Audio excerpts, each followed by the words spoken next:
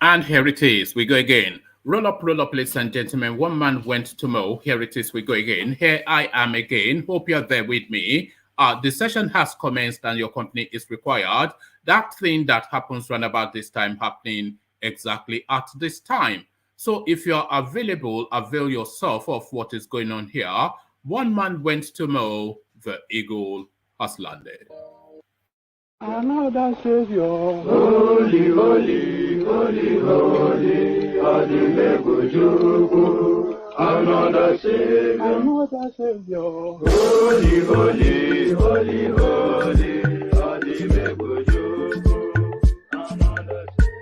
Well, this is Mobien. This is dedicated to the gallant heroes of the Nigerian Biafra War and IPO families all over the world. I remember the Nigerian Biafran War, in the thickness of the Biafra genocide. Hey, one man revived the vanishing hope to life. Let the great Biafran army to fight, and they were singing out, holy, holy, holy, holy, is another Savior. They were singing out, holy, holy, holy, holy.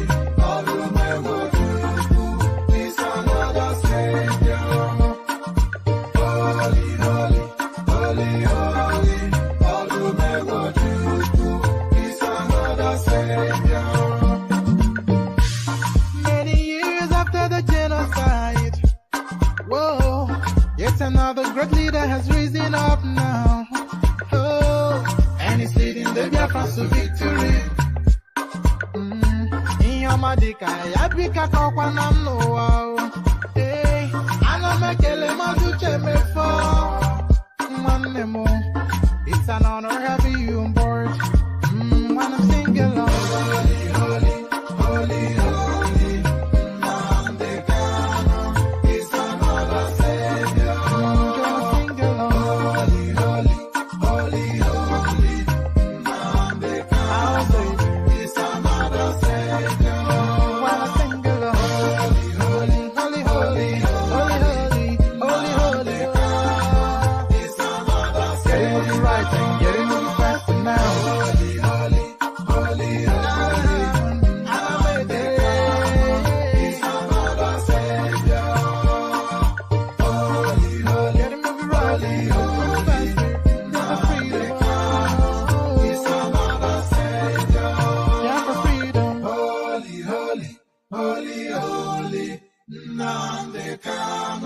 Is another Savior.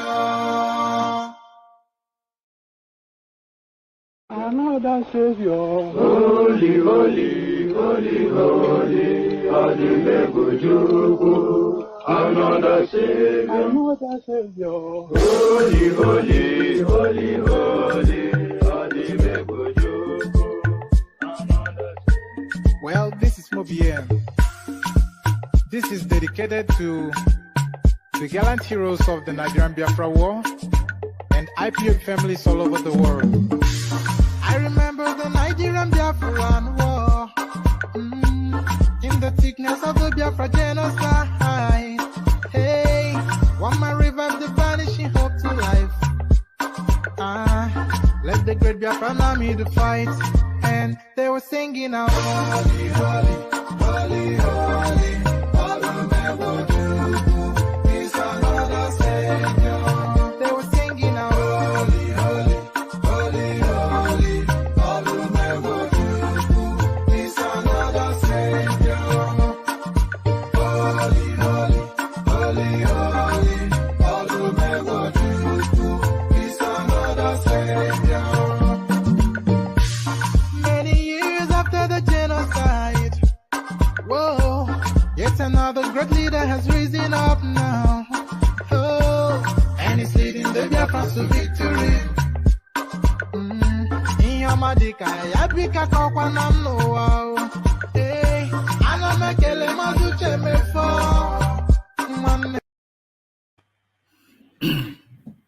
And there it is right there. Holy, holy song from the farmyard singers from the eastern part of Nigeria. Holy, holy, as guys, I bring you this. Southeast traders in ALABA, pardon me, Southeast traders in ALABA, other Lagos areas attacked, denied from registering for voters card. So the fight back, the clap back, the push back has begun against the Peter Obi phenomenon. This is only the only way you can read this. There's nothing else that would state that a single particular ethnicity is being debarred from registering to exercise their democratic right. So it can only wrap around the Peter Obi narrative. And if you wonder if they are taking it seriously, and here is your answer right here. Southeast traders in ALABA, other Lagos areas attacked, denied from registering for voters card. So who is doing the attacking? Is it the Tinubu policy wanting to shut down the Igbos? Is it the INEC space wanting to shut down the Easterners? Or is it just a flash moment? All of that we find out. Federal government reveal identity of those who attacked our church. So a lot of you may have come across this storyline already, but if you haven't, then here it is. So the identity, that is not to say, or is it to say that arrest has been made? Federal government reveals identity of those who attacked our church. So who are they? We'll find out shortly.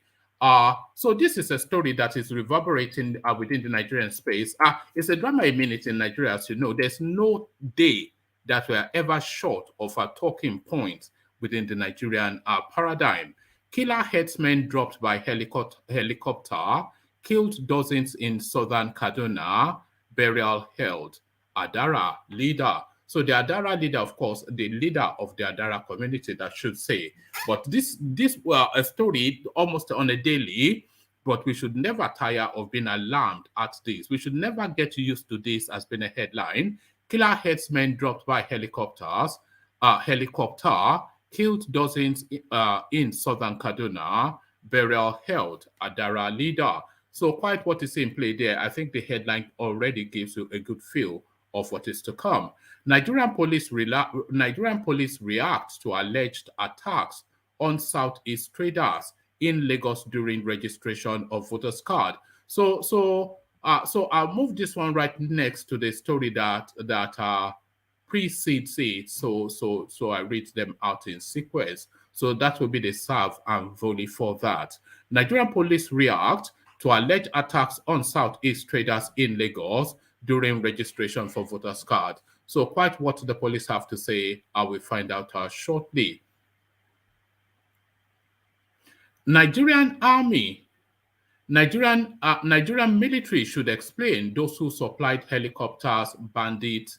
Let me just make sure I've got the headlines right on the screen. Nigerian military should explain those who supplied helicopters to bandits, taught them to fly. Southern Kaduna people fume over fresh attack. So a lot of people, of course, are insistent that the Nigerian authorities are in cahoots with these bandits, and this sort of headline does nothing to elevate that concern. So this is what people suspect, and this is why they suspect it. Nigerian military should explain those who supplied helicopters to bandits, taught them to fly. Southern Kaduna people fume over fresh attacks. So there it is right there. They're clearing the ground now for the Fulanis to take over in preparation for a launch at the incoming government. 2023 presidency, Apostle Suleiman hints on his preferred presidential candidates. So this is it. Miracle Money now coming up with another miracle, the Papi Lolo of Christendom within the Nigerian space. 2023 presidency, Apostle Suleiman hints on his preferred presidential candidates. So who quite the gigolo preacher ban has in mind, we find out shortly. Tinubu's decade-long experience stands him out. Osinbajo finally concedes defeat to ex-Lagos governor.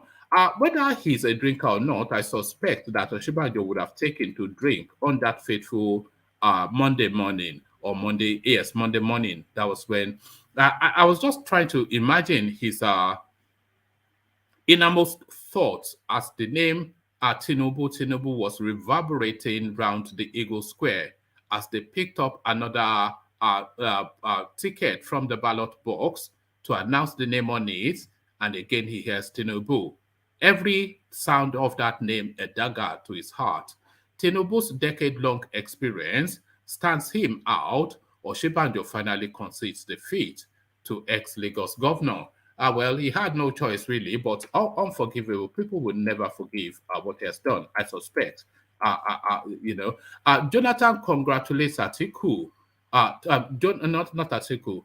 Yes, it does. Jonathan congratulates Tinubu, ATIKU, others once against violence. So with somewhat forgotten about Goodluck Jonathan, so fast and furious as the news been within the Nigerian space, this was the guy that was presented, the Sapele water drinker from the creeks. He was presented for mockery by the Fulanis. They played him like a fiddle and dropped him like a SHIT. So they played him like a fiddle and dropped him like SHIT. So the total punking of Goodluck Jonathan, the completion of it now, quite what anybody wants to pay attention to with whatever this element has to say now, completely demystified and just a figure of mockery now.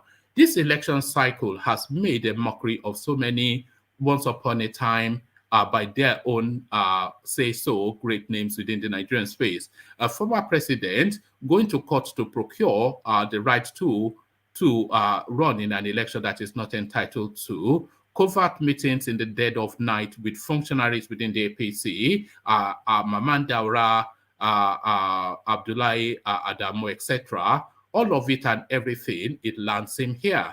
Jonathan congratulates Tinubu, ATIKU, others once against violence. So you can roll that up in a nice cylindrical shape and bend over and insert it somewhere within your body.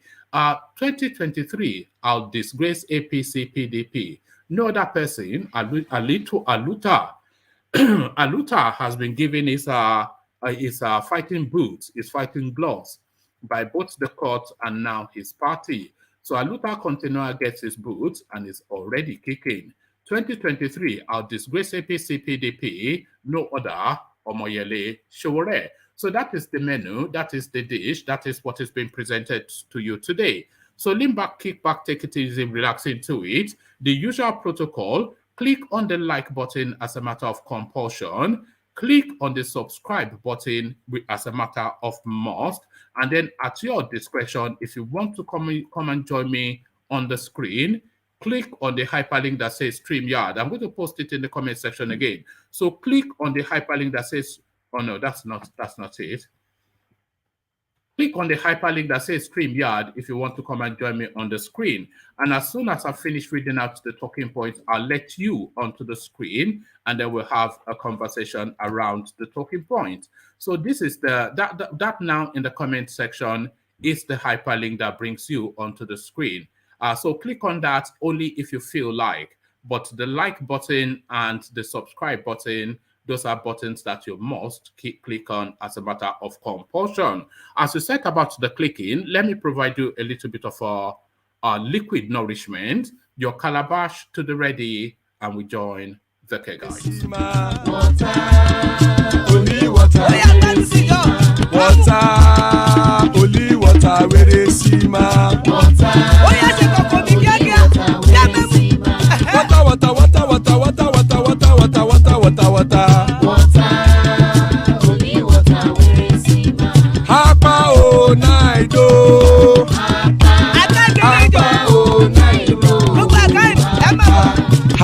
You don't come home.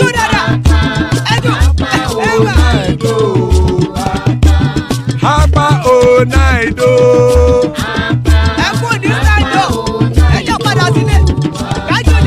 Oro keke elemu ye o. Ide shodi akekere elemu re o. Bobby master kekere elemu re o. Chief Wailati kekere elemu re o. Erukulele elemude. Erukulele egbe elemudodo jare o.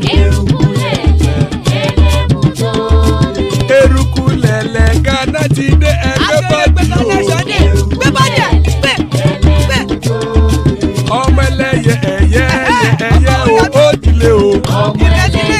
Odúyẹ̀lá ẹ̀yẹ o ó dilé o. Petrosoname ẹ̀yẹ o ó dilé o. Petrosodunke ẹ̀yẹ rẹ̀ ó dilé o. Ẹlẹ́kọ̀ ọ̀run mú ìní o.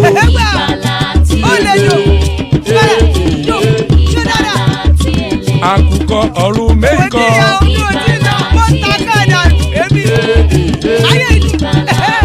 Ikú kò ní ríwà gbéṣe o.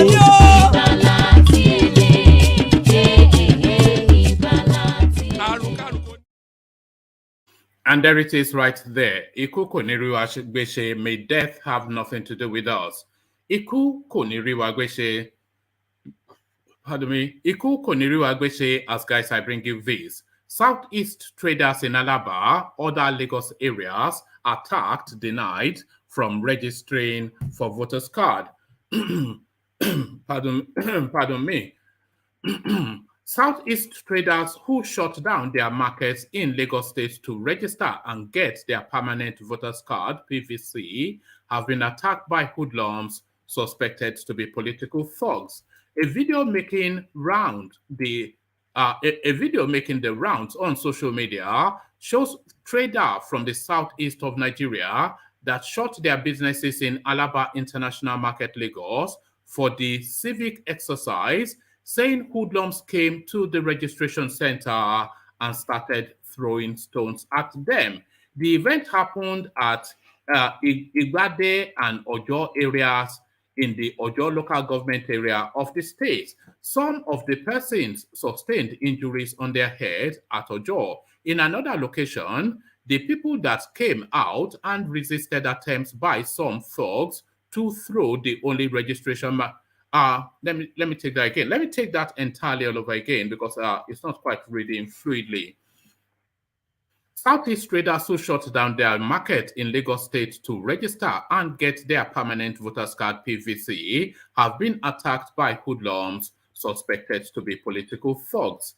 A video making the rounds on social media shows traders from the southeast of Nigeria that closed their businesses at ALABA International Market, Lagos, for the civic exercise, saying the hoodlum came to the registration center and started throwing stones at them. The event happened at Igbade and Ojo areas in the Ojo local government areas of the state. Some of the persons sustained injuries on their head at Ojo. In another location, the people that came out and resisted attempts by some thugs to carry the only registration machine in the area. In Igbade, hundreds of people who came out to register for their PVC could not do so because the officials of the Independent National Electoral Commission were nowhere to be found.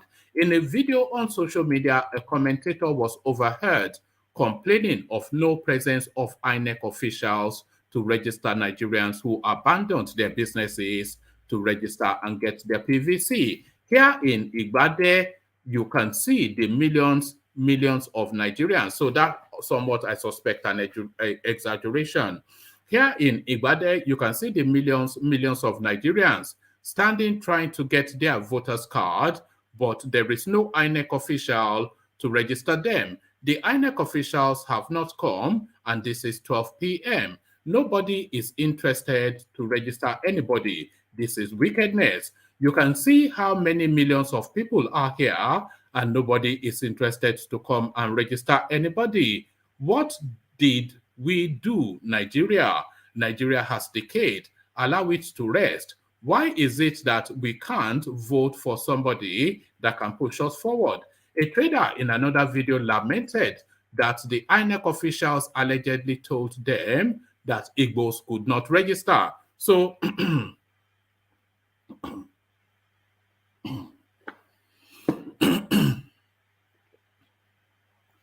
so I suspect that that's somewhat untrue. It is impossible to believe that an INEC official would tell them that Igbos could not register. But then you know the Southeast and their penchant for embellishment. A trader in another video was lamenting that the INEC officials allegedly told them that Igbos could not register. The trader, who gave his name as Kingsley Ogunyi, said that the officials made them to understand that it was another section that was allowed and instructed to register. We are going home. What happened here is that Indigo will not register for their PVC. So for us, we are going back. The INEC official said it is not possible for Igbos to register, that it is only their people that are going to register. Our Igbo brother, who is also working as one of the INEC officials, was threatened. Since 7 a.m. we came here, we are going home.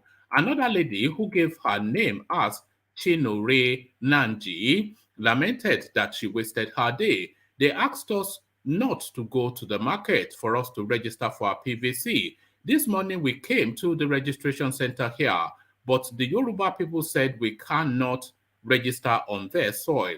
What do? We have to go home. This is the first stage of the rigging of the 2023 election going on. It is systemic because in all other areas and centers, the report is the same. So there it is right there. I cannot confirm or deny the veracity of that, but that is what these people have reported. But the police takes a position. Nigerian police react to alleged attacks on Southeast traders in Lagos during registration for voters card.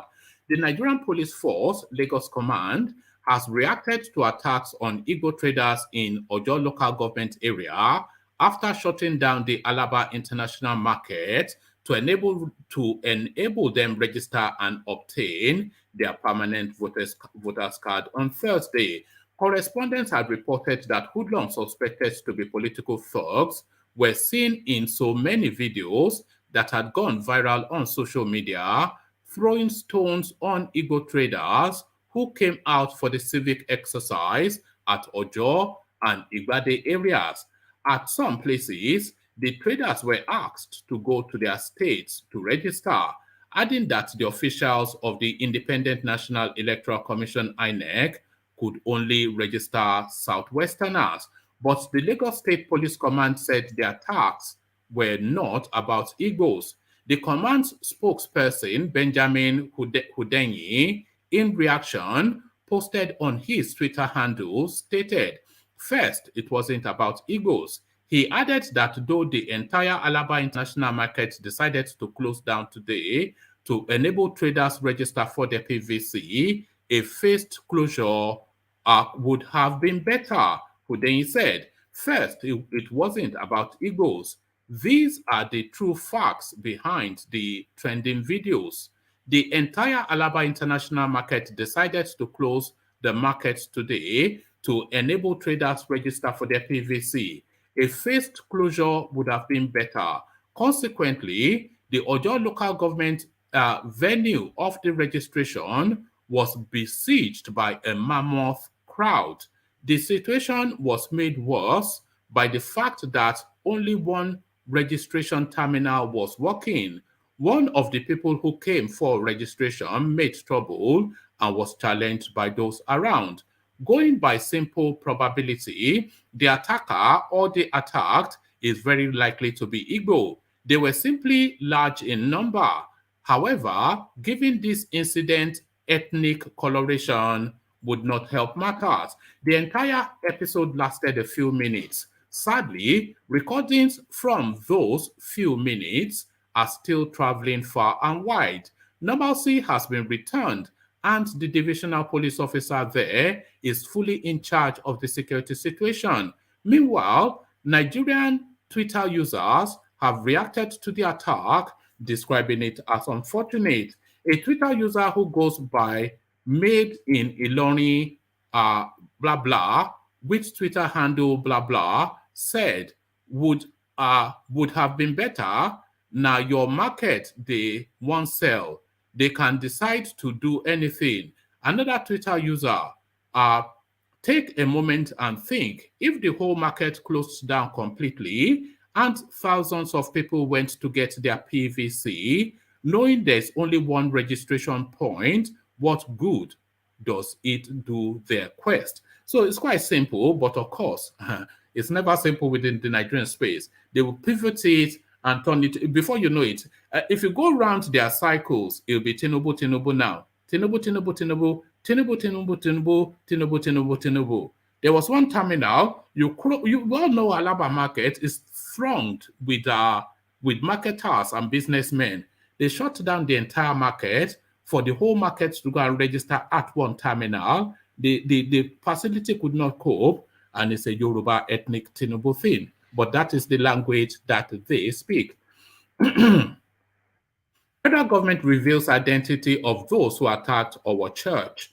The federal government said Sunday's attack on St. Francis Catholic Church, our Ondo State, by gunmen, leading to the death of worshippers, is linked to the Islamic State of West Africa Province, ISWAP.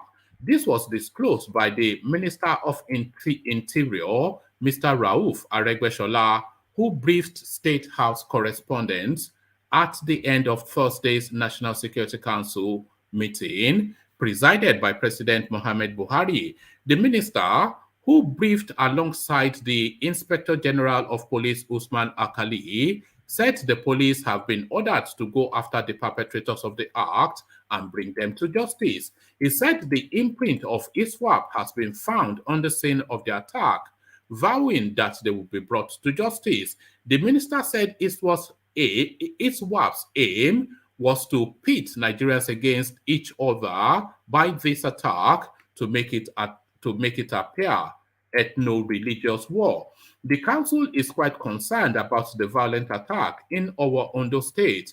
We have been able to locate the imprints of the perpetrators of that attack and form all indications. That should be from, but it says from. And from all indications, we are zeroing in. Sorry, I need water. My voice is somewhat crackled.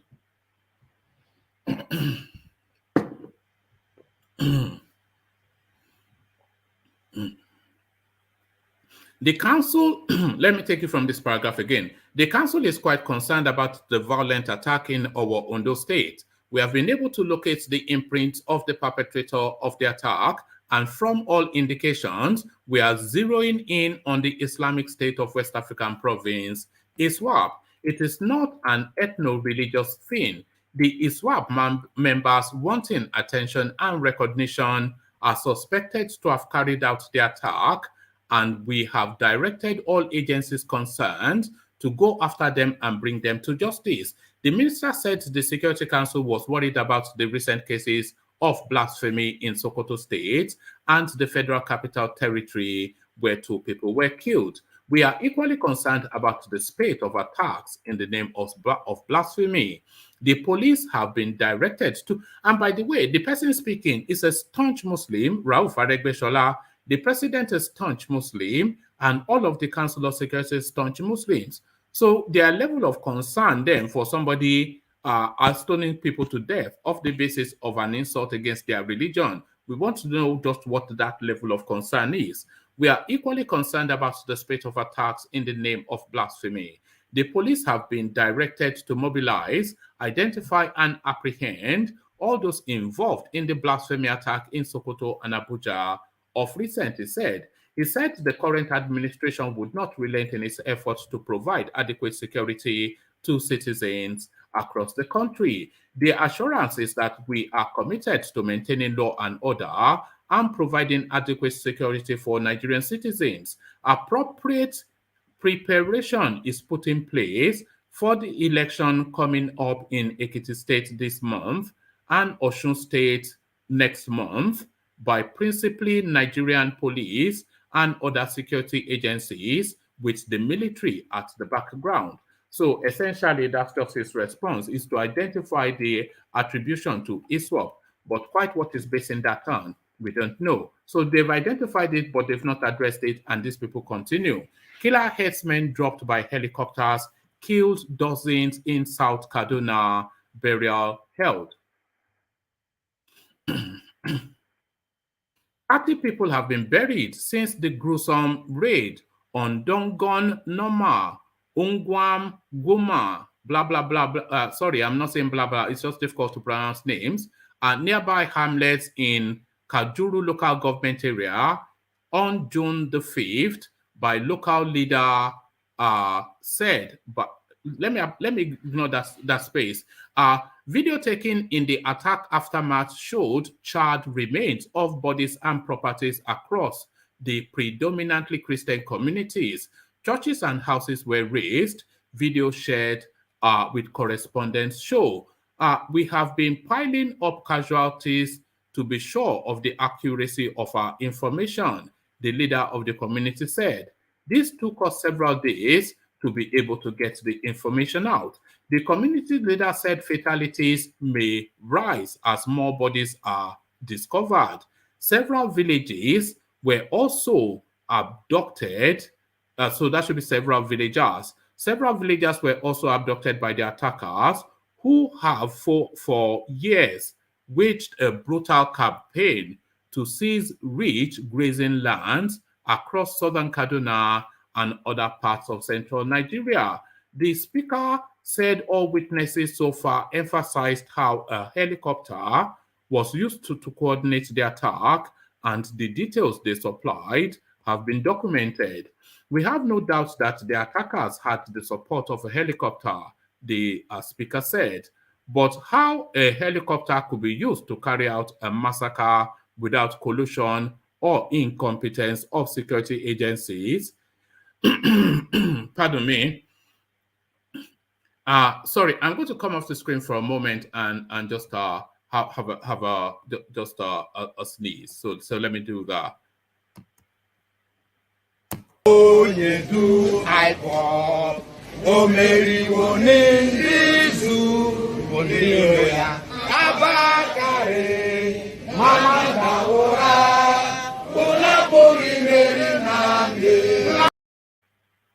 So there it is right there. Nnamdi wins the war. So Nnamdi wins the war. So let's take this again.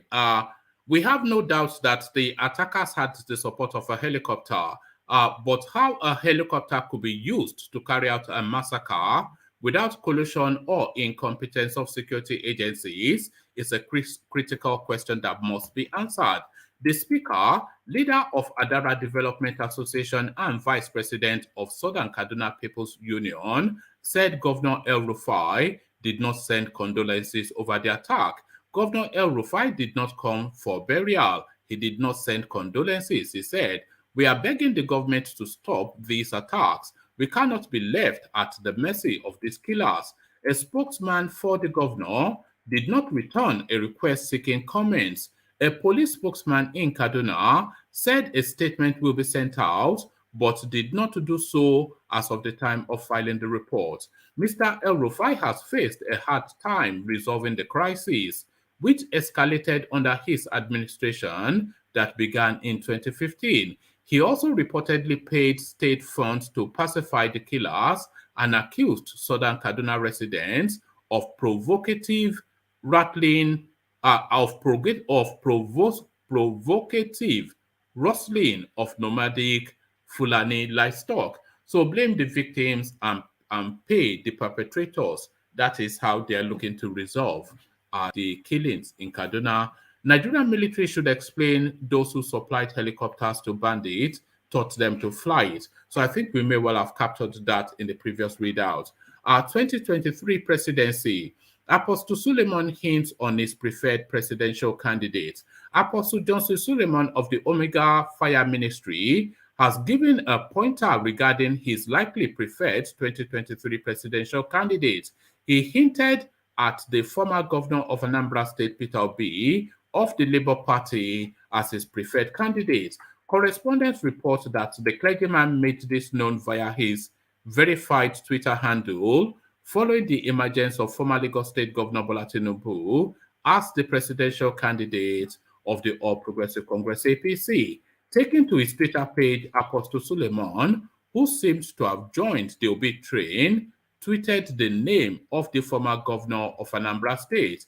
He further urged the INEC to extend the deadline for voter registration process, adding that it was important everybody has their PVC ahead of the 2023 general elections. He wrote, Peter Obi. So there it is. It doesn't really have to say more than that.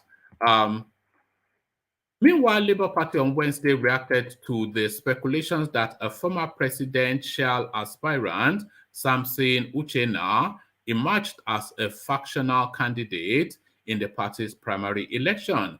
A statement issued by the acting National Publicity Secretary, Abayomi Arabambi, and made available to correspondents, disclosed that Samson Uchenna voluntarily withdrew from the race to support Obi. So still a lot of controversy surrounding that space, essentially.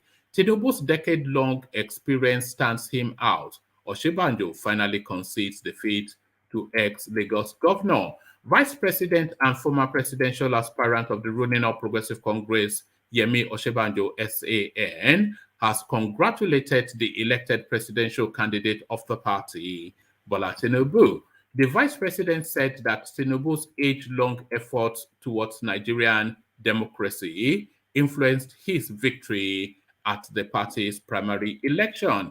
He therefore urged party members to be united towards achieving a common goal at the 2023 general election. Osinbajo said this in a statement titled, VP Osinbajo congratulates Asiwaju Tinubu on his victory at the APC presidential primary election. I congratulate Asiwaju Bola Ahmed Tinubu on his victory at our party's primaries and his emergence as the presidential candidate and flag bearer of our great party, the APC, for the forthcoming 2023 presidential election.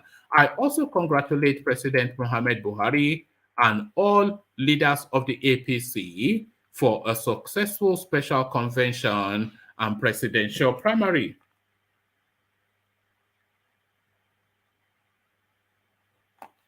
So pardon me, I think there might well be, hold on, somebody's telling me that there is a problem with the hyperlink. Let me just,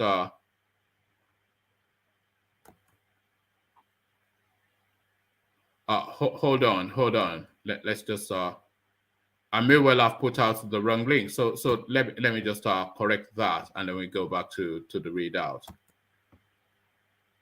I'm pretty sure that's the right link, but let's just do this again.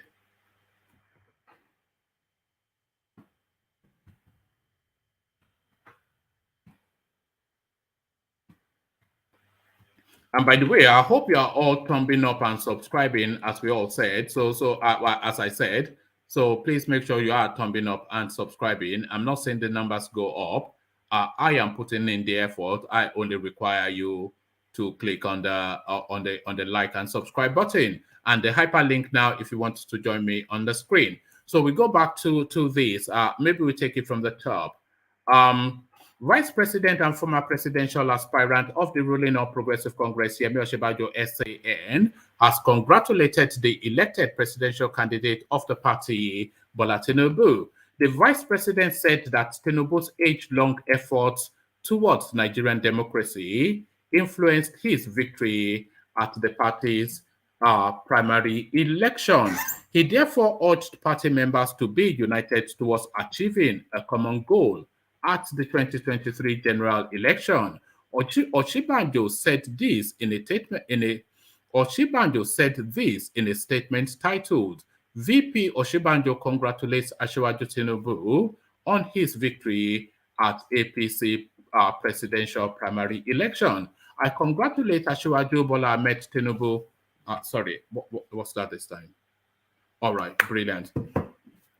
I congratulate Asiwaju Bola Ahmed Tinubu on his victory at our party's primaries and his emergence as the presidential candidate and flag bearer of our great party, the APC, for the forthcoming 2023 presidential election. I also congratulate President Muhammad Buhari and all leaders of the APC for a successful special convention and presidential primary. For many decades, our flag bearer has shown passion, patriotism, courage, and determination in the cause of nation building. His sterling contributions to our democracy and its progress stands him out. His wealth of experience will certainly be critical in our party's continued efforts to attain a more secure and prosperous Nigeria. To all members of our great party, regardless of who you voted for at the primaries, we must now unite behind our presidential candidate and flag bearer to ensure victory for our party in the 2023 elections. As true progressives, we must remain strong and united in pursuing our collective vision as a party towards building a country that can provide a decent life and livelihood for all our people, he added. Correspondents had reported that Tinubu won the APC presidential primary election with 1,271 votes to beat his major opponents, former minister and former Rivers State Governor Rotimi Amechi, who polled 316, whilst Osinbajo had 235 votes. So there it is right there, the language of surrender. So still within the language of surrender, within that parameter, Jonathan congratulates Tinubu, ATIKU, others, once against violence. So this guy now, you should just get out of the way. You are a busted flush now and you have been clowned. Former President Goodluck Jonathan has advised the presidential candidates of the different political parties to avoid divisive campaigns ahead of the 2023 election. In a congratulatory statement issued on his social media handle on Thursday, Jonathan said it was important to avoid acrimonious campaigns so that Nigeria can win. He said, I congratulate the winners of the various primaries across the political spectrum, particularly Alhaji Atiku Abubakar, presidential candidate of the People's Democratic Party PDP, Peter Obi of Labour Party, Asiwaju Bola Tinubu, who has won the presidential primary of the All Progressives Congress APC, and the flag bearers of other parties that have also concluded their primaries. So that tells you right there who he considers to be the player. So the players. So he's named 3 people and captured the rest and others as well, and the rest of them. That is essentially what he means. They include Senator Rabiu Kwakwanso of New Nigeria People's Party (NNPP), Malik Ado Ibrahim, Young Progressives Party (YPP), Chief Dan Nnayawu, Zenith Labour Party (ZLP), Dumabi Kachiku, African Democratic Congress, that was the one that defeated Kingsley Moghalu, as well as Adewale Adebayo of the Social Democratic Party (SDP). I think Abiola's son, Kola, also won the ticket for PRP. So quite why that's not getting traction, I don't know. Your emergence as the flag bearers of your party after submitting yourselves to rigorous selection and election processes demonstrates your belief and interest in the progress of our nation. I consider you are all aspiring to be elected as the leader of the country because you are Democrats who believe, like the rest of us, that Nigeria is our common heritage, which we should all strive to protect, prosper, and preserve for the future generation. As you progress towards the electioneering campaigns, it is important that the issues confronting the country and credible solutions take center stage. I urge you to conduct your campaigns in a manner devoid of acrimony, divisiveness, and treachery, so that imagine inviting somebody like Tinubu and ATIKU to have a campaign devoid of acrimony. This is where they are most potent and most virile in insulting and gutter politics. People that have built a mass billion-dollar enterprise of gutter politics. You, some sapele butter from the creeks, you are telling them that, are you not even gutter politics yourself? I urge you to conduct your campaigns in a manner devoid of acrimony, divisiveness, and treachery, so that at the end of the day, Nigeria will win, democracy will triumph, and humanity will be better for it. As I have always said, no ambition is worth the life of another. As candidates, you must eschew violence and acts that will encourage any form of bloodletting or exacerbate the national fault lines. We live in a season of unprecedented violence, and all political leaders have a responsibility to de-escalate the tension in the country. The candidates, by conduct and language, must prioritize non-violence and peaceful coexistence. I also salute the sportsmanship displayed by other aspirants who have continued to lend their weight to the democratic process, despite the fact that they did not emerge victorious in their various party primaries. I urge all stakeholders to place national interest above personal interest. We must commit to upholding virtues that will sustain our democracy and advance the cause of good governance, peace, and sustainable development. Nigeria is at a critical junction in its march to nationhood as it grapples with security and economic challenges. The 2023 elections present an opportunity to renew our the 2023 elections present an opportunity to renew our union, rebuild the dreams of our founding fathers, and revitalize our economy. The importance of this election imposes on the election managers and security agencies an historic burden to continue deepening the reforms of our electoral system. A transparent election will go a long way to increase the confidence of Nigerians in our democracy and restore trust in our public institutions. We can attain our national aspirations of unity, peace, and progress through the instrumentality of a functional and effective democracy. I urge all leaders, especially politicians, to prioritize the peace and stability of our nation as we commence the activities of the 2023 elections. To the good citizens of our beloved country, I charge you all, particularly the youth, to make honest and patriotic choices that will to the good citizens of our beloved country, I charge you all, particularly the youth, to make honest and patriotic choices that will guarantee us the hope that we desire for ourselves and our nation. That would erstwhile be a presidential speech, except, of course, there is mud on the clothing of the man from the creeks. There is mud, not even mud, there is muck on the clothing of the man from the creeks. So who takes him seriously anymore? So we land on this and then we see who is available. 2023, I will disgrace APC, PDP, no other Aluta politics. Human rights activist and publisher of Sahara Reporters, Omoyele Sowore, has said he would disgrace the ruling All Progressive Congress, APC, and the People's Democratic Party, PDP, by becoming Nigeria's 16th president in 2023 presidential election.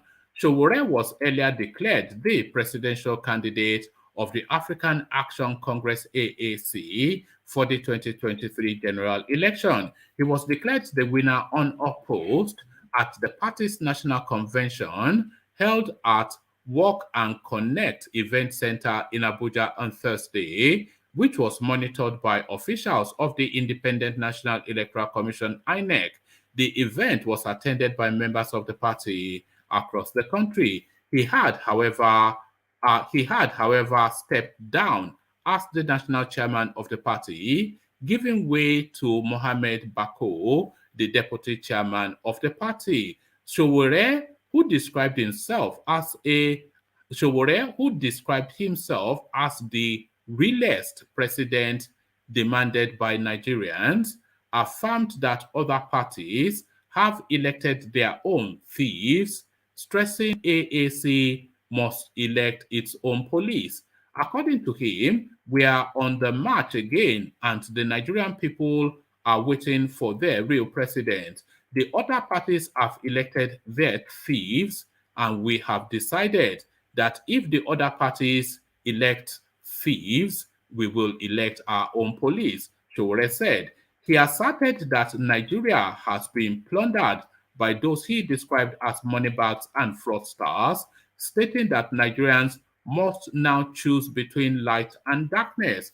His words, I am happy that we now have an opportunity to differentiate between darkness and light, to differentiate between the corrupt and the honest or incorruptible, to differentiate between the old and young, to differentiate even between the sick and healthy, to differentiate, as you say, the ugly and the fine, to differentiate between the strong and the weak, to differentiate between those who are exposed and those who are barbaric, to differentiate between those who are thieves and some of us who we will catch them.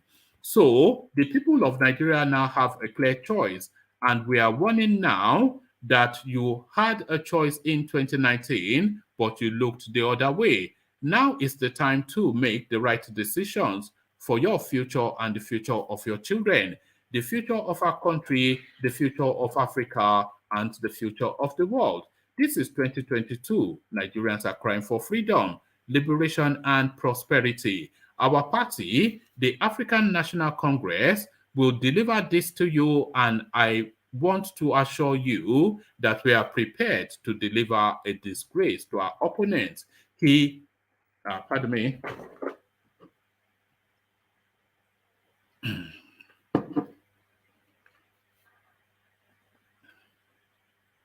He, however, said that on his completion as president of Nigeria, he will relinquish power to women. He promised, amongst other things. So this is just some of the it's just the same language of ridiculousness. So you are not going to hand over power to anybody other than whoever the people want power to go to. So that's somewhat dictatorial. He's a dictator too, by the way, this SOWORE guy, but you get swept up in that socialist mantras that he chants. He promised, amongst other things, to deliver on bettering Nigeria's healthcare system, educational infrastructure, ensuring women participation in governance, and improving the living wage of workers. And I hope when I am done as the president of the Federal Republic of Nigeria after 2023, the next president will be a female, and that is what will happen. So if he's stating categorically that is what will happen, then he's telling you frontally that he's going to rig an election. So that is what he's telling you. And I hope when I'm done as the president of the Federal Republic of Nigeria after 2023, so how can you be done after 2023 when you take off? The guy is just a scatterbrain, and we all know that it's just a dunce.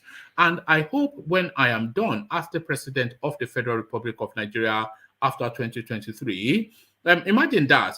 This is what, and this is a prepared speech, by the way. It's not off the cuff, because I'm expecting that he would have prepared. And if it's not prepared, that even colors him even darker than the dons that we already are having concerns about. So this is something he's prepared to say, and this is what he's saying. I hope, and this is a prepared speech, I meant, and I hope when I'm done as the president of the Federal Republic of Nigeria after 2023.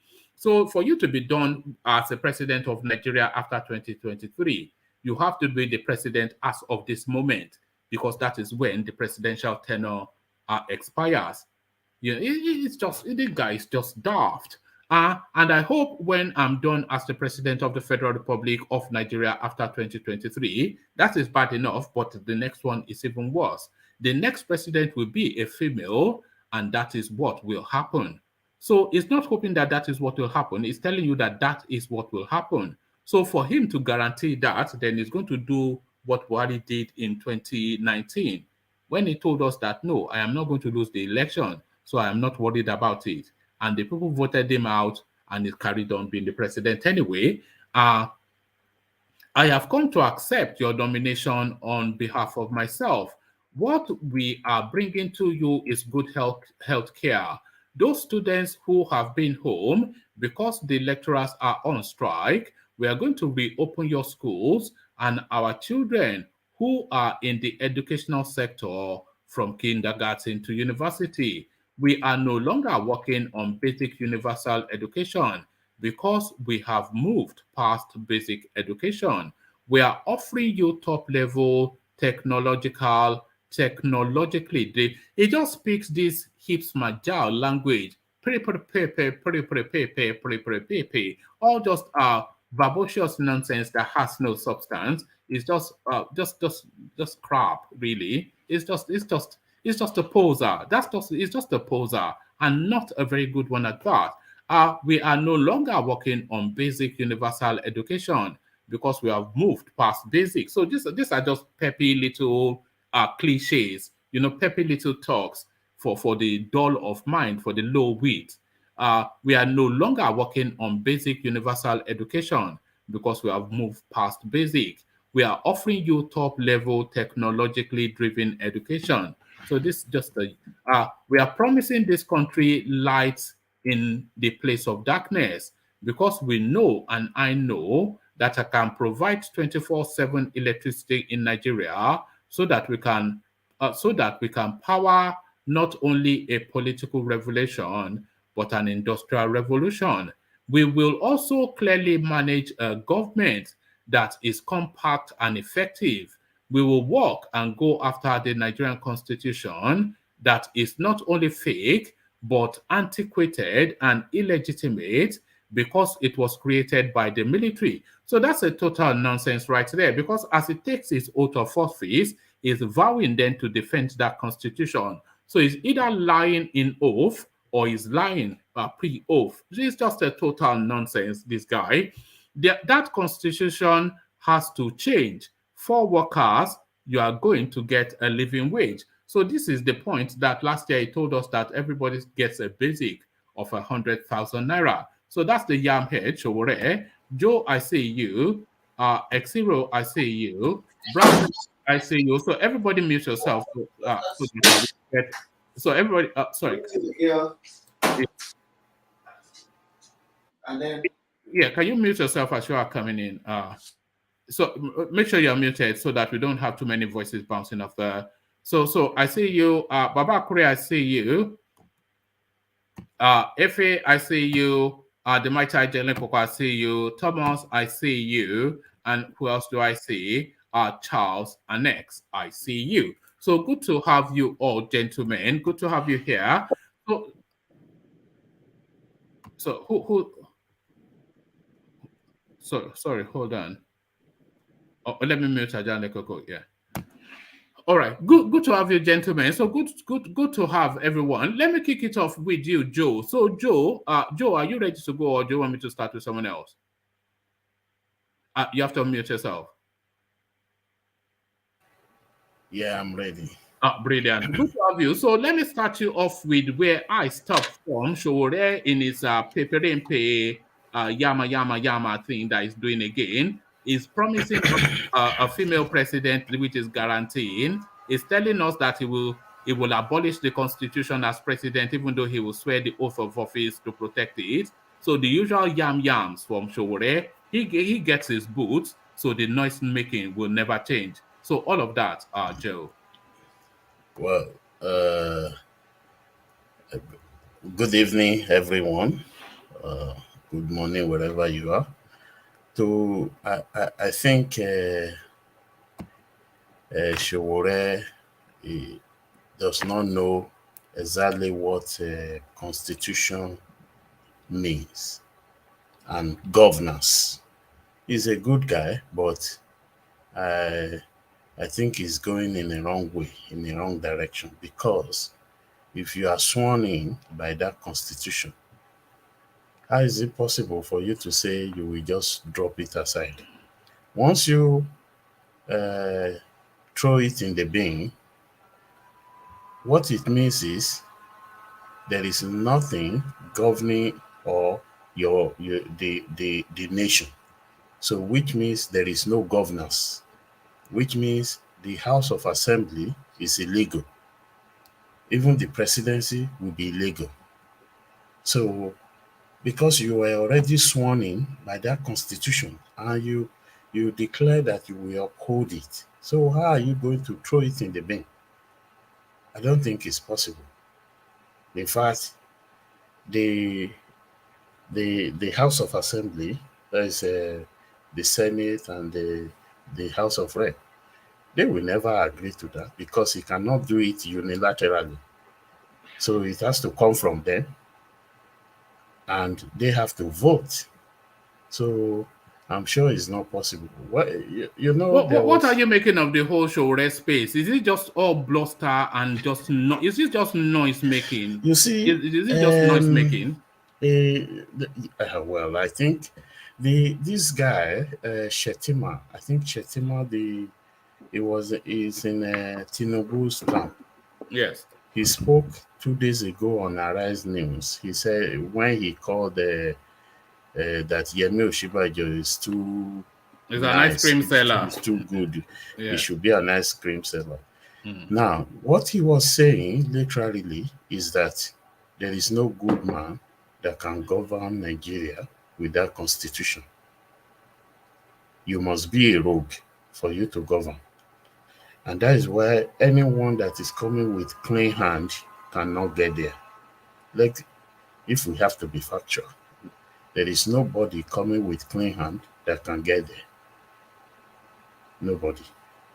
So, but the SOWORE narrative, what is how are you digesting it? Is it a serious person to you?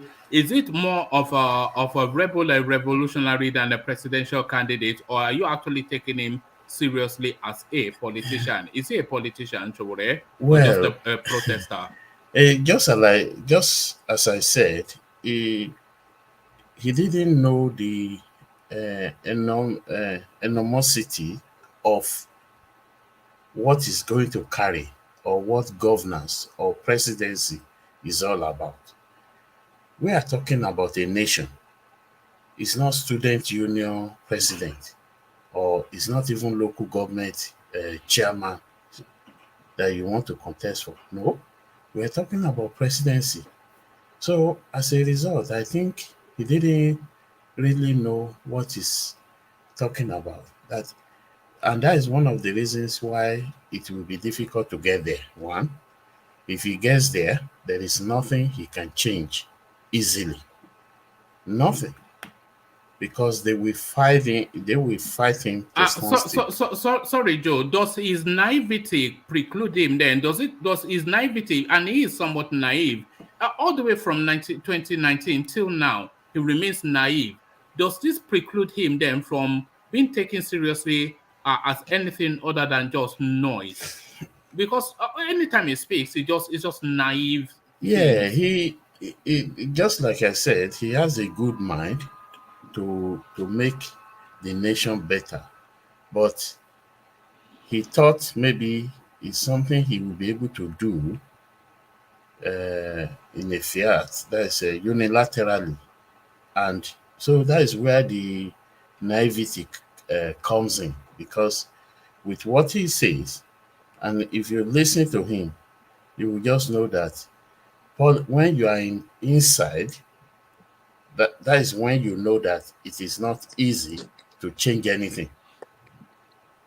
Some of these people, they go there with good mind or good heart, but when they get there, that is when they know that you can't just change anything on your own, because people will fight it to a standstill.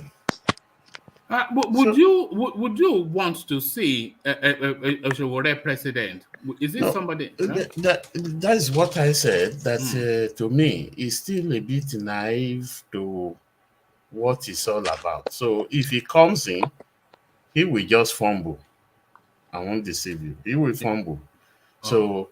All right. You're too polite to call him a noisemaker. He's a noisemaker, isn't he? Not really, but I don't think his time has come. With what I've seen, with what I've heard from him, I doubt it if he knows exactly the magnitude, yes, of that job. All right, brilliant. So from the noisemaker SOWORE to real serious stuff. The goings on in Ojo today, So this has been dominating the social media space. Yeah. Yes, the registration or lack thereof. So a different story being told by the Easterners from that being reported by the police. But how are you digesting that news Yeah, space? I think the whole situation was just embellished because number one, just like what the policeman said, that how is it possible if you know Ojo Alaba is one of the biggest markets in Lagos, Or in Nigeria so even. in Nigeria, how can you say you are closing the whole of Alaba for people to go and register? Is ridiculous. They have leaders, number one, and they have sections. They have different sections. They have different. They can say, okay, these 10 shops you have to go at so time, so you close down, and they give them slots. Now, number one, maybe the INEC registration were not even informed that these people They said are there was coming. only one portal, one That is registration. Can just you it. imagine? Now, if they really want to do that, the leadership in Alaba can liaise with them to even bring one into that place, That's because what they should do. I, They I should know bring the place three. very well. Yes. And then decide for them to say they said they don't want to register the Easterners. I doubt it. That is not true, because you can't tell me that everybody that went to that registration center were from the East. And then they now segregated the Easterners from other tribes But and this is a registered. sort of story. This is a sort of narrative. That if No, you go around all the it can't be eastern true. spaces now, they'll be It's, chanting it. They'll be pumping it yes, like I know, they'll be but heaving it's with never this. true. Yeah. It's never true. Let's be factual. It cannot be true. It's just they just embellish the whole thing just to make it. That is one of the problems we still have in Nigeria. I think it was it yesterday? Ajale Kuku was saying that it will be very difficult for uh, these tribes in Nigeria, maybe Yoruba and Igbo, to be able to work together. I'm sorry to cut you, Joe. Yeah. I saw some videos today, so Okay. there is a bit of fire in the story. There's truth in the story. What did you see in the video? I saw videos of a particular one where the thugs, because we must put it straight, the people who disrupted the process for registration for PVC were thugs. So they, at some point, they stopped. They even held the INEC officials and told them to stop registering. They were saying that the people who are coming to register for PVC should go to their state authority. You heard them say that? Yes, there was a video Now, of that. Yes. Zero. Even that video was Mayego even played it again in his program. Sorry, Zero.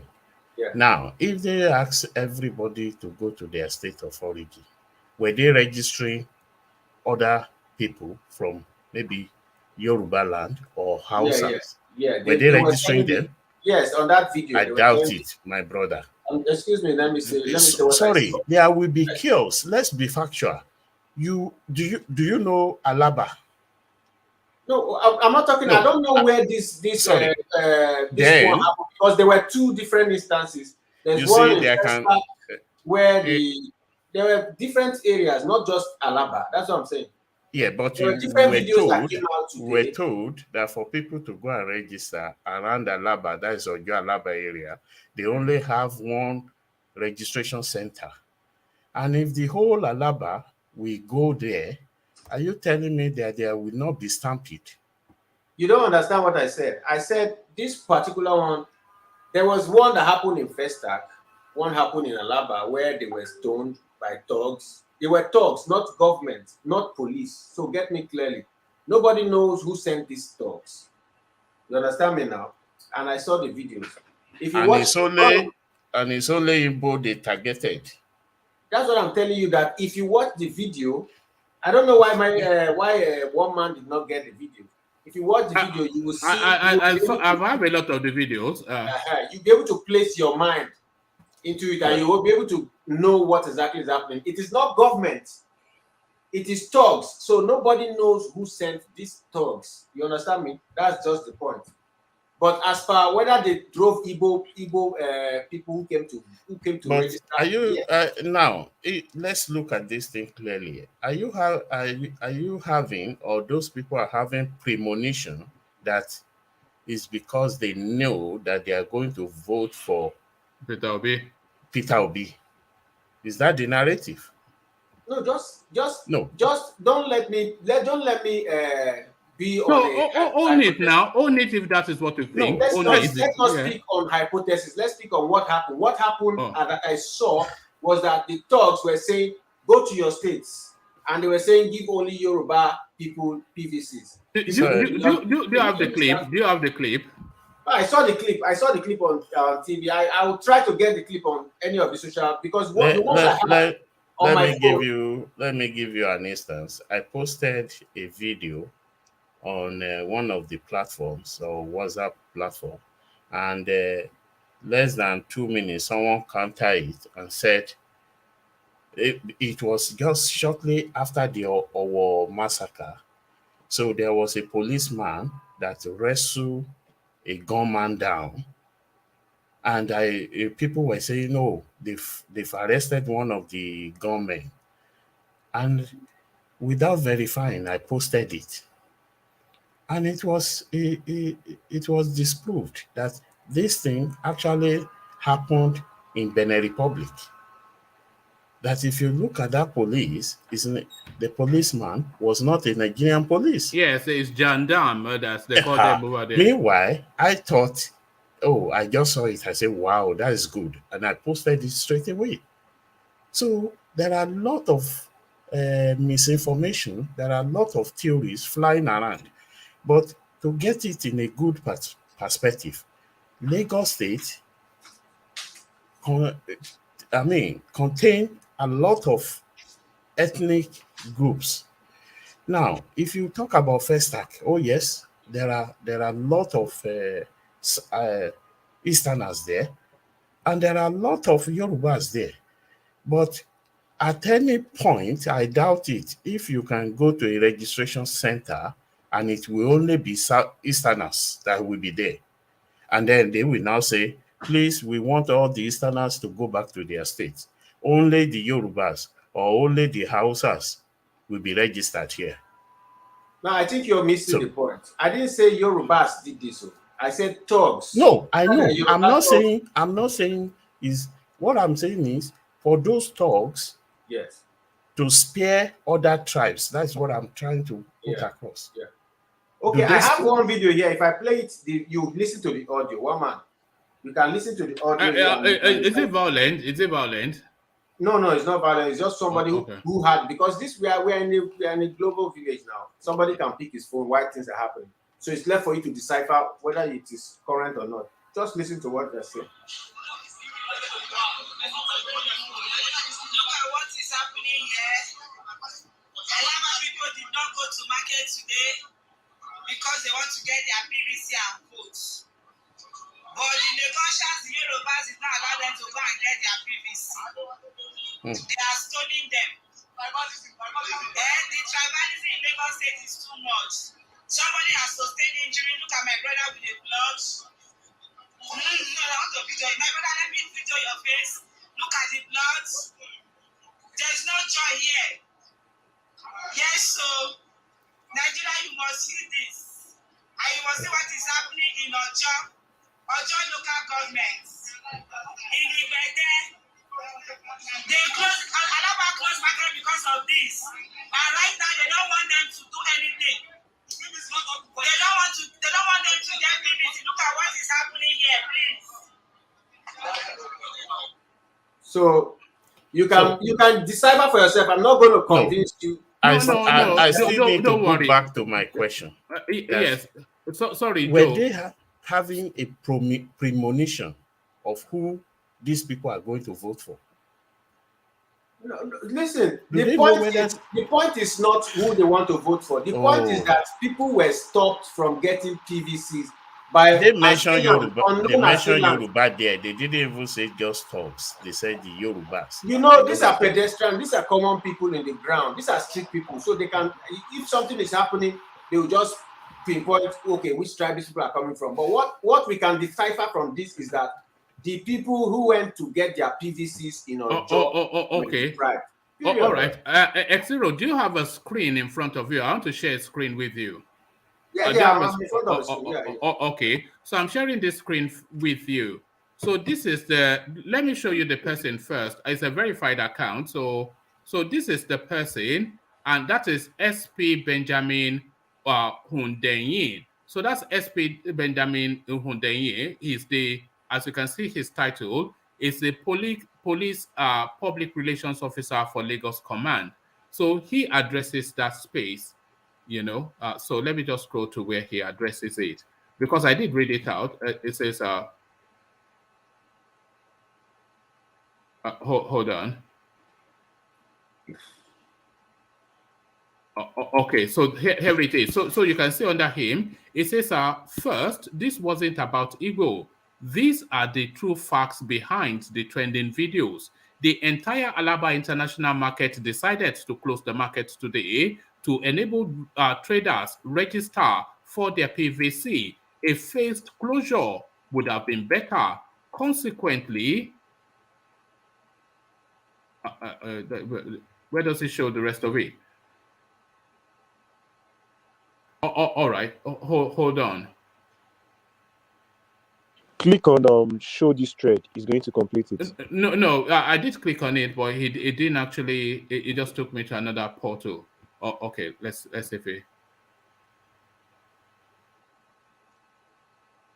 Hold on. Okay, so we've established that is the guy, but let me take you to where he actually speaks, where we can read it in a better flow. So let me share this other screen with you. So we already know who that guy is. So let me now share this screen with you. So here it is. So that's the guy. So it says, the Nigerian Police Force, Lagos Command, has reacted to attacks on Igbo traders at the Ojo local government area after shutting down the ALABA international market to enable them register and obtain their permanent voters card. Correspondents had reported that hoodlums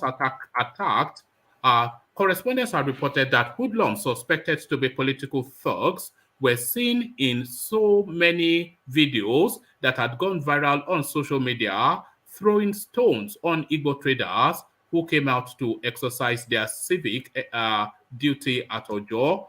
So let's come to this space. But the Lagos State Police Command said the attack was not about Igbos.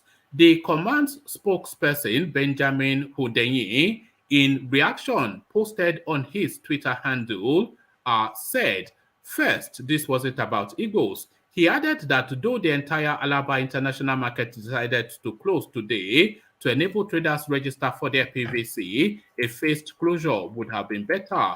Hundenyin said, first, it wasn't about Igbos. These are the true facts behind the trending videos. The entire ALABA international market decided to close the market today to enable traders registered for their PVC. A phased closure would have been better. Consequently, the Ojo local government venue of the registration was besieged by a mammoth crowd. The situation was made worse by the fact that only one registration terminal was working. One of the people who came for registration made trouble and was challenged by those around. Going by simple probability, the attacker or the attacked is very likely to be Igbo. They were simply large in number. However, given this incident, ethnic coloration would not help matters. The entire episode lasted a few minutes. Sadly, recordings from those few minutes are still traveling far and wide. Normalcy has since returned and the divisional police officer there is fully in charge of the security situation. So there it is right there. So there it is right there. So that was what happened. So what all of those clips that you are, according to the police, so who I suspect may know better than everyone else, they said it was a skirmish that happened for a few minutes because of some wayward person that was trying to overreach, that was quickly shut down. And they said the entire ALABA market shut down to go and overwhelm just one terminal. And that, of course, a recipe for a reaction. So X0, so the full facts speak to the contrary, but I'm sure the facts won't matter after those videos have traveled wide enough. For me, it's not about countering anybody's story. For me, it's about playing the video so that everybody can decipher for themselves. So you tell yourself your personal truth. That's what I just did. It's not your personal truth now. How about the truth? Not your personal truth. How about the truth? But the truth depends on the perspective you're seeing it from. Well, but the truth has been presented by the police. I've gotten the story, and I've digested it in my own way, and you can digest it. But no, are you digesting it with prejudice, though, is the question. Did I say I'm digesting with prejudice? I'm asking if you are. I played the video and explain. Please, can I shoot my mouth? It's Brownberry. Yeah, go on, Brownberry. Okay, I'm just gonna be honest with you. Like I've been trying to get in like 2 days now. I've not been able to get in. I'm not happy with with this Yoruba Igbo situation that's been going on. All this argument is very shameful. Because to be honest with you people, this Yoruba Igbo, you people are Igbo. Because I'm angry in my spirit. Okay? Now it's not the Igbo's turn. So it's not the Igbo's turn to betray the South. Because the last time, 2015, it was Yoruba turn to betray the South. Now they want to turn it now to Igbo turn to betray the South. To leave us in perpetual poverty. So all this, because what is going on right now, this PVC issue is going on everywhere in the South. Yesterday, there was a video I watched in another platform. That video was live. Somebody was filming it live from Edo State, from Benin City, in a place called Ekewa Road, they said. People went there as well to register for PVC. And it was only one woman with one PVC with thousands of people there. And everybody were going home. They were all frustrated and waited. Until fight almost, the fight almost came up. And before they now realized that 6 officers were inside, hiding inside. Okay? Those 6 officers now came out with other machines and started registering people. So why were they hiding? Okay? Now we are not putting more trust into it because we know they are trying to disenfranchise the whole South from registering. Okay, all this fighting against yourself, fighting for no jobs, for no reason. Okay, we have to say that I'm from South. Okay, right from the beginning of this Nigeria. If Yoruba doesn't betray us, Igbo man will betray us. Joining forces with the North to bring us down. It is not good, and I'm angry, and we should say it as it is. All right. What put Brownberry? But you as soon as this story broke, I think a lot of us knew how it was going to go. The police painted a picture that seemed logical, and I think what you have just said, it adds on to the credibility of what the police are saying. It might well be a conspiracy against the South. So they have one terminal with one operative, and the whole ALABA market wants to register there. So that's already a recipe for disaster. They are unable to register. There were skirmishes, as you'd expect, a mammoth crowd that is frustrated. So there will be skirmishes. But then, of course, it's happening in Lagos. Tinubu just won a ticket. And you put the two together, take it to Radio Biafra, and you get your, talking point. When you put that analogy, you destroy the credibility of your platform, one man. How so? Don't bring in Radio Biafra when I am here and the like. People are not you. No. It's a metaphor for a certain sort of mindset. You know what I'm saying? It's a metaphor now. Do you disagree that, as I've painted, that by the time it's pinned within that extreme circle, which you know is quite a vocal one, they will give it a dimension. They will say it's Tinubu's thugs. Tinubu paid them. They will say they saw MC Oluomo there. They will say they came chasing with cutlass. And by the time they spun it, you know how it goes. We all know how it goes. Do we not know? Please, we know. One man, I understand what you're saying, but you see, but do you disagree? Do you disagree with what I'm saying?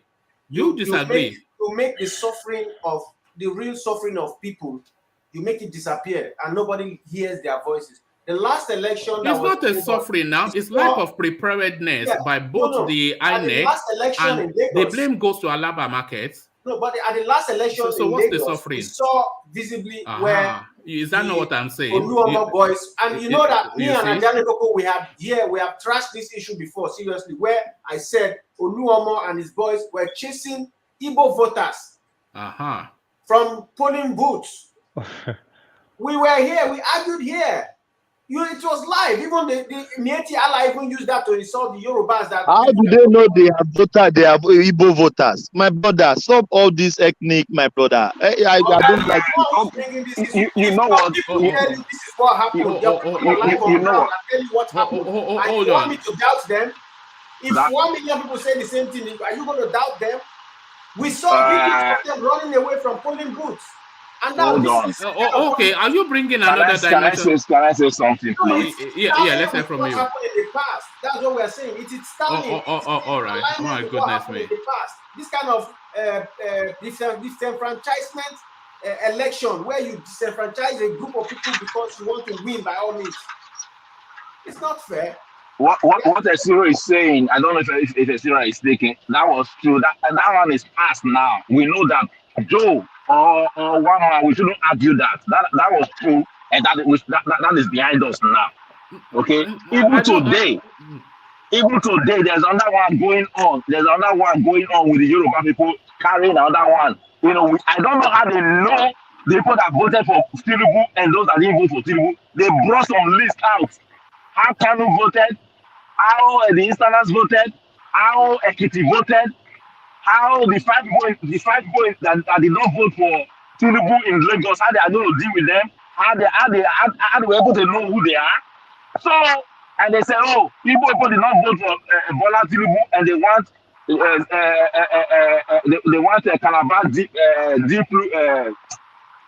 Calabar Calabar, what's it called? Port, and they want Calabar Port. I don't know where they are getting this from. How were they able to know who voted and who didn't vote? So they should stop all this ethnic tension. This is how the election is going to go, though. This is how the election is going to go. Because we don't want this. Now we are started turning against ourselves. For what? For what? All right. My final word on this. One man. My final word. This is exactly how Hitler became Hitler. God. Are we going that far? We are going that far. My God. The people created Hitler. So just mark my word. This is how Hitler the German situation started, the Jew situation started. I'm just telling you how the people assisted Hitler. Oh my God! Long. Hold on. Let's just pause for a moment. Let's pause. So because INEC only had one agent there, the whole of Alaba market closed down to register. There was a skirmish there, and from there we get to Hitler. I'm promising you that this is not the end of this. Mark my word. We'll come here again to discuss. Let's hear from Charles. Charles. Oh my goodness. My goodness. What a journey. That's a leap from there to Hitler. Let's be honest with each other and everything. We know how our government is run. The politics is tribal and religious based. The police coming out saying that they should have closed the Alaba market in phases is a bit absurd, because I know that in 2015 under Fashola, and I know in 2019, I know that the federal government declared one day public holiday, at least for most private institutions and the civil service, to go and get their PVCs, okay? They didn't say a problem with that of people rushing at once. They declared Friday or thereabout. They didn't say a problem with that it will cause problems, closing civil service and private institutions, marking one day, declaring one day public holiday to get their PVCs.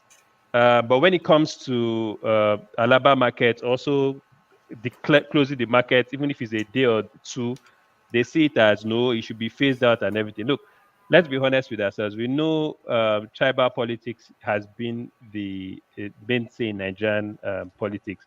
But what I would have expected is for INEC during this, because they know it's going to be a peak period for people to grab their voters registration, INEC should have ensured that adequate security was provided in each polling stations to ensure, because really this is no problem, to ensure that even with the amount of people that are on ground, things could have been coordinated properly. Okay. The other problem I have again is thugs going into the center. Definitely, this is Lagos State. This and Igbo people don't even have the mind to come together and bring thugs to that kind of gathering. Federal government process, they would beat them down. They would not even tolerate it. So we know these thugs. I'm not going to say that Yoruba. I'm not going to say Igbo, but we know that these thugs would definitely not be from Igbo extraction. Okay. As such, what I would have expected was for adequate security to be provided, not that they'll start blaming Igbos, that they should have closed the market, they would have phased it out. No. Is that an unreasonable thing for the police to say that they should? It's unreasonable because even the federal. Do you know ALABA market? Sorry, do you know ALABA market? I know ALABA market. Yeah, but right. The deadline is very tight. This thing is closing in May 30th. We know a lot of people are under pressure to get their PVCs. We know that a lot of Igbos now, even if they decided to even vote for APC or PDP, the last minute of Peter Obi leaving PDP has made them even more determined to get those PVCs, and it's going to be a rush. I just think even if the Lagos State government, even this election, even if Igbos, they even allow Igbos, the whole of ALABA market, to even collect their PVCs, the truth about the matter is that it will do nothing in this election. We both know the inflow of thugs and intimidation and things, it was not even necessary at all. The whole of ALABA market can actually get their PVCs in their millions, and it will be inconsequential in the electoral results. So I think the government in its own part, Lagos State government and the federal government, actually allow ethnic and tribal politics to have its say. That is the basis of even their political power and their relevancy in Nigerian political system. So I just think the federal government and the Lagos State government, even the police, we all know that when the police talk, they're not straightforward. I'm not going to. We ourselves know that these policemen don't represent the interests of the people or speak true facts. These are the same policemen that an armed robbery incident will happen, that they will arrive 1 hour after and give one frivolous report. So let's be honest about it. It was wrong. However, I think the government could have done more to avoid this particular situation at hand. That's all I'll say. All right. Can I interject, say something, woman? Yeah, come in, Ajanle Koko, and then I want to play 2 clips of that space. But let's hear from you, Ajanle Koko. I don't really get it right. I don't know what they're trying to achieve by setting up a registration center for ALABA market. Well, why should we have registration center specifically for people or traders in ALABA market? Are they not living somewhere else? Do they live in that marketplace? They should be able to do their registration in registration center close to their residence. You see, the idea of having registration center there, I think, is wrong, and that's the cause of this problem. Every eligible voters should be able to find time to register close to their residence, and not a place close to their place of work. So I don't know what they're trying to achieve. It is that idea is very wrong in the first place. All right. I think a call just came in for That Go on. Yeah. Go on. That idea is very wrong in the first place, and that's the cause of this problem. But now that this has been identified, I think it would be good to cancel that registration center.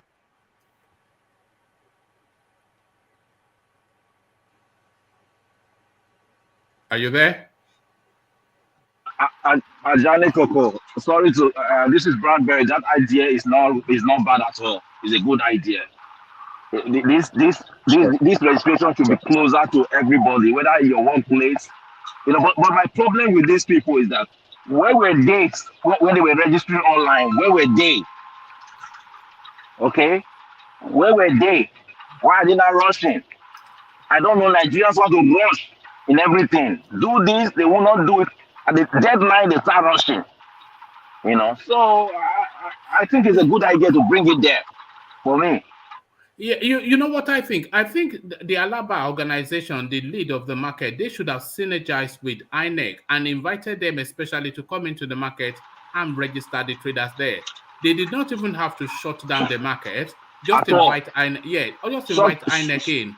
Shutting down the market does not make sense. Why would you shut down market? Because when SOWORE was making an example of last 2019 that they gave public holiday. They gave public holiday and INEC was ready. Okay? So when you shut down the whole market and these people, they are not ready. But I don't even think it's just one machine they have there. They might be hiding some of the machines inside because I just told you what happened in those states. Because these people, they know what they are doing.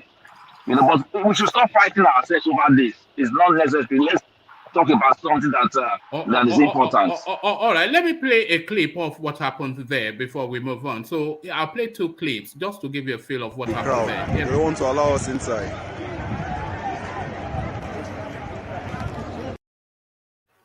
So that was the first clip. You can hear the guy say they won't allow us inside. You can see just that's a feel of how big that crowd was.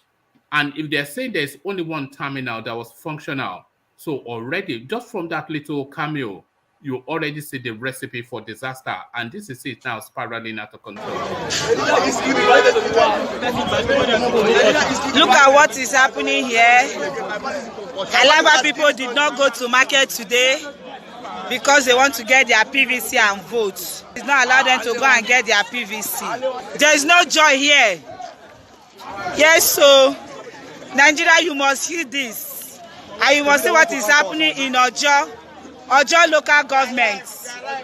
In Igbede, they closed, ALABA closed market because of this. And right now they don't want them to do anything.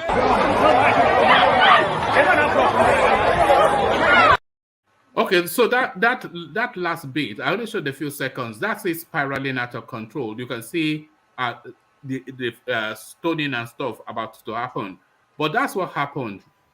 So if you are saying that INEC was underprepared and you see the size of that crowd and you know the Nigerian space, especially Lagos, it's almost inevitable that it will spiral out of control, Joe. Oh, definitely. Yeah. Like I was saying, I don't just want us to bring the ethnic tonality into it. Though if you listen to those narrators, it's like they were trying to stoke it up, yes, which is not so. Number one, we should understand that the problem is a bigger problem than just the tribal. It's a systemic problem. It's a systemic problem. Do you know if you go to some parts of the north, you may get there and discover that there are a lot of machines that are just there. Nobody is using them, but you see, sometimes just like I think it was Bramberry that we don't need to be beating ourselves. Oh, it's for Igbo or it's for Yoruba or it's for this. No. When I was in the north, when I was in Kano and I taught in a secondary school, if you know the amount of scientific equipment that was in a secondary school. Raw, in fact, dust covering everything. And when you pick them up like this, you say, donated by federal government, donated by federal government, donated by one EU and so on. You just wonder, a school, and it's as if they've never touched them before. So now, so they are giving the equipment to the dullards, and that is what you find there. And they are starving the ones with the brain. They will tell you the truth. So it's possible to have only one. If you look at that place in ALABA, they are talking about Igbede. That Igbede is not only meant for ALABA, it's for the whole of the residents there, including the business place, the ALABA. So what I was saying is, I was not blaming any ethnic or whatever, but what I was saying is, possibly they couldn't have just gone there at once, because just as you said, it's a recipe for disaster when you have 200, 300 people, and they just want to register quickly and go back to their business. Definitely there will be problems. So that is what I see in that moment. All right, brilliant. Well put. So thank you, Joe. Stay with us. I'll come back to you. But just to keep the conversation going, let me go to Ajanle Koko. Ajanle Koko, I want to take you to this space.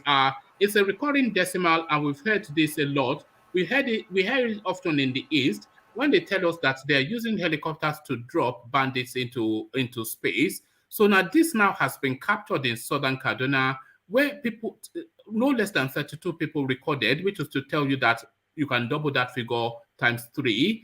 But really, it's now just off the back of a war. Now they're in southern Kaduna. They're saying they're being backed by the authorities who were shooting from the helicopters to repel the youths that were trying to save their community from the bandits that came to ravage. And they ravaged and killed and razed down. A recurring decimal, but we must never tire of being alarmed by it. Ajanle Koko.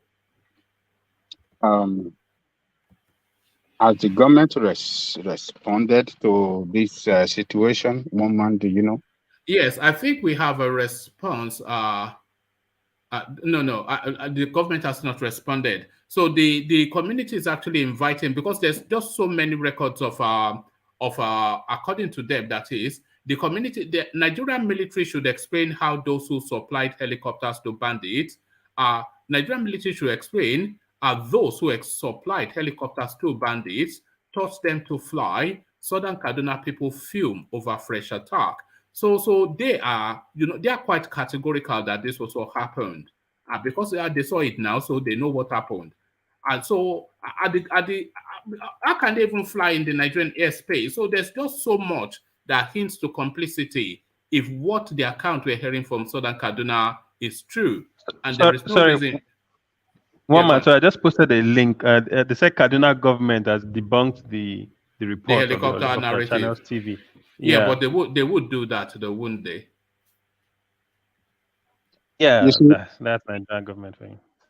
The whole thing is confusing. The report. Where is the report coming from? What's the source of the report? Well, the one is from an outlet called Blueprint, and then another one called People's Gazette. So it's widespread, the account. I think the chairman of that community, he held a press conference that was widely covered. Or the chairman of the community? Yes, of the community that was attacked. And mentioned that, yes, they were attacked from helicopter.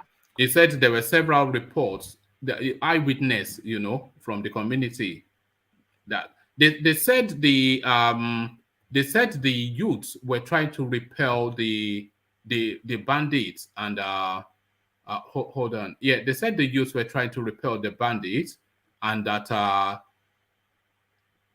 let me see, hold on.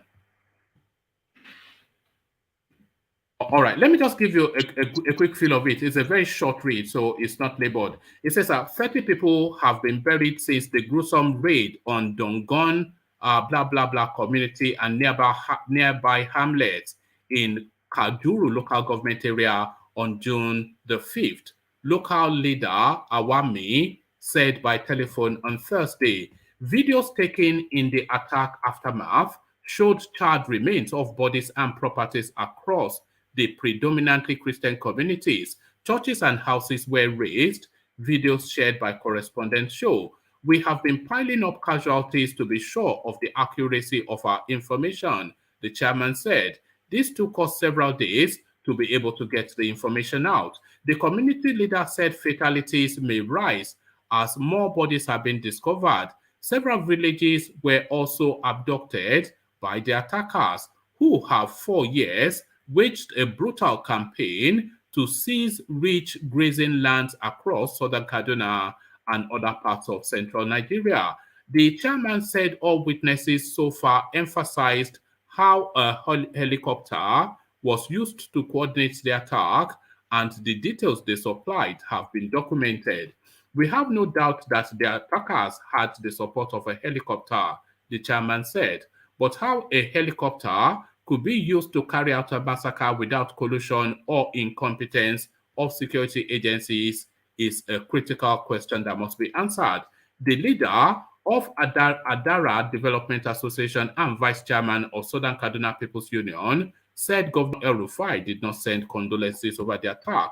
Governor El-Rufai did not come for burial. He didn't send condolences, the chairman said. We are begging the government to stop these attacks. We cannot be left at the mercy of these killers. A spokesman for the governor did not return a request seeking comments. A police spokesperson in Kaduna State said a statement will be sent, but did not do so as at the time of filing the report.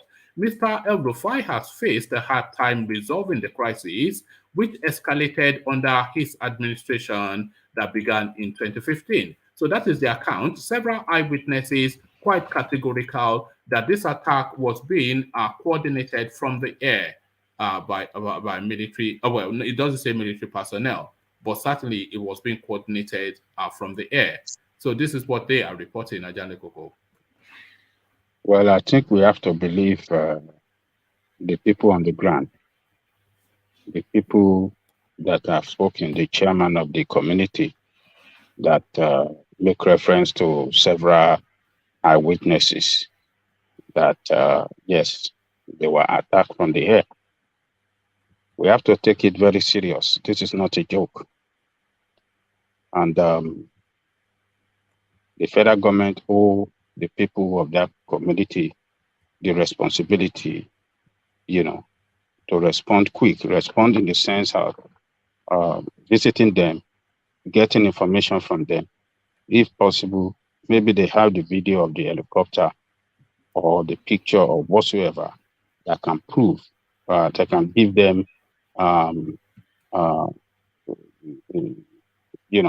more information on how to investigate this matter. This is a big threat to that country. And tell me that the government, if this actually happened, if this is actually true and it actually happened, that we should regard this as government failure completely, and we should see it as that it can happen to any community.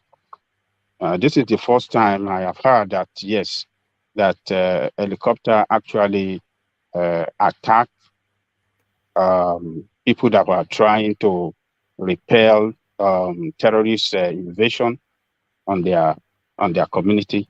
So it look like I mean, where did the helicopter came from?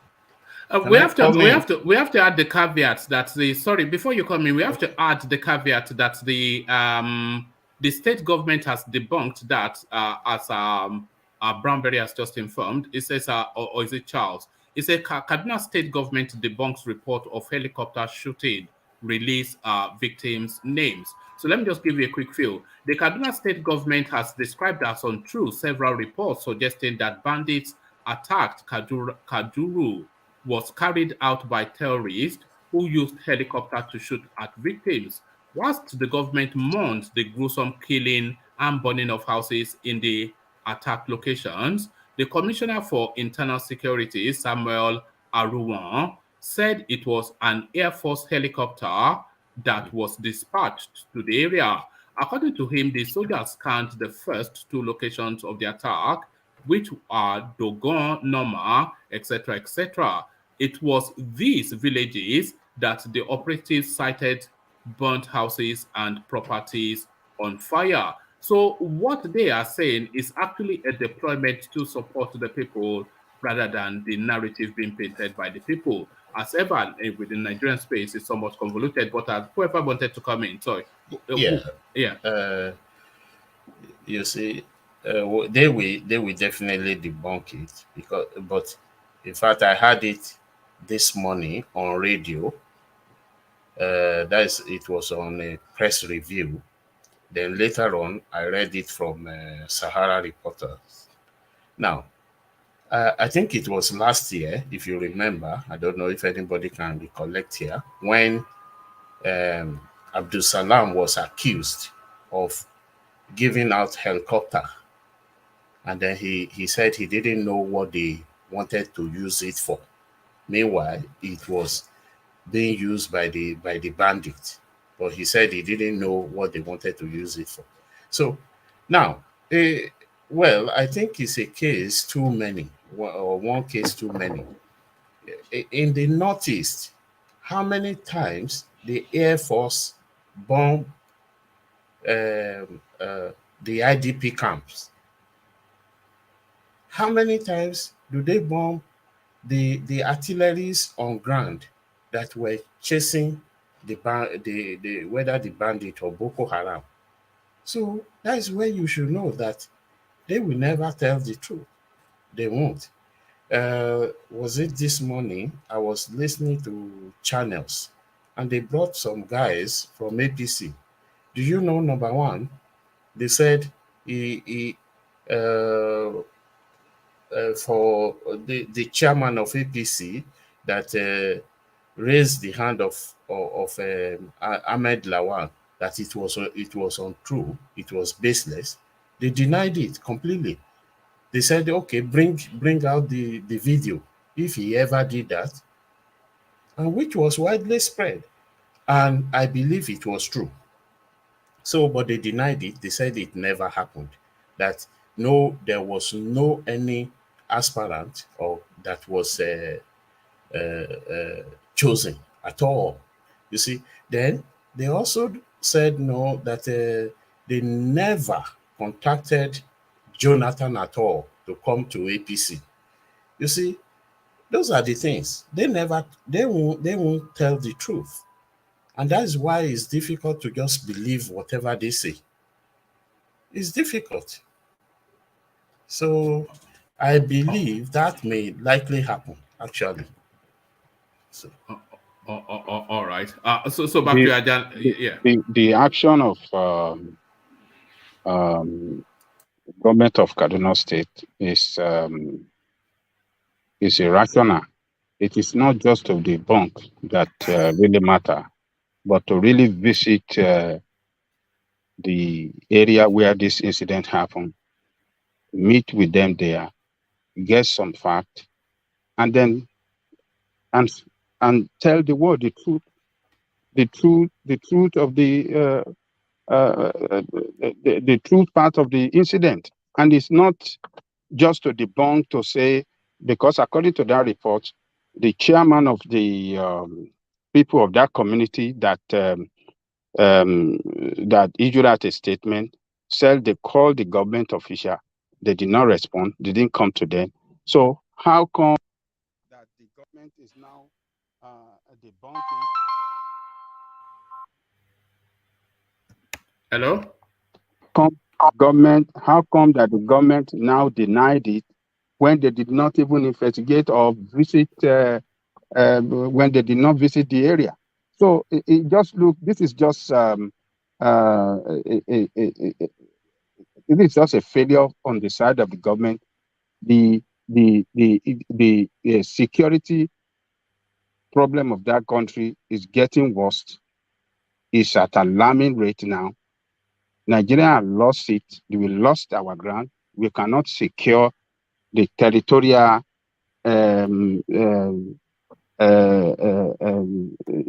integrity of the country. The territory of Nigeria is so porous. Anybody can come in from the neighboring country into Nigeria, particularly from the northern side, from the Niger and the Chad, anyhow, into Nigeria. Now, with this incident that helicopter is used to attack people, they want to tell us that we have lost our airspace as well. And if this incident is actually true, we should expect the same thing in any other part of Nigeria, because we are under the same umbrella as a nation. We are in the same territory. So if you know, Ajale Koko, yes. you know, we were somewhat critical of Buhari not reacting to the our incident. But is there not an argument to say that this guy is inured to these things?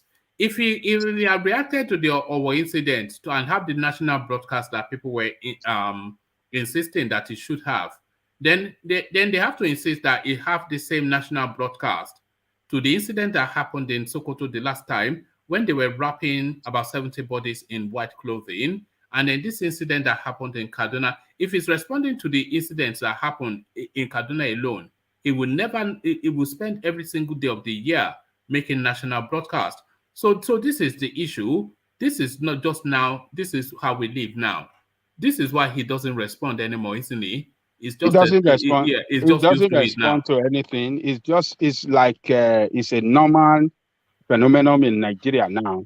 The killing of Nigerians by terrorists or what do you call them? It doesn't matter to anybody. The government doesn't care, because they have security around them 24/7. Look at the people that were attacked on the Kaduna Abuja train that were taken into captivity. 89-year-old woman is among them. Another woman gave birth there.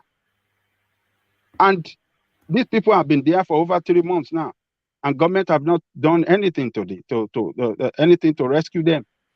Koko, do you know that in the period that incident happened, Rotimi Amechi, after that, he declared his intention to run for election. He campaigned for that election. That primary took place, and he lost that.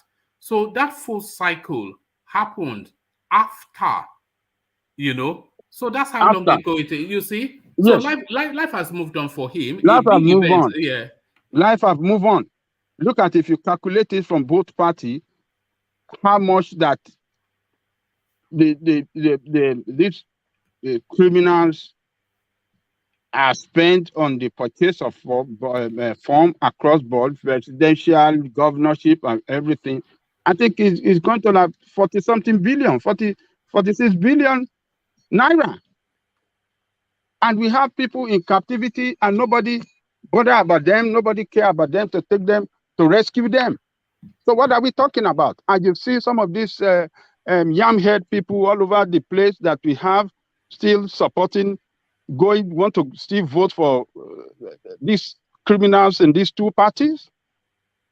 Like, I mean, we have lost it as a nation. It's gone. A country that is not secured is a country that cannot get it right. You can't just get it right anymore. If this story is true, we have to hold the federal government responsible for it. They are complicit in this, and they are part of it. There's no other way we can regard this.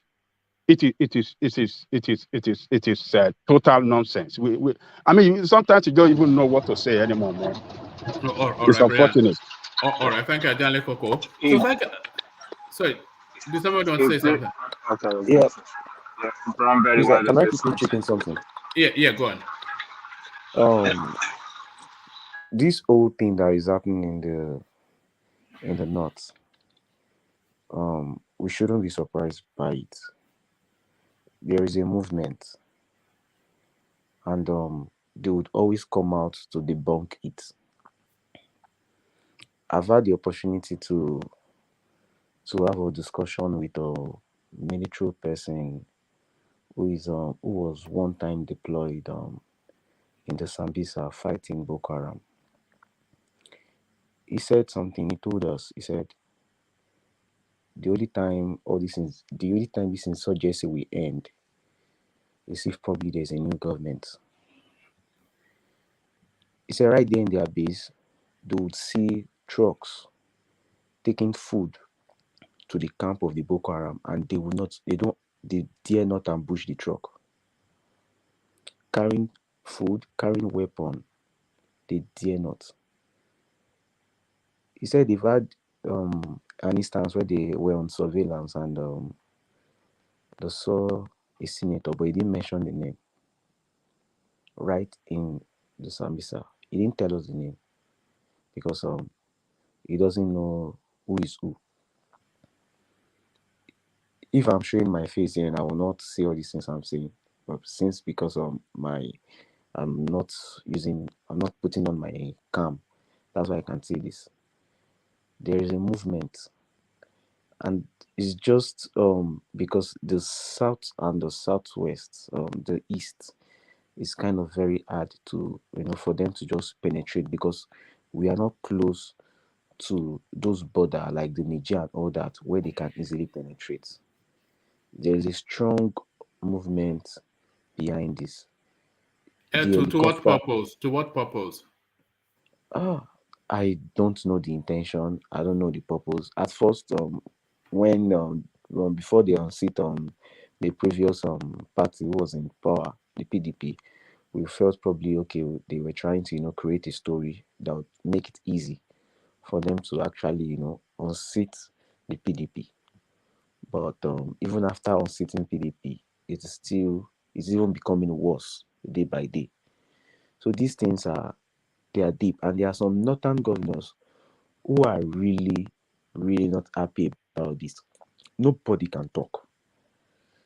If you are actually very conversant with this governor, this Bono governor Zulum, most times from his facial expression and all that, you will know this man is actually Look, sick. people are saying they can't hear you.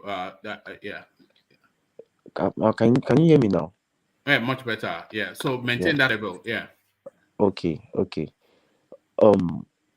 This man, Governor Zulum of Borno State, is if you've watched there's a time where they captured a town, Baga, and he cried to the army that why would you allow them capture Baga?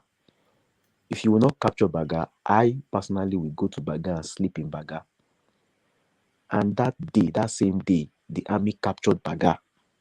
This means the army is equipped to actually sweep off these terrorists. Look at it today now, they captured those people in a war. They are equipped, but as equipped as they are also restrained from many things of which they can't talk. You dare not talk. So we just need to keep praying and wait for the next election. Probably that's when we But have another. it will also depend on who we get. If we get ATIKU, I'm not sure that. You see, Yes, I lost a lot of confidence in ATIKU after he deleted that tweet. So that then tells yes, me what to yes. expect under him. See, if anybody is voting Atiku, the person is making a very big mistake. I have tried as much as possible to listen to everyone's address after their primary election. I'm not supporting anybody. I'm not for anybody.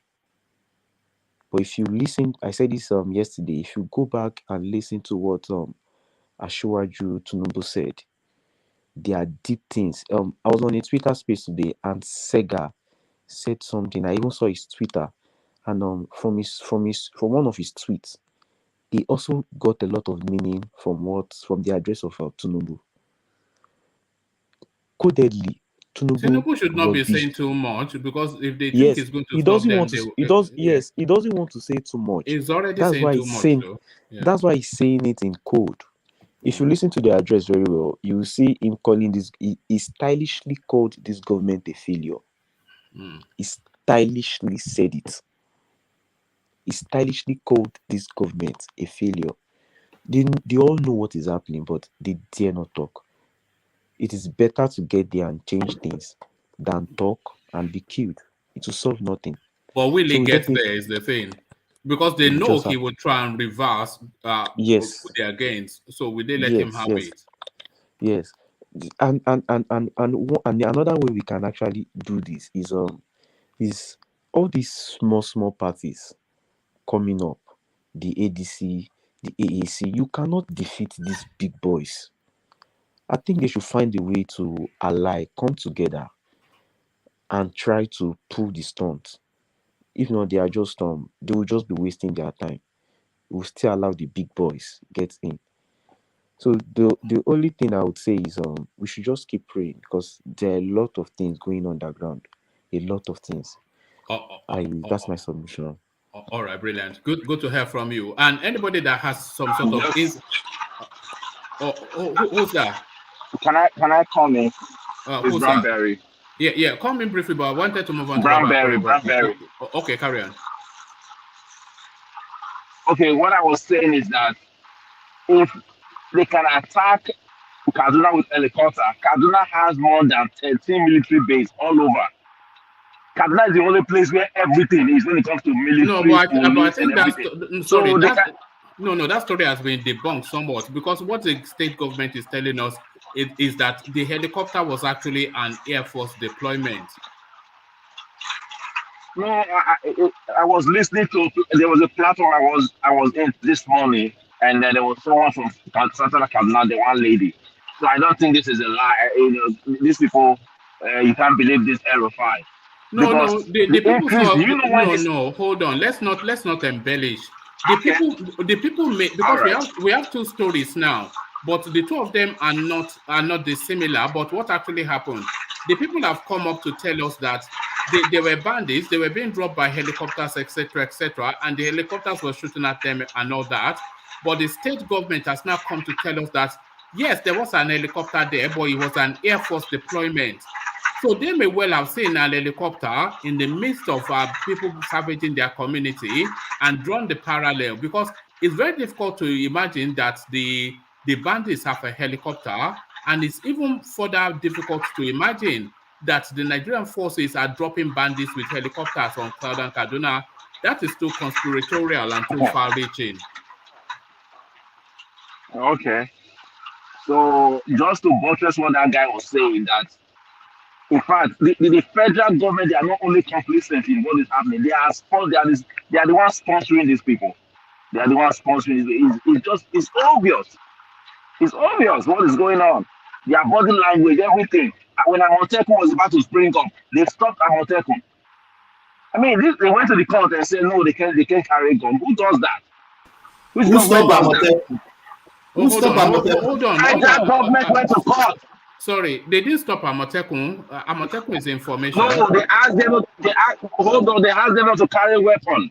Yeah, but they didn't stop them. Malami went to court. Yeah, but Amotekun exists, does it not? Amotekun exists. What are they carrying? What weapon are they carrying? Well, yes, they've not yet approved. You know what it means to actually have a weaponized quasi governmental organization. It's a real thing to do, and it's in the works. But okay, the same Buhari said he doesn't want state police. Why? No, the state police bill is with the parliament. No, he said he doesn't want whatever Buhari wants. Where did he say it? Oh, in an interview with Charles. I didn't hear that. I know that there's a state police bill with the parliament. He said it. No, he said it. He said the reason is that his band in the northwest and JTF in the northeast. Were they Well, not the paramilitary? JTF, And they were no, they they are were not. I don't carrying. know Though what they they are are not. carrying. No, they are not. They are not. The What Ishba is not weaponized. is it? Is No, they it are? is not. It is not. Oh, They are religious enforcement yeah. organization. Yes, they are not weaponized. They carry gun and they can make arrest. Well, they can. I don't know if they can make arrest. They Oh, can they hand over arrested people the to the police police. sometimes ago. How is in the news? They are weaponized. The I'm not JTF sure about are that. weaponized. No, that is true. They are It can be weaponized confirmed. one man. They are all Well, It's weaponized. true. I've seen them all the time, but I've never seen them carrying weapons. They are all weaponized. So they One man, wanted to last stop. time I saw them, they are with koboko and stick. I've never Yeah, seen them carrying I've weapons. never seen them with guns All ever. right, okay, no You know, problem. I hate these people, oh, but I don't want to just say They something I don't actually know. Yeah, wanted to yeah. stop Amotekun that time, but that was the reason why they have to take the bill to the Their state local assemblies, yes. yes, so that they can pass it, because El Rufai was splitting fire that this thing must not happen. Then when they got that, they talk about a gun. They said they cannot carry more than 10 guns. So anyway. Yes, but the thing is, as sad as that our incident was, this fast forwards the just the need for organizations like Amotekun to be properly equipped. So this highlights it even. This brings it back again, you know, and it makes even more the case, you know, because if there's any good, no good can ever come out of something like that. But it should it makes the argument for the weaponization of our Amotekun. Does it not? Yeah, it is, but I don't think they will allow that, because it's the federal government that is the police that has to approve any gun that they need to, maybe assaulted rifle or whatever. It has to be from One the man, can I government. interject, please? Yeah, So- yeah. Come in, Any- Thomas, and yeah. then after you are go Yeah. on to Baba, correct? Yeah. Yes, any like that of Amotekun, they will only give them pump action and double barrel. They will not they will not give them AK-47. No, the government, the police will never do that. No, you They can't say only give never them. now. That's just my opinion. Maybe they will never give them, because they will give them only pump action and double barrel. Because AK-47 is for the military and the main military. So if they say they should weaponize them, I don't know what's the weapon they will give them. You see, I feel that events will make it so that the police might not even have a choice, because we saw what happened in our war when these people went with sophisticated weapons to go and salvage that space. So the security outfit that the Southwest has, they are only allowed these double barrel guns and dame guns. So you cannot say then you use those sort of weapons to defend against people carrying these weapons as sophisticated as that. So off the back of this incident now, the argument does not subsist anymore that a poorly weaponized quasi or outfit to go up against a highly weaponized. So I think it's the doctrine of necessity, isn't it? It's almost inevitable that they will be fully equipped at some point. That's just my own You are opinion. right, Yeah. one man. You are right, one man. They have to be weaponized, because pump action, maybe pump action have just 7 bullets or 10. What is that gonna do? And people shooting sporadically with AK-47. So I think event will happen, as you rightly said, that we really weaponize them, but it will be very difficult to give them AK-47, one man. One man. Yeah, Vin. You see, when Amateku was formed, my question was, what kind of assault rifle would they bear? When you look at the one the Nigerian government will approve for them to have, just like the vigilante, they will not approve for them, brand of rifles, assault rifles, like FN rifle, AK-47, 49, 50, and thereabout, M16, which is an American version, G3, which is also a very powerful assault rifle. They cannot have, allow them to carry such weapon because, judging from what is going on, they know that they will match up with the thing that is coming, to them. And when you look at that plane, helicopter, I can tell you authoritatively, one man, and I think one of these days you will, fulfill with your, promise of, me talking to you one-on-one on my experiences in those areas. In a place they call Agwanremi. Agwanremi is a Kaduna road to Lagos. That's the road you will take if you are going to Lagos from the Kaduna airport. In fact, I don't. This is not something someone told me. Helicopters were dropping weapons for these people in the bushes. So if today, and that time I was an active serving member. If someone today comes out and tell you that these people they saw helicopters dropping, in fact, my brother would tell you with my life that is true what the eyewitnesses narrated in that in that story. What is going on in Nigeria was not there before this man came in. And when this man came in, it escalated. There is no control anymore. These people are allowed, privileged, let me use that word, privileged, because of the man that is there, to carry all these automatic assault rifles to attack people who, in essence, does not have such weapons to defend themselves. And when they gather themselves up to defend themselves, then they now call the military to come and attack them. This is what is going on in that country. That country has failed under this regime. It has failed.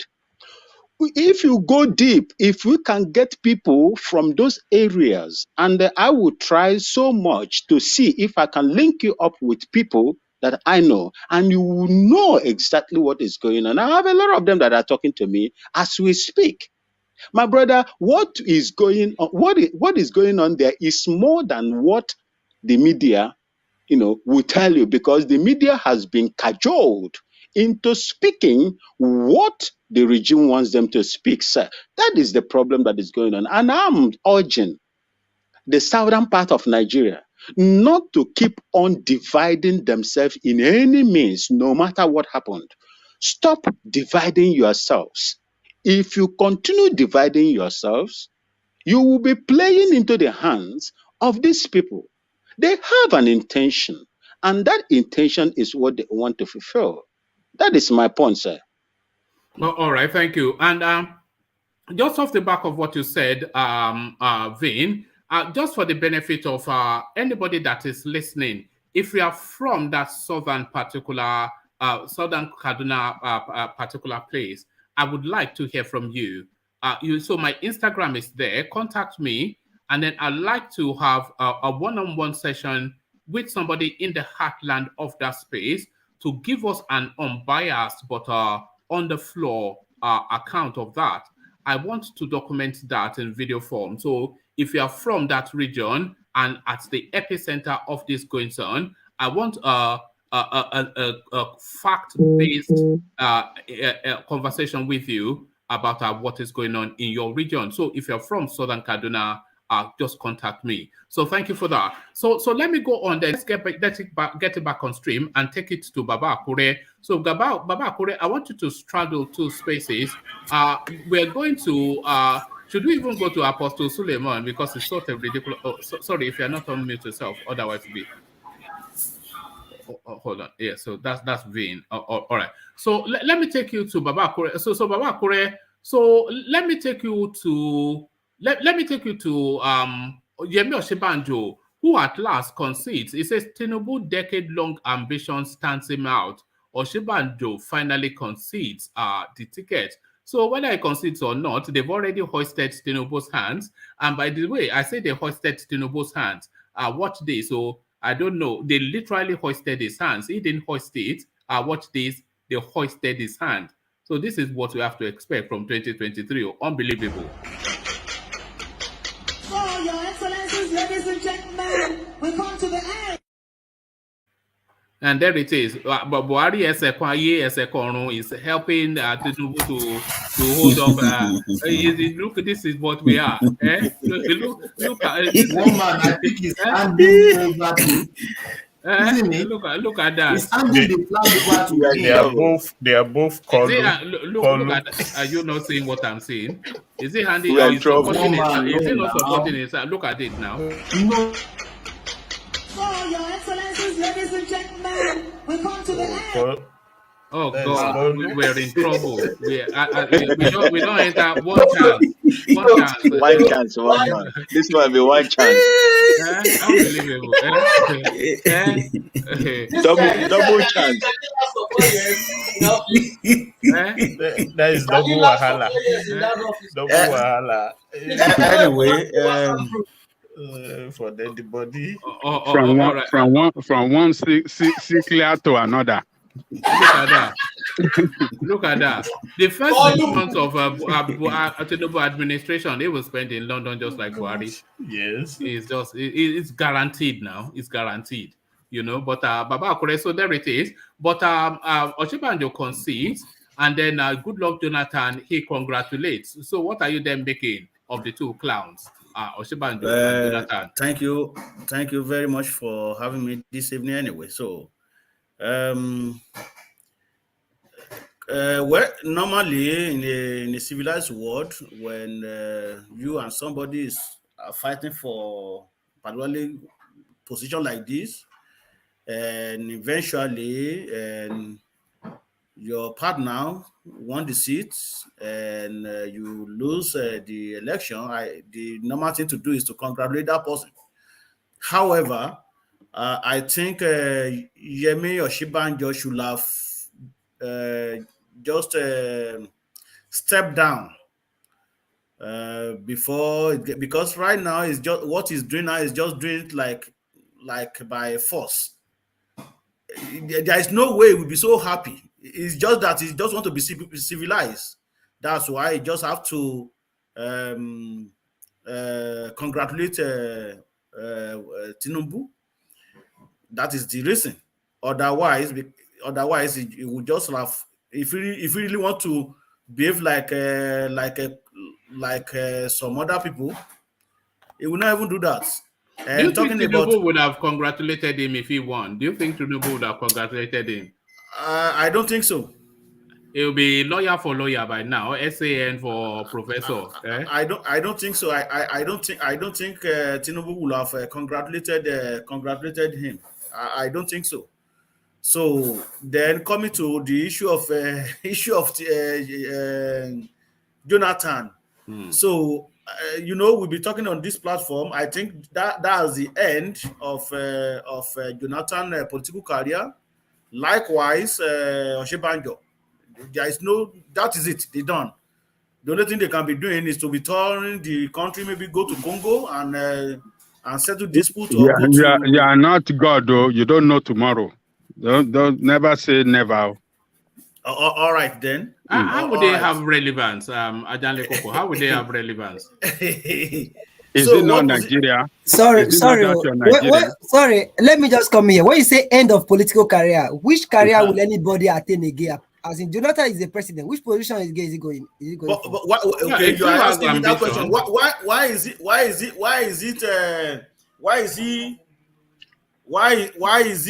romancing the ticket? Romancing the yeah, exactly. Why did you there's no end of political career for Jonathan. He's moving now around the world. What else again do you want? He's moving around. He can carry on moving around the world now. That's good now. I beg.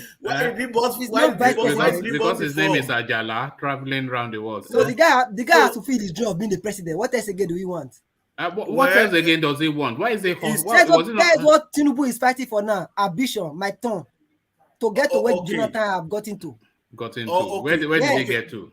Why did they bought No, Ajale go nomination form? Ajale Why did go. they You did not see him buying it. These are rumor.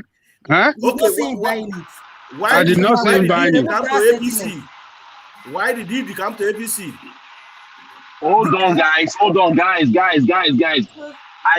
Man, this is not right. Okay, it's not right. I said it here last week or two ago and said this man is not interested. I don't know why you just want to, malign his image. He's not interested. He has never been interested. He's not in APC. Okay. Why did he buy APC. form? He has never been interested. Why did he buy form? If he's not interested. You are one person that is No, I address the question now. No. Okay. Okay. There are three more questions, though. There are three more questions. Did you see him buy form? Okay. Why did he meet with Adamu? Why did he meet with Abdullahi Adamu twice? Has he not been meeting with Buhari? He's been meeting with everyone. It's not because of that. At all. Why did he meet with Maman Daura? Has he not been meeting with them before? In the middle of the election, in the middle of the battle for a ticket. Can I say something, please? What are you doing now? What are you doing now? Hold on. Can you hold on? Hold on, everybody. Let's go through everything. This guy, he bought a nomination form. He denied it. He had a press conference when he said people were coming. We played the clip here, so there's no denying it. He said hold on right there. Let me bring you the list now. Okay, go on. I'm going to tell you what he said there. What did he say there? What did he say when the young people came to him? He said hold on. Oh, okay, he said we are consulting. Hold on, but we are consulting. The details. You will listen to what he said last. He said, "Thank God that Buhari has signed not too young to run." He took a swipe at those young people. He was telling them to go and run. Okay. Why was he consulting? That is the question. Let me hold on now. Are you afraid? Are you afraid of what I'm about to say? Are you afraid? If you want to continue to believe, are you afraid? You're afraid to hear it. You are afraid. Okay, you are afraid. I also told you that. Hold on now. Hold on. If you let me paint it, then you can debunk it. But if you cut it off, then you are afraid. Okay, so he bought I'm going on. So he bought nomination forms. We know that. And then after he bought the nomination forms, he organized a rented crowd to come to his office and then invited the press. He did the not too young to, and they said they were pressuring him. And he said we're still consulting. He said watch this space, something like that. We played the clip here. And then after that, he went to Bayelsa, Yenegua, to procure a court judgment because there was a law that Buhari passed that he could not run, but he procured all of this happening within 6 weeks of the decisions being made within the APCO. So he bought the nomination from, he rented a crowd where he used that as an, hold on now, he rented the crowd to use that as an opportunity to say, watch this space. He then went to Bayelsa to procure a court judgment because there was a law that precludes him from being able to run because he has sworn oath of office twice. So that's 3. After that, he met with Abdullahi Adamu. He met with Abdullahi Adamu, who is the newly elected chairman of the party. In this space that there was a lot of jostling for the APC ticket, he met him twice. After that, he met with Maman Daura, who is the lead figure of the cabal. So all of this is not interested. Brownberry is not interested. You know what? There was also some zeal. Hold on. Even some. He said he went to the court. He wasn't the one that went to court. There was some zealous enjoy youths. Hold on. Can I stop, please? No, hold on. Hold on, Baba. Let him one at a time. Yeah, go on. If you look at what, remember, Bear was here. The day I was challenging Bear here. Bear was even wanted. Was it Bear or Selby who is from the Jaw as well that wanted him to run? Okay, so there were some zealous Ijaw people that wanted him to run.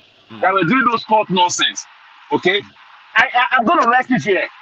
This man is going to grant an interview one day, and you will see what the meeting with Mamandaura, and the meeting with Mamandaura. Forget the book. The meeting with Mamandaura. God will keep us alive. The meeting with Mamandaura. The meeting with Mamandaura. What was that about? It was about the pressure I spoke about. Huh? It was about the pressure I spoke about last time. Because they wanted him to come.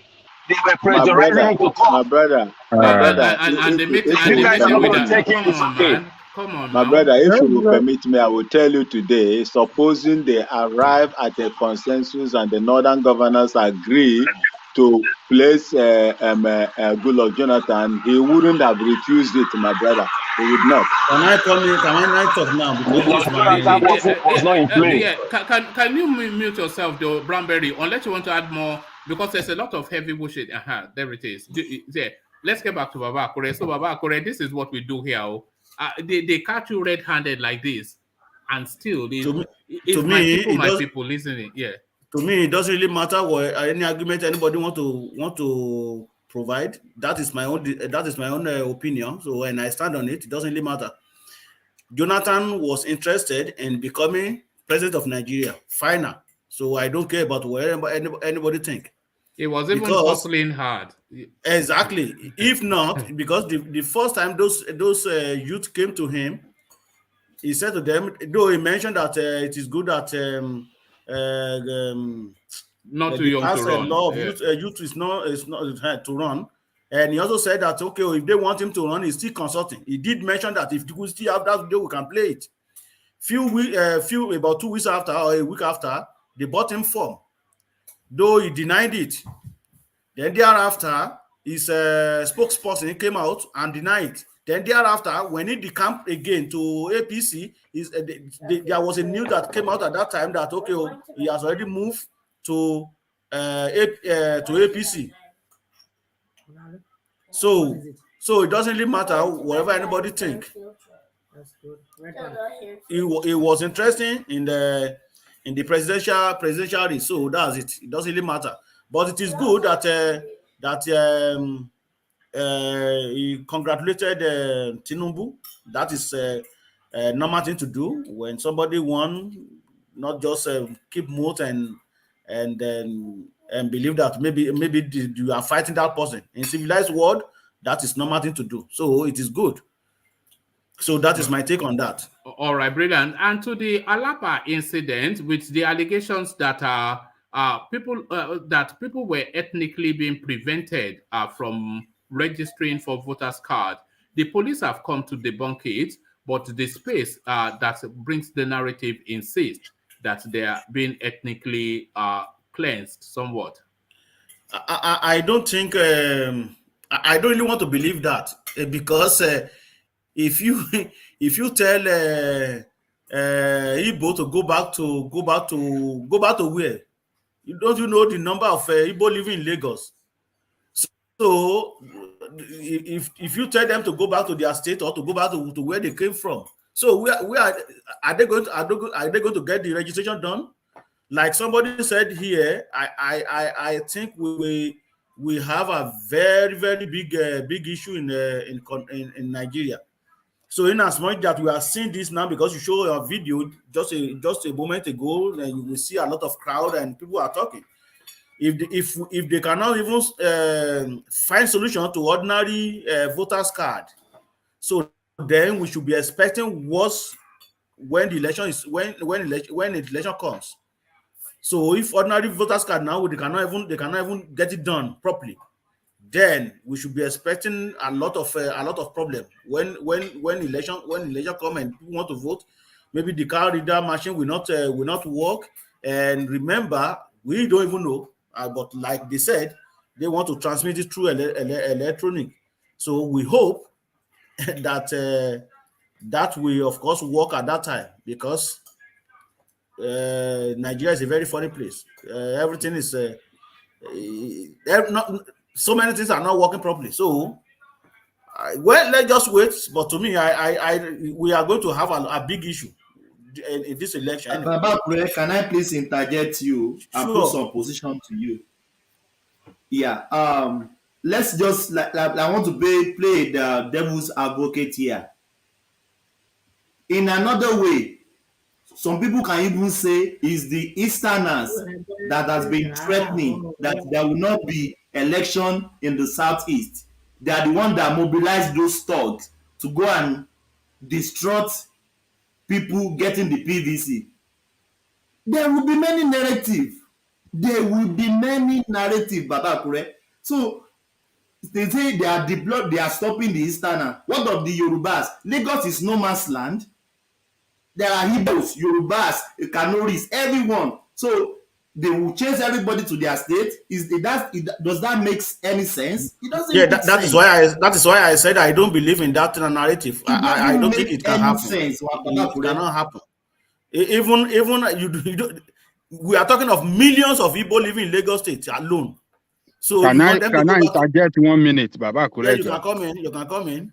Even well, there are some platform. This Biafran agitator platform that I stumbled on today.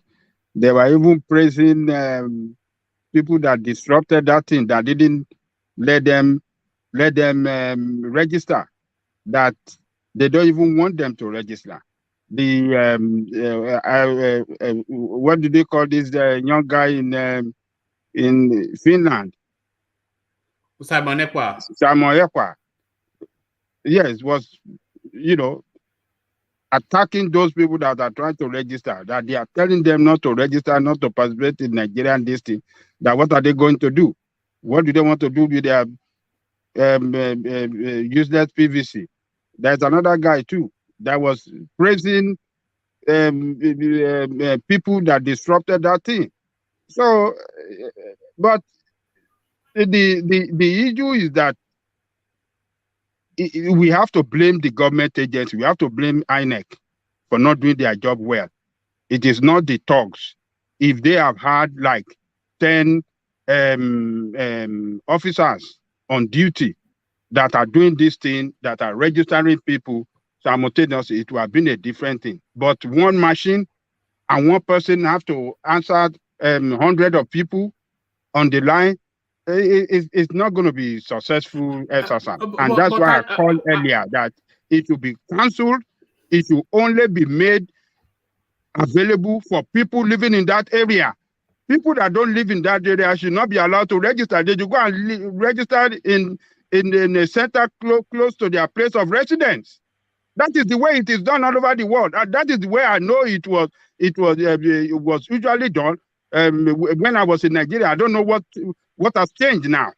Ajanle Koko, it is even impractical for them to register at that polling unit, because in Nigeria they expect you to vote where you're registered. Yes. So on an election day, they pretty much shuts down the country. So yes. Are you then going to travel from your home from what kind of exercise is that? Wherever you are living, to Alaba to go and to Alaba to say you want to go and vote there?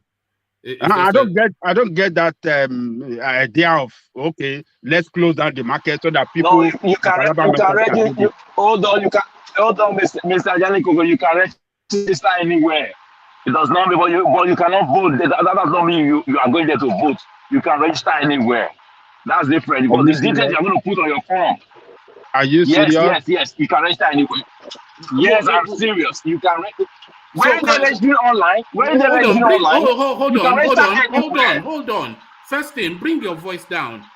And also, the question is, do you have to? Can you register in a place like Lagos, for instance, and then vote in your hometown in Abeokuta, Abakaliki, Jos? No. What I mean is that if you live in Lagos, they are not saying from state to state. I'm not saying state to state. I'm saying if you live in Lagos, that you can register anywhere, but you put details of your polling unit there. All right. Okay. That's what they are doing. They are not going to come to Alaba there on that day to come and vote. Alaba will be shut down that day. I think it's very right, because I think one of my friend got the voters card from another community in our local government. So I think it works like that. All right. Oh, that it does make sense. Sorry, if they get the card from somewhere else, on the day of voting, they need to do accreditation. Yes. And sometimes they place, if the machine is not working, they place all the names on the wall. So yes, are you now telling me that from one local government in Lagos to another, you can find your name on the wall there? No. What they're saying is when you are doing registering accreditation. Yeah, when you are registering, all the details you register for will be to your place of residence. So that capture will be there. So your local government, your local government. Let's say like Ondo State now, if you register in Nakure, so you can your information. If you want to go to Obaile to go and vote, all your information that you put in Nakure will be sent to Obaile. So that is how it goes. Babakure. Okay, listen. For instance, if you register in Ojo constituency, that is where you register. That is where all your biometric details are. You cannot use that PVC to go and register at Iyanakwaja constituency. That is how it's done everywhere. No. You can even use your PVC register in Lagos to come and vote in Edo State. No. No. That's not true. Transfer. Where you transfer, it takes a lot of time. Sorry, the registration process is to record your details. Thank you. If you're registering in Lagos and you are in Edo State, for instance, and you register yourself as being resident in Edo State, then you can vote in Edo State. It's just to capture the data that you are presenting as your data. So is that how it's done in Nigeria? Well, that's simple. It's just, That's it. Okay. Yeah. Okay. So go on. You land that point, and then I want to move on from there. But you see, I am talking like here. I register in my own place here. I am from Upper East region. I register in Greater Accra region. On the date of election, I will not go to Upper East to register. Where I register to vote, where I register is where I am going to vote, and that is what the law captures. I don't know of Nigerian system. Mr. V, Nigeria is not like that. No, hold on. I want to move on. Let me just move on because of time. So let me move on, but let me acknowledge the super chats by Alexander Gomez, and then I'll move you on to another topic, Babakure. So this first super chat was 2x0 when he came in midstream at Joe when he was speaking to that controversial ALABA topic. He says X0 wayo namu biko. So X0 is Alexander is asking you to wayo namu biko. So whatever that means is what Alexander intended to say to you. So there it is. So Alexander continues with a super chat. He says, I am saying it for the umpteenth time. Tribalism and corruption, the bane of the Nigerian society. Heartbreaking, but the reality of our existence, unfortunately. So that is to that narrative of that ALABA space still. Everything and anything ethnicized within the Nigerian space. I am saying it for the umpteenth time. Tribalism and corruption, the bane of the Nigerian society. Heartbreaking, but the reality of our existence, unfortunately. I don't think anybody disagrees somewhat with that. But even within that agreement that it's an ethnic and a tribal space, people will use ethnicity to argue still that it is ethnic, but it's because you guys are ethnic and we are not ethnic. This is how deep we go within that space, sometimes the Nigerian space, especially the Yorubas and the Igbos. Alexander continues with the super chat. It says, if the Igbos are freely allowed to register and vote en masse, APC will lose Lagos State, period. So yes, because not just because of their numbers, but because of their very unique gift of being able to organize. So there's nobody that knows how to organize themselves better than the Southeasterners, not just in Nigeria, globally. they have this culture of town hall from my community societies, which is vested within their society, and even globally. They meet, they confer, they work together. So if you types of being organized, I'm not sure that there are many people that can be more organized than the Southeasterners, and that lends itself to what Alexander supercharts. If the Igbos are freely allowed to register and vote en masse, APC would lose Lagos, period. Maybe even lose Nigeria, because they have the number, so and they can vote in unison if they agree. Alexander continues with a super chart. It says from a professional standpoint, Tinubu has a neurological problem, no doubt about it.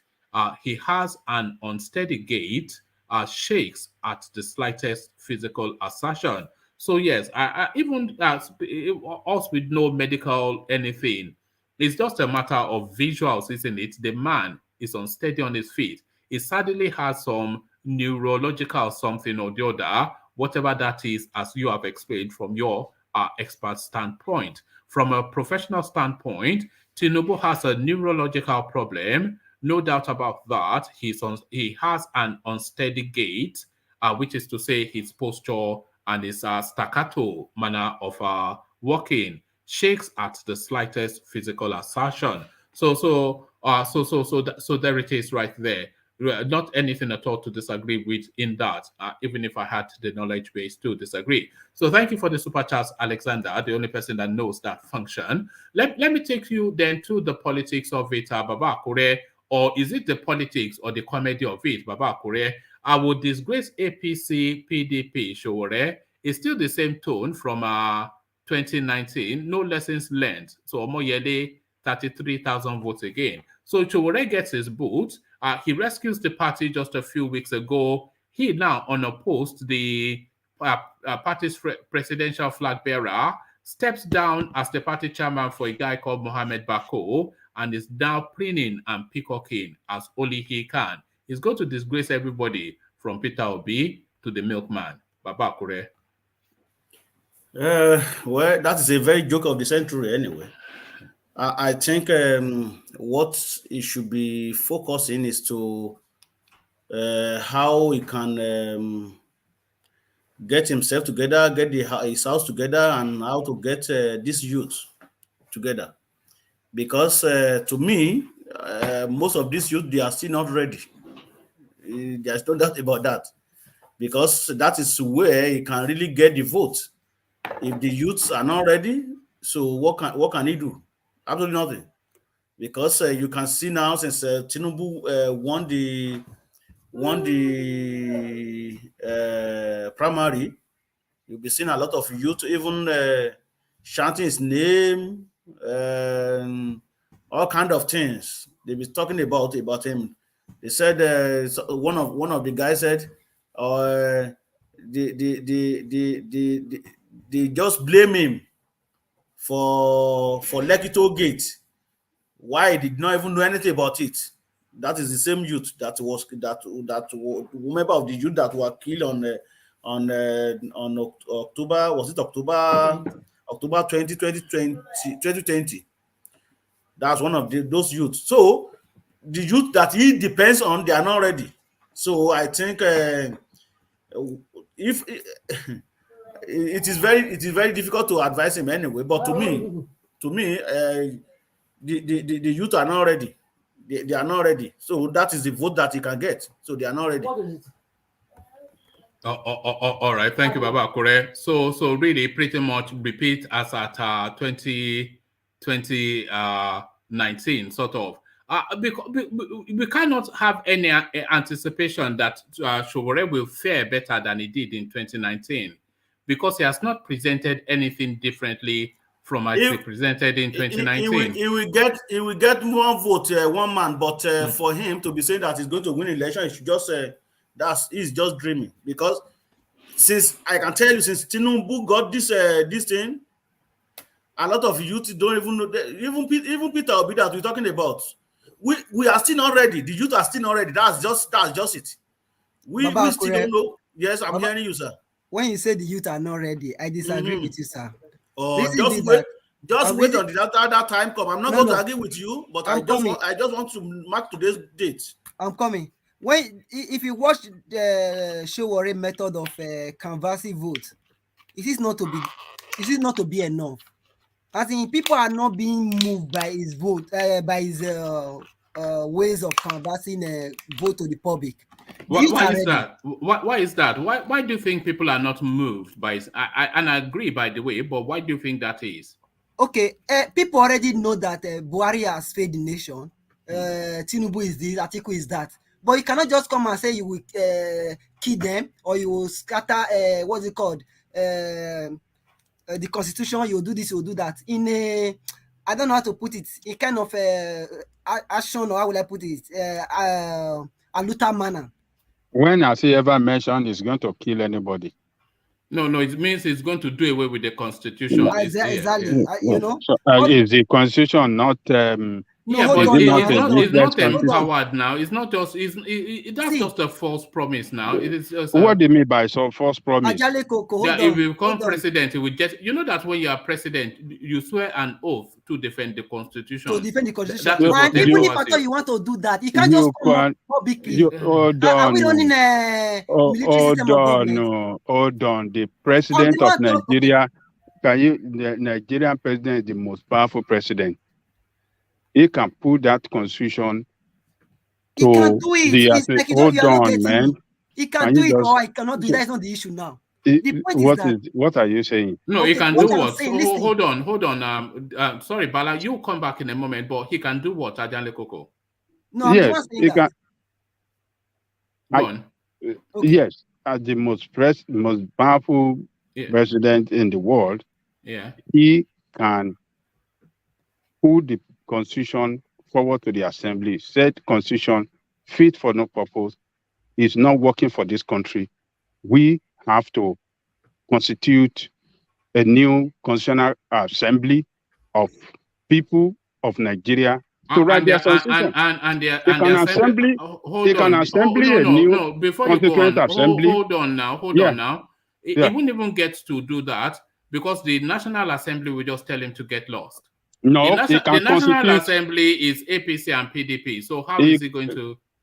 No, if he becomes the president, we are not going to. People are not going to vote for them. They will vote for his party, and his party is going to go. And his party will dominate the National Assembly. Come on now, let's keep it in the realms of reality now. I mean, if he becomes the president, people will vote along. They will vote for AAC assemblymen as well. No, but there are no AAC contenders even for the assemblymen. Never mind. Who told you that? Who told you they don't have? Who told you they don't have? So the whole of the Senate will turn into AAC. Who told you? The Senate will be if he becomes the president, the senator from Borno, from Kebbi, from Sokoto, they will all be AAC. What I'm saying is, if you become the president of Nigeria, hold on now. You have to keep it in the realms of. He can't do anything, can he? Hold on, he can do something if he become the president of Nigeria and he have majority in the assembly. But even though he does not have majority. Will he have majority in the assembly? Huh? Will he have the majority in the assembly? The spirit that people carries to vote for him, they will as well carry that spirit to vote for assemblymen for him. It's not done the same spirit. The same spirit. Come on now. I mean, let's be real now. Hold on. Can you hold on, Bala, please? You're not allowing me to talk. That is hold on. Can you hold on? I just want Ajanle Koko to come on board with the reality of it. In this 2023, there's only one other candidates that AC announced, some chap that is a management consultant from the UK that is vying for some governorship space. So those were I live streamed the convention. So he's not going to occupy. If he becomes the president in 2023, the AAC is not even going to have a rep member. It's not going to have a senator. So how is it going to change the constitution and do all this? Okay, let me tell you. Okay, let's agree. As you are pushing, as you are pushing that he wouldn't have hold on. Hold on. If he doesn't have majority in the House, he won't have anybody, not majority. Okay, let's agree. He doesn't have any. Let's agree. He doesn't have any.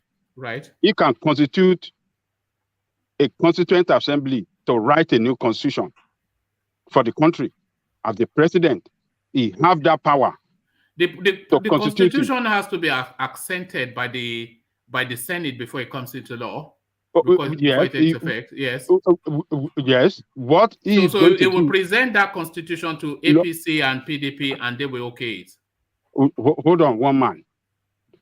When the people of Nigerian people sat down and write a new constitution, you think that assembly will be bold enough to say that constitution will not hold?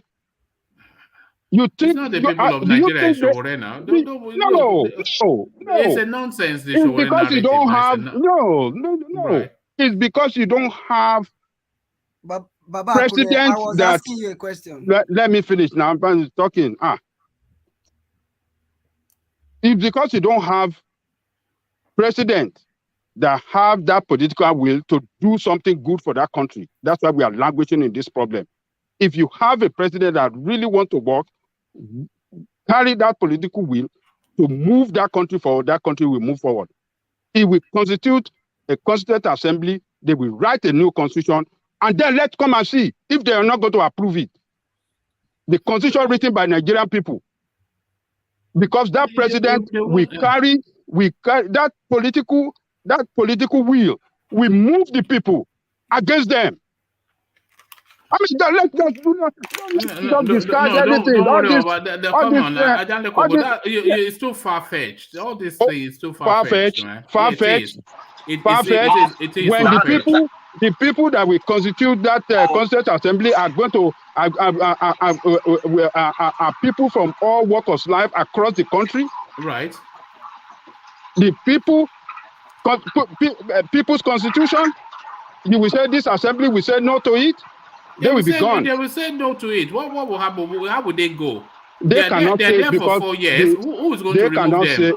They cannot say to it because the constitution you have already. The people will go and storm the National Assembly. No, because the constitution you have already is not working for the country. No, we know that. We know that now. And if a new constitution comes in that will work for the people, what are you talking about? No. Let's walk through it step by step. The SOWORE party, they've only announced 2 candidates for 2 positions. SOWORE for the president. Forget, we have gone past that. We have gone past that. We say forget about that. Forget about that it doesn't have. But I'm telling you, the president of Nigeria have that power to constitute. Unilaterally. Oh, yes, he have that power. He has that power to constitute. It does not. Oh, okay. All right. It does not. The constitution can only be brought into law by the National Assembly. No. I'm not saying that. No. I'm not saying that. He can write anything. One man, no. Don't get me wrong. I'm not saying that he have that power to just institute a new constitution. No. But I'm saying he have the power to constitute a constituent assembly that will write a new constitution for that country. Right. And so how does it bring that constitution into effect? Okay, how is going to put that constitution into effect? Mm-hmm. Yes, if we put it before the assembly. Right. And who dominates that assembly? And hold on. Let them reject it. The president have that political power to move the people against them. And what will happen? Because if that constitution is a popular constitution that works for the people, that is written by the people will stand up against them. The people in their various constituent assembly can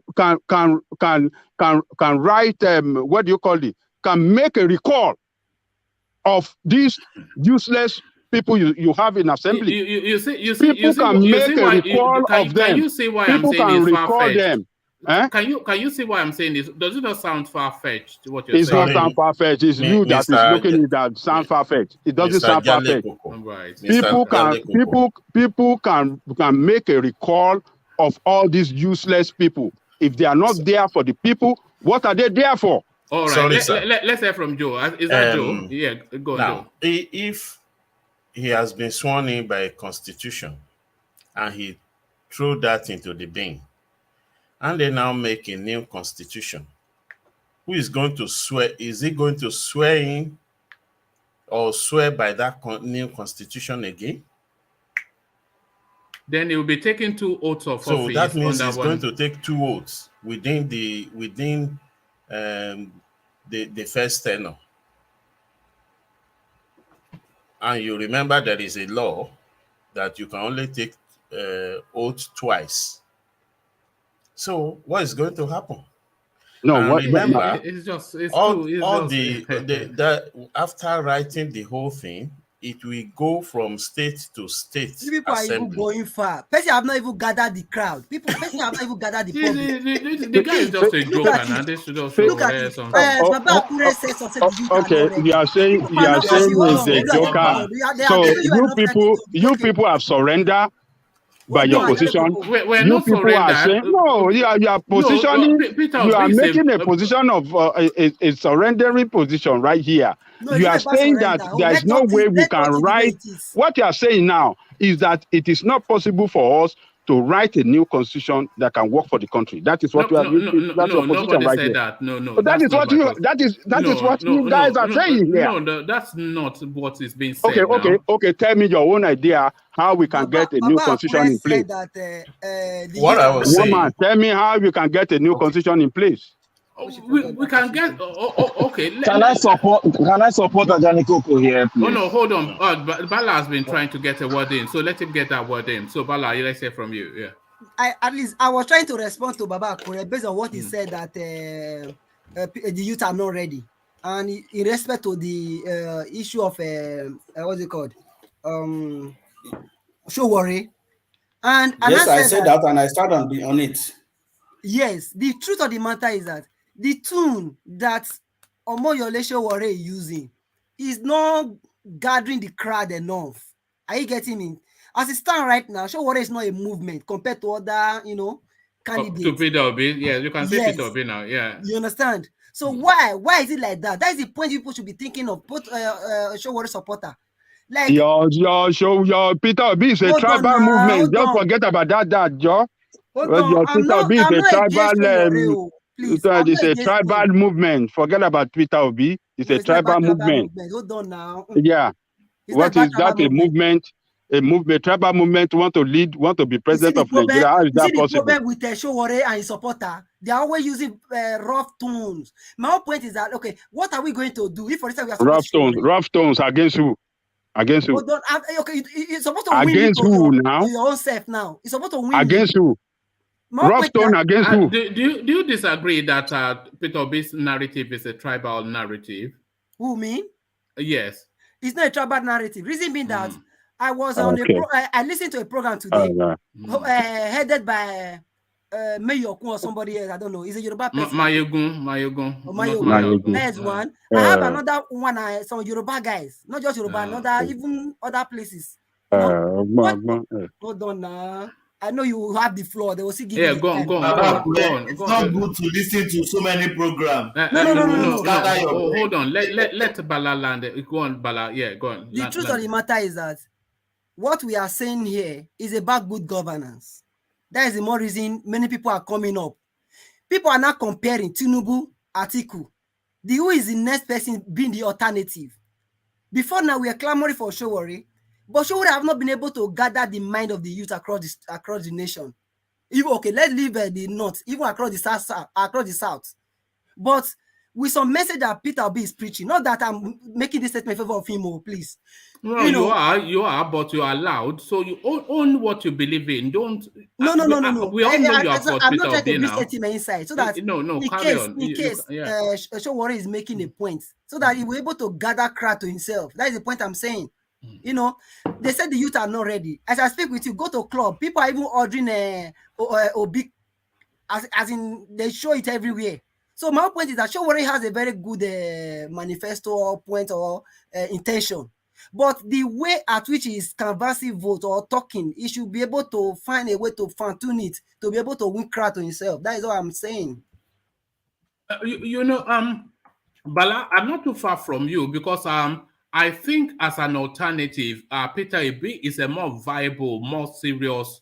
I think the only alternative to that PDP APC is Peter Obi, because he's a serious politician. He's a tried and known politician, and people have a good feel of what it's about. So certainly, I'm not far from that, but the SOWORE narrative it just doesn't. It never hangs together. That's just the problem. That's what I'm saying too. Yeah. You people haven't. You're not trying to get it right. One of my brother here, Vin, said that a friend of a thief is a thief. So Peter Obi is a friend to all your politicians. He has invested in this corrupt party system that we have in Nigeria. So he cannot turn around and be deceiving you people now that he is an angel. No, he's part of them. He invested in this process. He participated in this process. He did everything with them. He strengthened this process, this party criminal process that does not work well for you people. That is what you people are keeping you are trying to keep your blind eye against this thing. He's part of them. SOWORE is not part of them. It's somebody that is never part of these people that we need to look up to.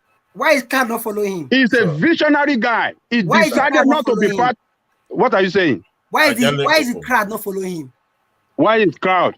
Because what is the crowd? Which crowd? Can I interject, please? Is it this internet crowd that you are shouting that you think we translate? How many people are going to pull you need to go and collect PVC because of SOWORE? Can I interject? All right. Let's have from Joe, and then Baba Akure can round off his thoughts, and then we see if we still have X0. Otherwise, we go to Youth Bala. So yeah. I think the problem we are having here is like we love our oppressors differently.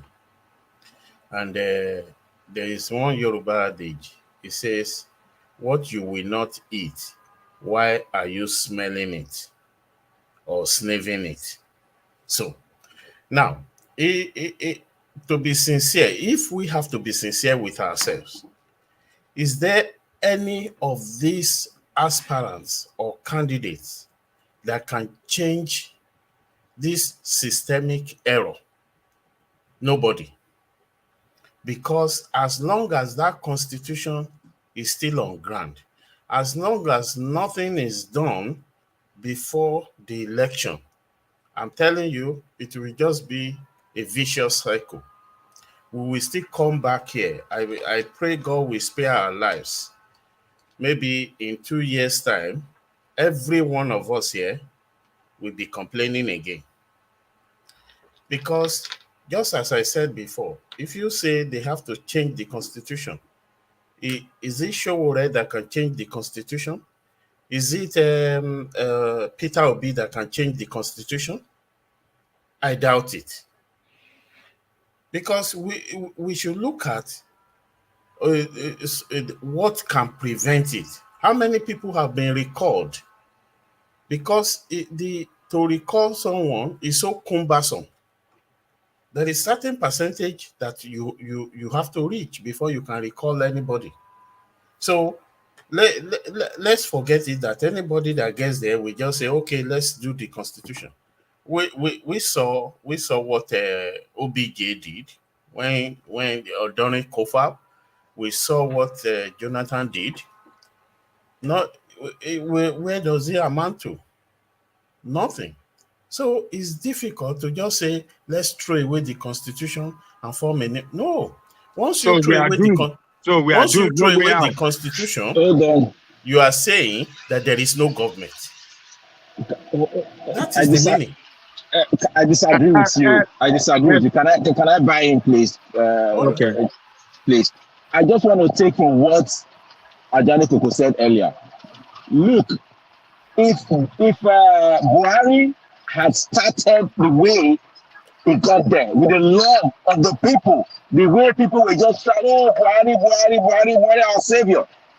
If he had gotten there and he brought the 2014 contract out and give it to the House of Assembly, National Assembly to do, to follow it through.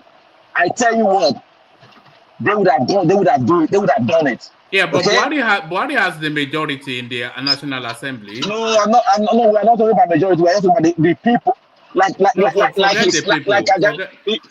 It's the people. It's the man of the people. No, you are missing it. You are missing it. But the APC, you are taking people for, you are taking the law for, you are taking the people for granted. No, forget the people. Forget the people. It's the parliamentarians. Buhari has the majority. Hold on now. The APC has the majority in the parliament. So if Buhari wants his will, he will get it because he has the majority in the parliament. If Buhari, like SOWORE, has not one single person in the parliament, so Buhari is still as he is, but he doesn't have one single person in the parliament, he will never get anything done. It's just that's just how it works. Okay. Do you disagree? I disagree. Okay. The reason I just told you, don't underestimate the power of people. Don't underestimate the power of people. Okay, describe that power of the people to me. What will happen? All right, look. The way Buhari got there, okay? As he got there, he started doing the things that people wanted him to do, okay? Fighting corruption, whether they're your brother, whoever they are, okay? Doing the right things, putting education first, putting healthcare first, putting the British, whatever he put down, whatever he sends to the House of National Assembly cannot refuse it. They cannot refuse it because people are already behind him massively. You're right. People are already behind him massively. I don't even care if it is SOWORE or if it is Obi, if it is Osinbajo, if it is Tinubu.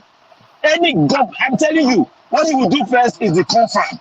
Then he will now constitute another indigenous people of Nigeria to write another constitution. So when they are not swearing him in the second term, then he will now use that. He will now use the new constitution. But at the meantime, they will be working with the confirm, everything that was done during the confirm. So that's the only way. It is the people. If the government, if the president get there and he keep doing the evil that they were doing before, nobody will support him. Whatever he said to the House of Assembly, people will say, they are all the same. But if he's doing well, people stand by him.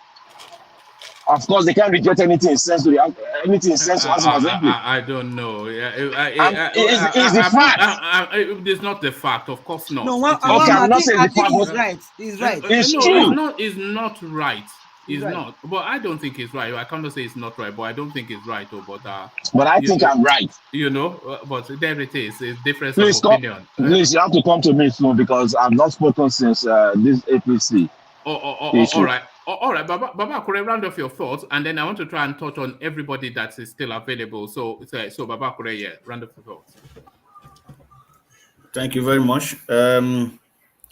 Like I said, because we are on SOWORE, before we jump into different angle. Yes, this is what happens here. SOWORE will get more votes than the previous year anyway, but he cannot be the president of Nigeria for now. Like I said, the youth are not ready because the same complaint, the same story that you hear, he's not doing this, not doing that. The same story is what you will hear from people too. That is just the excuse that people will use because they are not ready for him. That is my take. I believe most of these youth, they want to go for even Tinubu, not even Obi. And the same Tinubu we saw here shake his hand. Even I saw a clip the other day where I think it was the same day that he won the ticket. He wanted to open a sheet of paper and he couldn't even open it like when somebody have arthritis, just like that. He couldn't even open that book. That is the person that everybody is running after. Well, it will be like what's the name of this man from Cameroon? Biya. Biya always stay in Switzerland or France and control and rule his country, Cameroon. Maybe that is what we are going to get this time around. Who knows? Anyway, God will save us. All right, correct. You know, it's actually a country that we are talking about. You know, everything that we talk about here, we are not making it up, but we are actually arguing that a man that is physically falling apart in front of our very own eyes should be the president of Nigeria. Somebody that cannot speak, somebody that cannot stand, somebody that cannot even hold a piece of paper. He cannot. I mean, you saw it. Now we also saw the clip. Now he cannot hold a piece of paper. And everybody is arguing that this should. If I have PVC, I am not going to vote for him. That is the truth. For me to be talking, for me to be saying, oh, I would rather vote for him between him and Osinbajo. Yeah, it is because between him and Osinbajo, because I know I don't trust Osinbajo. That's why I'm saying, oh, well, I will vote for him. I will do this. It's not that I really want to vote for him, but when you comparing Osinbajo and him, I don't want somebody who is slimy, green snake under the green grass. I don't want that. Just come plain, and let's see if you are falling apart. We see, okay, this person is falling apart. Then we know what we are going to have, rather than somebody who's just hidden on like green snake under the green grass. The good thing about Korea is when this guy, if he becomes president and he moves to his official residence, which will be a hospital in London, nobody will say that nobody must complain. No, nobody must complain. If this guy becomes president and he moves to his official residence, which is a hospital in London, no single person can complain. But one man, your elders in Yoruba, they support him. Well, they can't complain now because you cannot say, no, nobody can say we did not know, because the guy cannot hold a paper. You see, he cannot hold paper. My goodness me. To me, I'm sorry. I totally lost hope about Nigeria. That is the fact.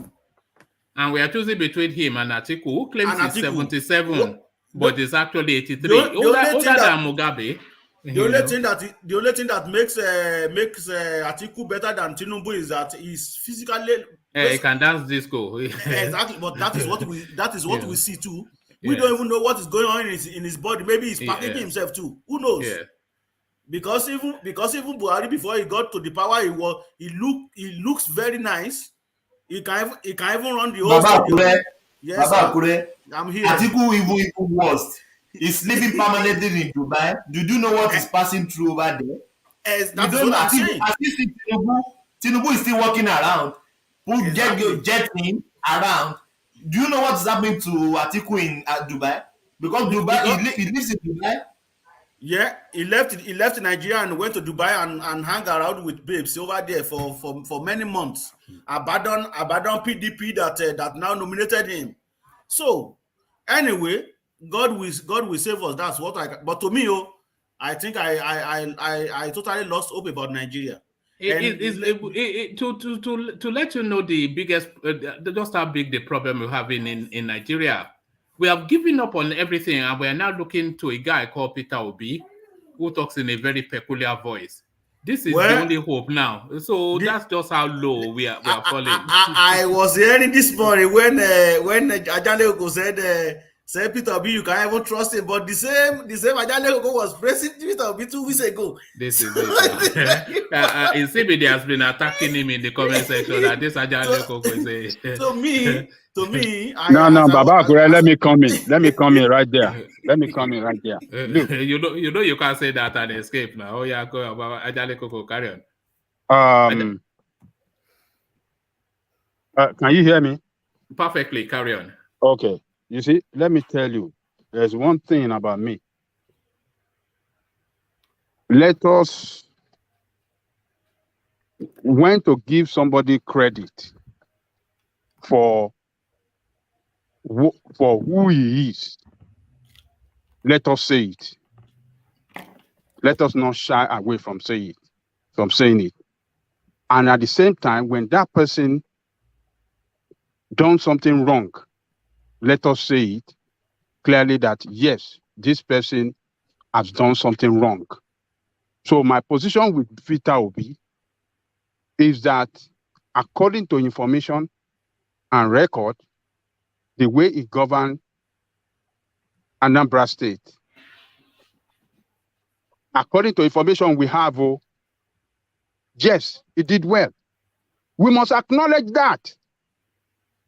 We must say it loudly that yes, it did well. But when it comes to corny politics, jumping from one party to the other, this inconsistency in him, let us say it too, that in Nigerian politics, he has not done well as well.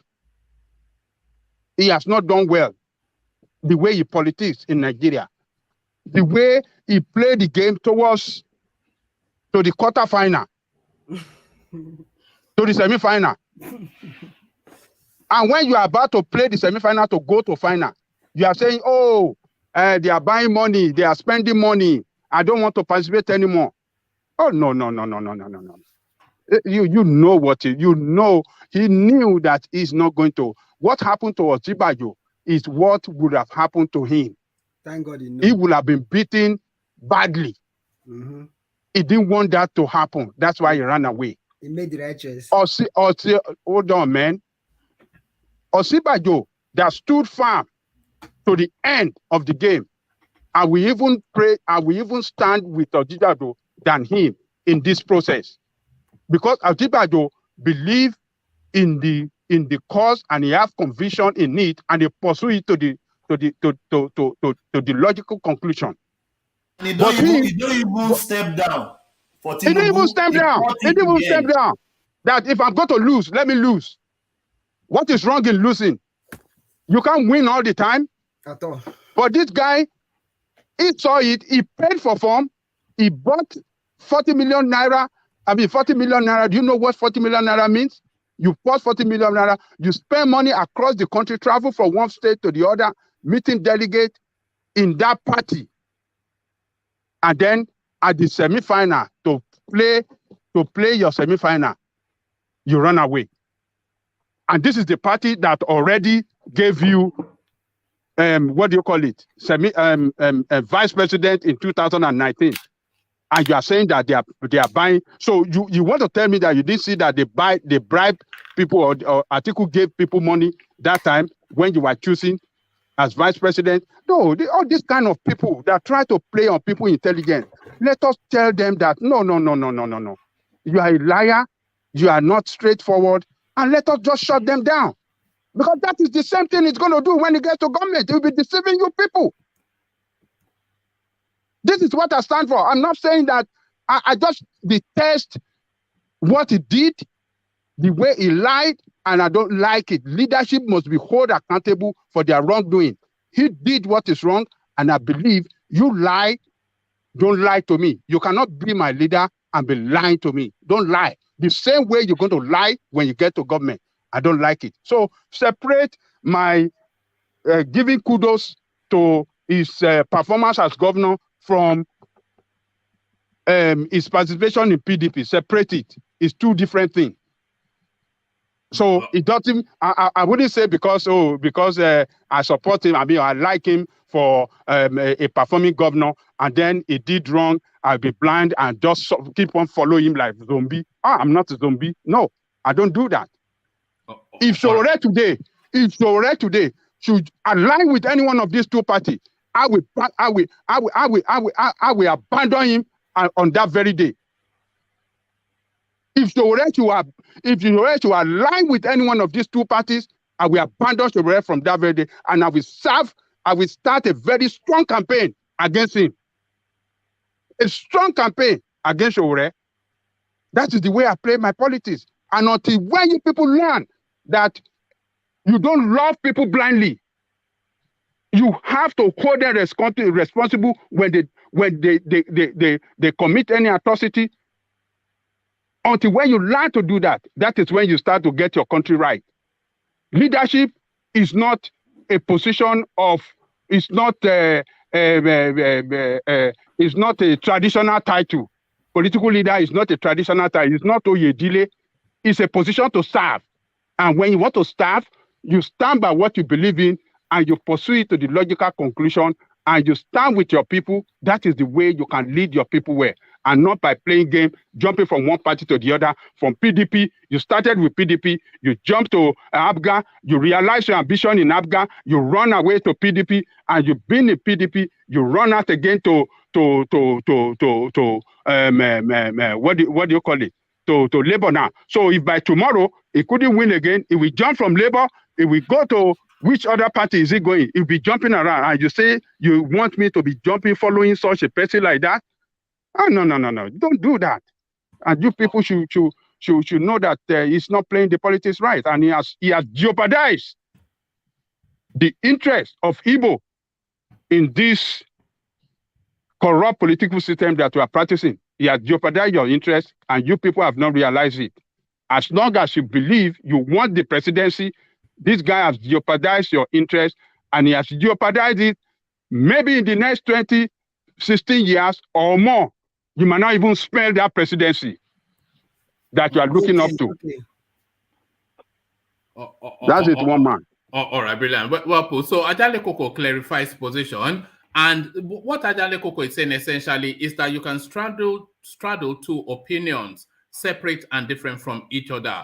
So his admiration for Peter Obi's record as a governor of Anambra State, it stands alone as a space, but the way he politics, and especially politics in the PDP space that just passed, it fills him with a lot of confliction, and really he doesn't have confidence in somebody like that you cannot be categorical that this is how it stands, and it's saying that is why it's opposed to there. So that's essentially, so that clears that up.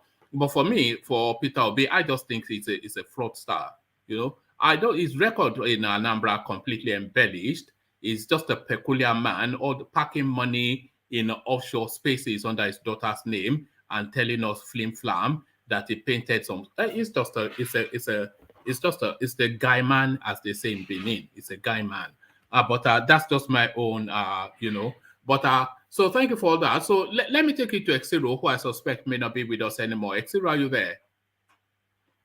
All right, thank you, Exiro. Yes, it's not like Exiro to be quiet, so Exiro has left us. So thank you, Exiro. Let me go from Exiro then to Bala. So Bala, then you've been chiming in a lot. So now the floor yours. If you want to start it from ALABA market and tell us what your interpretation then of what transpired there that we've been discussing, Bala. Okay, starting from the ALABA market, I think the people in charge should do the needful by providing machine for people to do their registration. I see no reason why INEC should be shortage of equipment, machine or whatever they are using to capture these fingerprints, as the case may be. The same thing happened in Benin and other parts, even in Asaba. The case, in Asaba, I also noticed some of those issues like that, which is not fair. And monies have been budgeted for that exercise. They can't tell me up to now they have not been able to capture any equipment. That is the problem we are facing in Nigeria. When everything is not digital, they are still doing the manual way of writing name down and all that. It's not fair. So I believe they should do the needful by providing enough machine for them to do the capturing. That is just for my take on that side. Those Agbero should desist from this because the Nigeria we are even talking about now is not for the Igbos alone. It's not for the Yorubas alone. It's for everyone. So we are all fighting for good Nigeria, not because I want my brother to rule or my sister to rule, because that is more I'm fighting. I'm fighting for a better Nigeria. So Agbero or whatever they call, they should be mindful of what they do. Coming back to Osinbajo, I know many people have talked about Osinbajo. I really respect Vice President Osinbajo. Comparing Osinbajo moving from one party, Peter Obi moving from one party to other with Osinbajo moving from one party to other is not the same. Currently, Osinbajo is the Vice President of the Federal Republic of Nigeria. You cannot expect such a person occupying such a position will not leave APC to go and get another party because he wants to get the ticket. At least he obtained a very good position in his life. What else do you want again? He's a professor, he's a lawyer, and now today he's the Vice President. What else do you want? Just that I'm only angry with the so-called APC delegates. I'm angry with them. There is somebody with competence. There is somebody who have the zeal, who have the will, who have the capacity to lead the nation. They did not vote for him. They went to go and vote money back. Someone that they know fully well they will not be able to move Nigeria. Someone that cannot even raise Nigeria APC flag. So it's so unfortunate, and I believe I'm blaming those APC delegates for that. And as for Peter Obi, I think he had made the right decision for not letting Igbo down. That is what happened to David Umahi. He was shutting up and down. Today, now where is it, David? Are you even hearing him again? So if Peter Obi have remained silent in PDP, waiting for those money back to buy, they would have bought the DK. Maybe we will even score 20 or even less than 100 votes. What will happen to him? Today, now we will be talking about Peter Obi. Everywhere you go now, people are seeing Peter Obi as a movement. If at least I watched some couple of videos today where people ordering to go to the extent of people even in club, they order Peter Obi as a drink. It's a movement. Go to the market, Peter Obi is a movement anywhere you go. So my whole point for Peter Obi and Omoyele Sowore, I love the two, they are doing well. The point Omoyele Sowore hold on, Bala. Let me show you something. Hold on, let me show you this. Your screen is not showing. No, I'm bringing it up now. So, yeah. Can you see? Is that what you're talking about? Of course, it's a movement. So they're ordering Peter Obi as a brandy in the nightclubs. For you to know how people, these are what I'm saying. These people. So now, that's in Abakaliki, Abi. Yeah. It's not in Abakaliki. It's Nigeria. Don't take it to Abakaliki. All right. You understand? For you to see. And Bala, that thing will win an election. Hold on, please. It's not about winning an election. For you to be able to capture the mind of the youth or capture the mind of individual, Rocha cannot do that. David Umahi cannot control that kind of a movement. In Benin right now, in Edo State, it's as in all the youth are clamoring for Obi. Peter Obi is not from Edo State. In Lagos, the same thing. What am I in Asaba everywhere? What am I trying to say is that Omoyele Sowore has been on this move, but he should check a different method by which he can do something differently to be able to woo people to inside. Okay, fine. People are clamoring for Omoyele Sowore, fine. But he should also do something, maybe try use the word community service, not just only in Nigeria, across the world. So I'm not here to campaign for any. What community service? What do you mean by that? Okay, maybe I need to be educated on it. I know fully well that when I'm educated on it, saying that maybe people need to keep me abreast with the information. Like Peter Obi once said, when earthquake struck at Haiti or so, he moved to that point to go and render service. Peter Obi live here to Sokoto to go and render service, to go and visit school, donate things to them. Even when he was not seeing government, those are the things I'm talking about. With those things you are doing there, Bala, what is your view on Nnamdi Kanu? Nnamdi Kanu as a yeah, do you support his movement? Do you think he talks a lot of sense? Was it right in a lot of the things? As a lot of the things that he has said, has it come to being? Do you support him? I think Nnamdi Kanu is a prophet. Right. Because he has said so many things that even happened in Owo that day. He said something about Yoruba. The Yoruba people are putting, when he talked about Biafra movement, he said it was for their liberation. But they never knew. They were focusing on oil and all that. That before they know, their forests were. Thank you. I think you've made the point that I wanted to test. You see, the point that I was looking to, and it's off the back of something that Ajanle Koko said in an earlier session, and it's something that I've noticed as well. I've hinted at it as well. So I'm glad you said that Nnamdi Kanu is a prophet, because if you had said that you're not a back of Nnamdi Kanu, I would not have believed you. You see, what we are saying is the mass that, at least online, all the voices that we're hearing, because I've been to a few platforms and they're all of your tonality. All of those voices that we're hearing, pushing aggressively this narrative, and they all, sometimes I try to stop you when you try to run through the list of Peter Obi. It's only because I've heard it repeatedly, word for word, everything you say, in various platforms all over the social media space. So they are talking points. And all of those people that say all of these things, they are all Nnamdi Kanu adherents. They were the same voices, and we've been running this platform for over a year now. this live streaming especially, they're the same voices that used to come here, the same names that used to come here and fight and abuse and get angry and bang table over the Nnamdi Kanu narrative. And so they've now transmuted from Biafranist to wanting the Nigerian presidency without seeing the irony in it. And in that journey that they go, they take the Yorubas as their whipping boys. So in the Nnamdi Kanu Biafran narrative, where they used to hoopla and brouhaha all over social media, and they say the Yorubas are they are Fulani slaves. They don't want to join us in this fight. They've slaved them mentally. They've did that, and it's Diabolo or something. Do you remember they did all of that? The Yorubas, because they are not joining them in the Jubrila Sudani that Nnamdi Kanu was doing. They did all of that. So if the Yorubas joined them, then how would they? So now they come to the Peter Obi, and the same crowd that wanted secession are the same crowd now that now want their man as the president, without seeing the irony in all of it. And they are taking the Yorubas on this, what they think is a journey. I don't think flipping from some flights of fancy to another. Okay. If I may come in from there, and Obikereke all over the place. If I may come in from there, yeah, go on. The truth of the matter is that one man, I came from Nigeria not quite long. Yes, we know that. You told us. Yeah. I know the suffering people are passing through in Nigeria. Maybe you have been here, you don't know. Sometimes even people in Nigeria, some of them are eating, how will I put it, doing well. They don't even know what their own people are passing through. People will be in Nigeria a day, they will not see one food to eat. This is not about Peter Obi. At least I'm here in the US. I know how government are supporting Indians for their education. But in Nigeria, you come here to school, you suffer. You pay your school fees by yourself, not even where to get money from. All right, we all know the Nigerian narrative. I'm coming, one man. Yeah. You saw this narrative. When you are saying Biafra, Igbo, or this kind of thing, I don't even care about Igbo presidents. Right. I care about Nigerian working. I care about how we can move the nation forward. You cannot present me.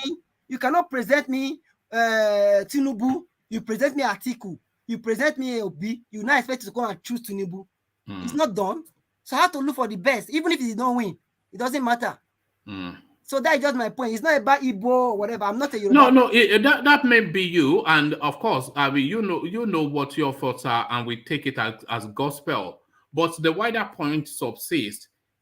From I you, don't think it's about wider points. No, the wider point that I'm making is subsists. From your voice to Nsibidi's voice, to Charlie Boy's voice, to Professor Datao's voice, to Exiro's voice, to all of the Igbo voices that come on this platform, not so much Exiro, but to all of the Igbo's voices that come on this platform, they came under the Nnamdi Kanu narrative to force it forward, and then having now abandoned that, they've, without any sense of irony, pivoted to the Peter Obi narrative, and they're now speaking in this tone now, without breaking stride.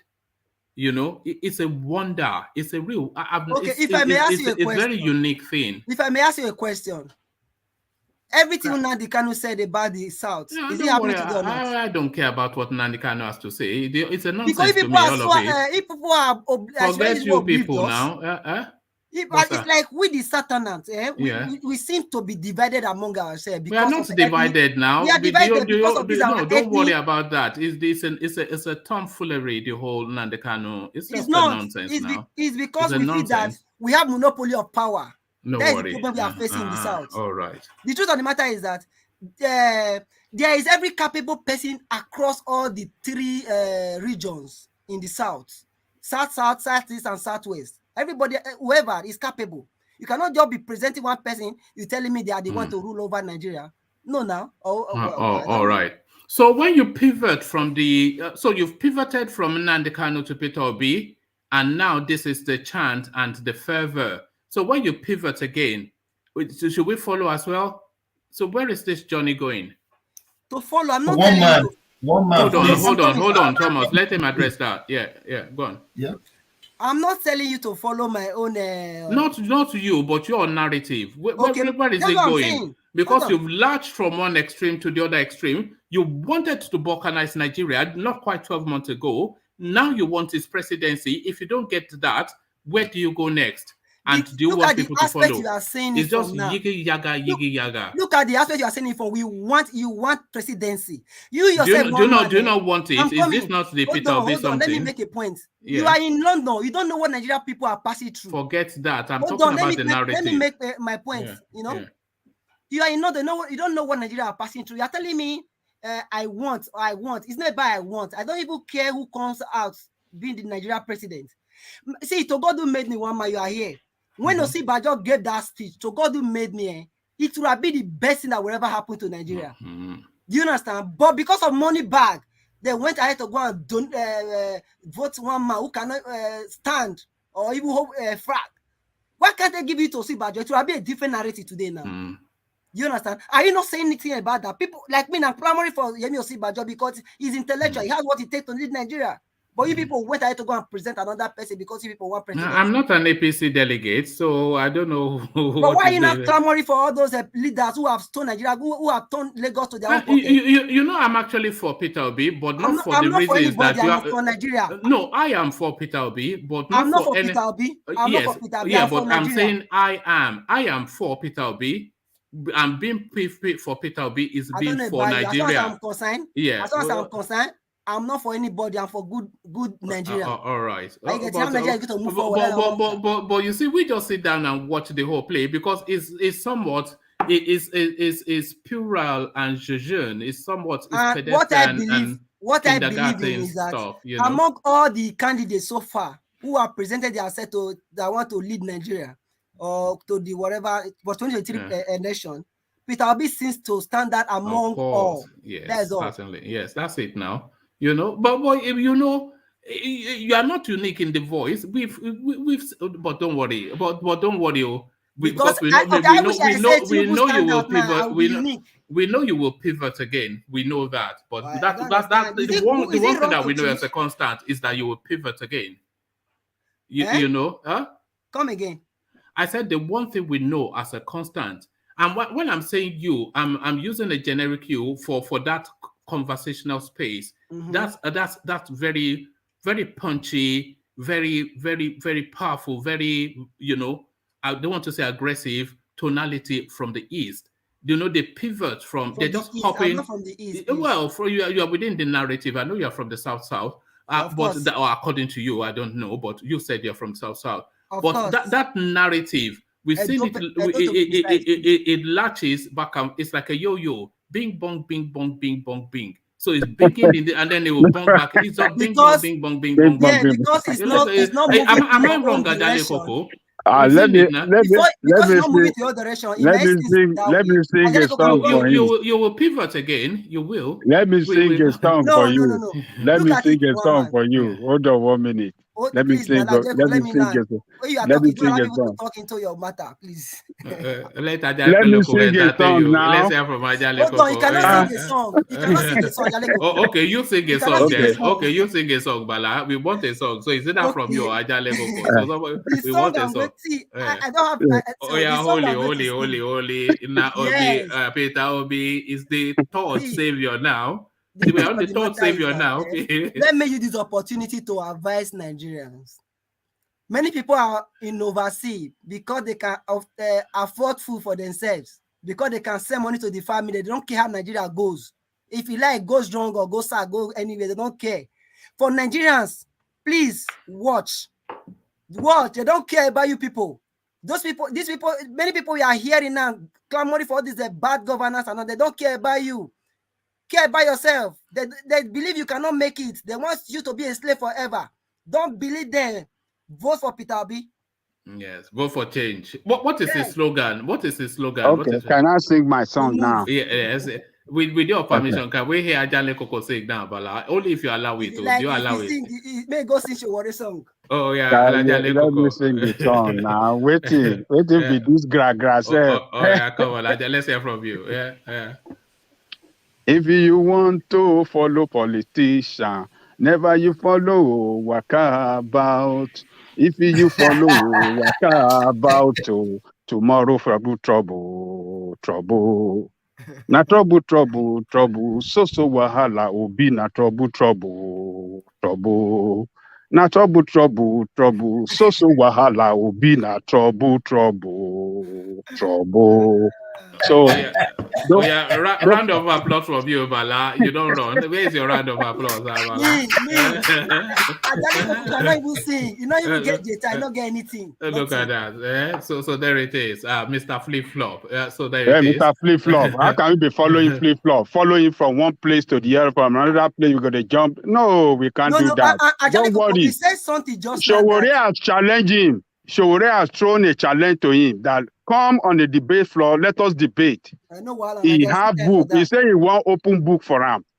You said something just now that so if not for Peter Obi now, if we're even going taking it to Igbo's narrative, Igbo would have lost hope now.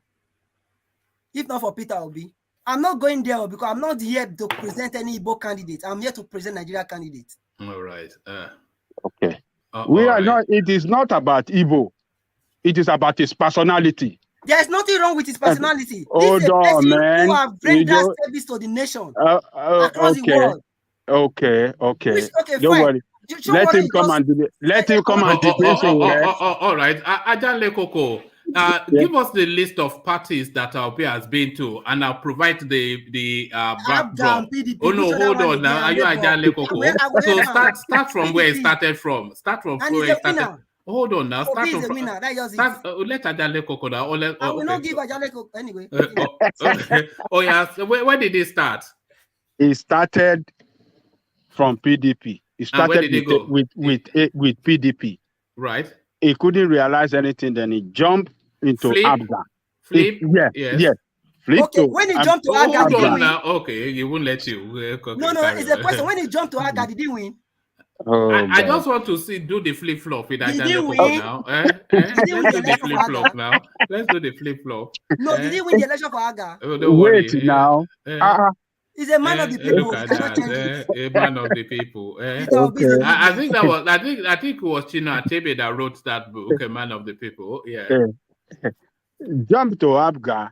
Flip. He realized his political ambition there. After that, he went back to PDP. Flop. Then he did not flop anywhere. He stayed there since 2013, following them. 2018, ATIKU gave me vice president, and he started chanting ATIKU, my boss. You saw him in the video. When he went to ATIKU campaign, when ATIKU declared his presidential campaign in this 2022, he attended that ATIKU this year and he said, I came here to just run us through the party. I wanted to do flip-flop, but and then you breaking it. He campaigned, he bought from 40 million, he did everything, then he moved, he jumped again. He jumped out of PDP. One man can you take me, please? All right. Sorry. Yeah, Ajale Koko. I just wanted to do the flip flop, but you broke the sequence somewhat. But thank you, Ajale Koko. Let me acknowledge the super chats that have been coming in. So it looks as though certain names have decided to join. Alexander Gomez and Babati, who does that occasionally. So he brings in a totally different topic, but I don't want to go into this topic, because it's it's a standalone topic by itself, really. It says the indigenous settler problems in Nigeria had become I've got something come up on my screen. The indigenous settler problems in Nigeria had become protracted due to the narrow definition of citizenship in theory and in practice. So I think he's speaking to that just casual way that people are able to just cross the border, what border even, and then come into your land. And then they are saying then if you are resident there for 5 years or something, you become indigenous to that space. I think that's the new thing that they're trying to introduce. So this is the space that Babati super chats to. The indigenous settler problem, the indigenous settlers problems in Nigeria has become protracted due to the narrow definition of citizenship in theory and in practice. So who is the Nigerian? Everybody that has Fulani blood is a Nigerian, especially for the dollars. Sonny Uta joins in. He says, people break it up. PVC nonsense. So I think it's on a break it up mantra at the moment. Thank you for that. And then he speaks to Bala. He says, Bala, come together what? Nigeria is not you. So I don't know. I think that must well be to a space that Bala was commented to. It says, Bala, come together what? Nigeria is not you. So that is Sonny chiming in. Sonny continues, Bala, no get headache for Nigeria or break it up. So Bala doesn't especially care about Nigeria. He cares about southeast eastern space. So that's it. That's the super charts. So Bala, round off your thoughts, and then let me go on to Brownberry, who's impatient to share his opinion.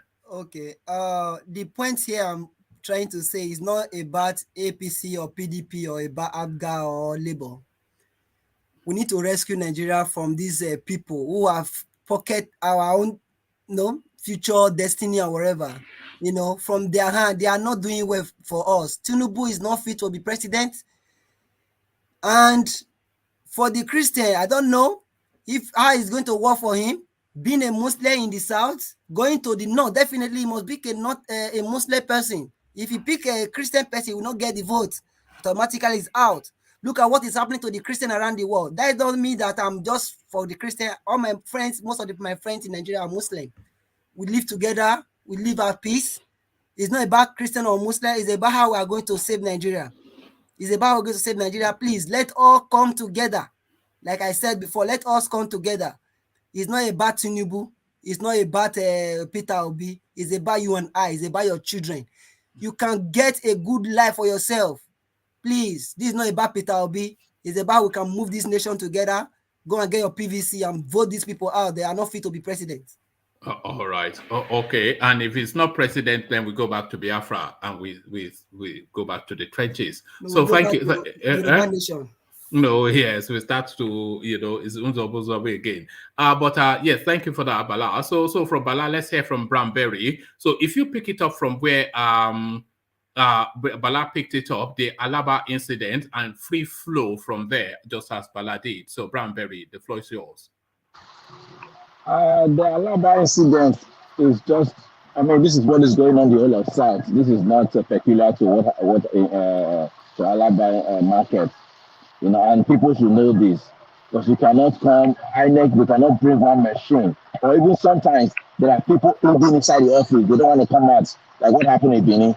Okay. So sorry, Brownberry, where are you? Because you're all the way through, you've been quivering. Are you outside? I'm outside. Can you hear me now? Yeah, we can, but we can hear. Oh, okay, carry on. Okay, can you hear me, please? Yeah, just bear with me. Yeah. I was, I think what happened in Alaba is not peculiar to Alaba alone. It's happening all over the southern Nigeria, where they are trying to make sure that people are not registering. This is the problem I have with our people. They don't do things on time. At the end, they start running up and down. Okay, so it's the INEC. We have to blame the INEC, and I don't know why they stopped the online registry. I don't know, and I don't also know why they refuse to extend this registration. I don't know why. If they extended nomination submission for the parties, why would they extend this? That is very, very important. This is most important. They have to extend it. All the parties they've been trying that they should extend it. I don't know why they've not extended it, but let's just forget about fighting ourselves. This is not about that. This is about they are trying to disenfranchise the Southerners. That's what they are trying to do. That's it. My take on that. All right. And any other topic you want to comment on? Oh yes, I want to comment on the vice president. Okay. Vice president. I've been listening. You guys have been lambasting him. The only thing vice president would have done, okay, he wouldn't have run. That's the only thing he would have done. But for him as the vice president to have stepped down, come on, man. Why will he? He's the vice president. If he stepped down, it's a shame. He has already stepped in. He can't step down. Okay? So for me, my own take is I just want a Southerner to become the next president. That's just my pain. That's just my own. A Southerner to become the next president because we cannot afford ATIKU. Because when you see, look at that video where all the Northeast governors, APC governors, and former APC caretaker chairman went to his house, embracing, laughing, sharing food. I've never seen the opposition, I've never seen anything like that in my life. Okay, where even Atiku was the one that gave the judge the lady that married to. Brownberry, we are just pretending like we can hear you, but we cannot Oh really. really? Yeah, no, we are just. Okay, all right. No, But round off in a few more sentences because it's difficult to piece together what you're saying. Yeah. Can you hear me now? Not that much better, but round off in a few more sentences. Well, carry on. Yeah. What I would say is that I just want a Southern president. That's just my own. I just want a Southern president. That's just where I am right now because we cannot afford Atiku. We cannot afford Atiku because there's so much going on, and that's all I have to say. If you guys are not hearing me, so I don't want to waste your time. Yes, we are hearing you, but hopefully you listen back and then you'll see what I mean. Or even if you scroll back a bit, you'll see what I mean. But thank you. Always a delight to hear from you. All right. Yes. So thank you. Let's go on from you to Thomas, who hopefully has a better reception. And I'll invite Thomas as I invited Bala and Brownberry to start from the ALABA space and then just free flow from there. So Thomas, to you. Yes. Before I go, one man. Thank you for having me. One man, I want to ask you a very crucial question. As of Nigeria of today, can SOWORE win a local government election? I think it can. I think it can because it has the name recognition, and it comes from just some rural fishy community. So he's probably the only person that has anything there. So he'll probably win a local government. Can he win a Senate seat or No, he can't. He can't. I think maybe a local government chairman is probably his level. So why are we wasting our time then? Because he keeps on making noise in the news. He keeps on just foisting himself, The music is over, the DJ is backing up, and he's still on the dance floor breakdancing. So one man, I love. Let me ask you. Let me ask Thomas a question. Yes, please. It's unfortunate that some of us, the way we talk sometimes, or the way some question that we ask, sometimes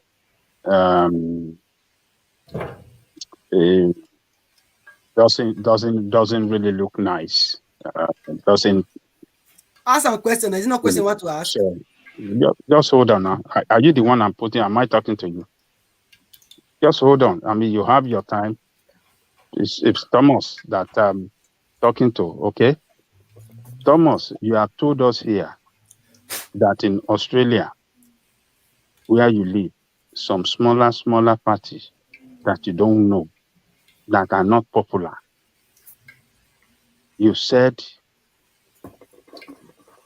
they came several times knocking on your door and participated in election and people voted them. Is that not true? I asked them, were they being paid? They said no. Yeah, they said no. Is that not true? Is that not what you told us? Okay. You're right. Okay. You said smaller party. You said us in Australia, where you have democracy, true democracy, where true democracy really works. Are we not practicing democracy in Nigeria? Is it not democracy we are practicing in Nigeria, Thomas? We claim to be practicing democracy. Okay, we claim to be practicing, but we are running democratic system, right? That is what we have presently. And if SOWORE is participating in that process, have a party saying it want to lead, why are you questioning him that why are we wasting our time? Well, I mean, no, everybody. I mean, look, we should just Coco, look at I things. said something before I Look, start.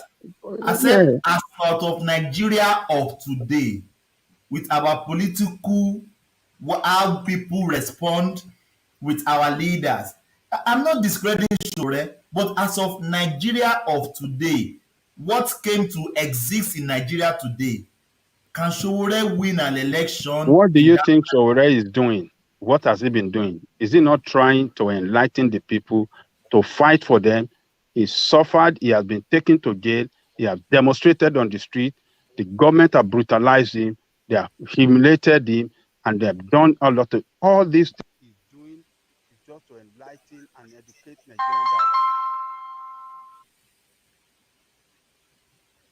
Ajale Coco, we are losing you. No, carry on, Thomas.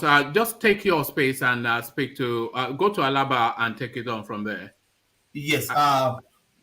One man, to me, the Alaba space, I hope those people that make that video or make that comment, even the readout that you read, it doesn't cohere. They said millions of people waiting. Millions of people waiting, it doesn't make sense to me. If they say thousands, I can still say or 100. But because what you read, I listened to every readout that you read, they said millions of people, and they are trying to ethnicize all these things. Nobody can be stopped not to be registered. Nobody. If they told me now that some people in the north, maybe in Kaduna, they are debarring the Southerner or the Igbos not to register, I can still give them the benefit of doubt. But in the south, southwest, in the south, somebody will stop a southeasterner or southwesterner to register for a card. No. Those people that make that comment, I think they really embellish it so much. They really embellish it so much. I don't believe in it. And I believe in what the police spokesman came out to say. That it's just little thing that happened, that happens there that makes people think they are stopping the Easterner. To me, it doesn't make sense to me. And I hope maybe they will set another day. And even INEC, they said they didn't inform them they want to close Alaba. They don't need to close Alaba. Alaba is a multi-million market that people came to buy things. Some people even come outside of Nigeria that they don't even know that Alaba market has been closed because of registered for what they want to register for. I know it doesn't make sense, one man, for closing that kind of market. At least if you are pointing to some markets in Nigeria, you can Alaba will take like the 5th, or it will be among the 10 big markets that sell parts in that country. So closing a market because of that process, to me, it doesn't make sense. And I think for registering, it should be your locality where you live, where you resided, not where you say your market. You don't sleep in your market. No one does that. You register where you live, so that in the day of election, there will not be movement of any transportation, no mobility, so that you can walk straight to where you want to vote and make and cast your vote. So to me, it's nonsense to me. And one man, I will permit me to say this, please. I've never responded to any comment in the comment section. I don't care, but that is my opinion. But Abdul Mumini, he said I'm not making sense, saying Lagos is no man's land. Lagos is no man's land. Lagos is for everybody. For northerner, for southerner, for everybody. Lagos is for everybody. Despite the fact it's in the southwest. If Lagosians, we are not racist. They are not racist about the other tribes coming to Lagos. They come to Lagos, everybody make fortunes, and we are good. So that guy, I don't know the planet is living. I don't know. Lagos is no man's land. I still stand with what I said. Are you serious, Thomas? You know who are the indigenous? So you don't think there are indigenous in Lagos? Adale Koko, you should understand me. I don't say they are not indigenous in Lagos. The context that I Don't make my don't summation say is that don't say that it's Lagos no is for man's land. everybody. No, you can't say that because it's for everybody. But everybody come to Lagos and make fortune. That's what I mean. That's what I say. Lagos is for everybody. Thomas, Even though we you have cannot the say Lagos indigenous. yes. You can't say that. You are wrong to say Lagos is no man's land. Some people own Lagos. They are the indigenous of Lagos. They are the real Omoiko. Lagosians, like even you, as a Yoruba man, you cannot claim the real Lagosian. You will be a resident in Lagos because you are not indigenous. As I Koko, too, that in context that I make my comment is that everybody come to Lagos to make fortune. yeah, That but that Lagos is is right. open to everybody. Yeah, you are right on that. You are right, but don't say that Lagos is normal. No, some people own Lagos. Some people are Lagosian that direct the affairs of Lagos, and they will never surrender Lagos to any other person Ajale from Koko, outside Lagos. based on what this Yes. guy is saying, he's not saying Lagos is not No, for forget the about. indigenous. Don't come in. Let me just I need to between me come in and him. because we No, all you know, at don't least, come in. Don't like my come in. people now Let own land me. in Lagos, they own land Don't in Lagos. come in. Everybody can go to Don't come in. Lagos and reside and do something and do business. Don't come in because you don't Don't, understand the discussion. You don't understand. You just want to put fire. I It's don't me and understand. Am him, I not in and we Nigeria? can understand ourselves better. Which Àwa ọmọ yourself? Yorùbá, I own land in Lagos. àwa ọmọ ìyá My kan people náà own là ń land in sọ̀rọ̀. Lagos. Just stay aside, okay? Tribal Just man. put your side aside, man. You Show don't body. even know. You will. Some of you want to claim Lagos is no man's land. Who told you that? The origin of Lagos own Lagos. The indigenous of Lagos own Lagos, Of and course, you so are right. the land belong to There's no them. doubt about that. So the land belongs to them. Can I come and claim your Edo? Say Edo is no man's land that I want to claim Edo too. So nobody is claiming Lagos. yeah, but I understand the perspective is talking from. So that is okay. But it's good we can correct each other. Sometimes you can say something we don't Ajale even. Koko, yeah. Yes. That is the context and make that no Yeah. man's land. Okay. Because everybody come to Lagos and make fortune. Yeah. Ajale Koko, let me even burst your bubbles. My mother-in-law is a Lagosian from Isaleko. Yeah, So I good. can't disrespect her in any way. But I'm saying in making fortunes, making business, Lagos is no man's land. Everybody come to Lagos. Everybody, yes, you are and right make on that. fortune. Yeah. Yes. So back to our topic, one man, the vice president, he doesn't have any chance, he doesn't have any choice than to congratulate Tinubu. If he didn't congratulate Tinubu, where did he want to go to any party now? It's even late going to any party to be their flag bearer of their party, and couple the fact that he's still the present vice president. So I wish him good luck, but I'm still waiting for Ego to come here to come and defend Osinbajo. I still stand with what I said earlier on in previous sessions. Osinbajo is a betrayer. He betrayed his principle. That is my own opinion. People can disagree. It betrayed Tinubu. Fine, we can say everybody have their own life to live. They have their ambition. But I know if Tinubu doesn't make him a vice president, choose him to be a vice president, he will not be vying for this presidency. No, nobody do that. Yoruba people, we respect ourselves. And I said this, Ajale Koko, you can disagree with me or agree with me. Politicians' loyalty is so important. I don't know if you agree with me. Loyalty in politics is very important thing. In politics, if you are loyal, you have to be loyal to core. So Tinubu, Osinbajo, God making what he making today, but if Osinbajo want to write his resume today, who some people that was in his success in life. He can't do away with Tinubu. Tinubu did something in his life. I think we can't argue that. But I wish him good luck as it congratulates his Osinbajo Tinubu can be his elder brother. Tinubu is a elderly man to him. He congratulates him, fair enough, and we move on. And we see how we go come 2023. And then to Peter Obi's space. I wish Peter Obi good luck as well. But what I'm saying, to buttress what one man said earlier on, now all agitation has been put to dustbin now. No agitation anymore.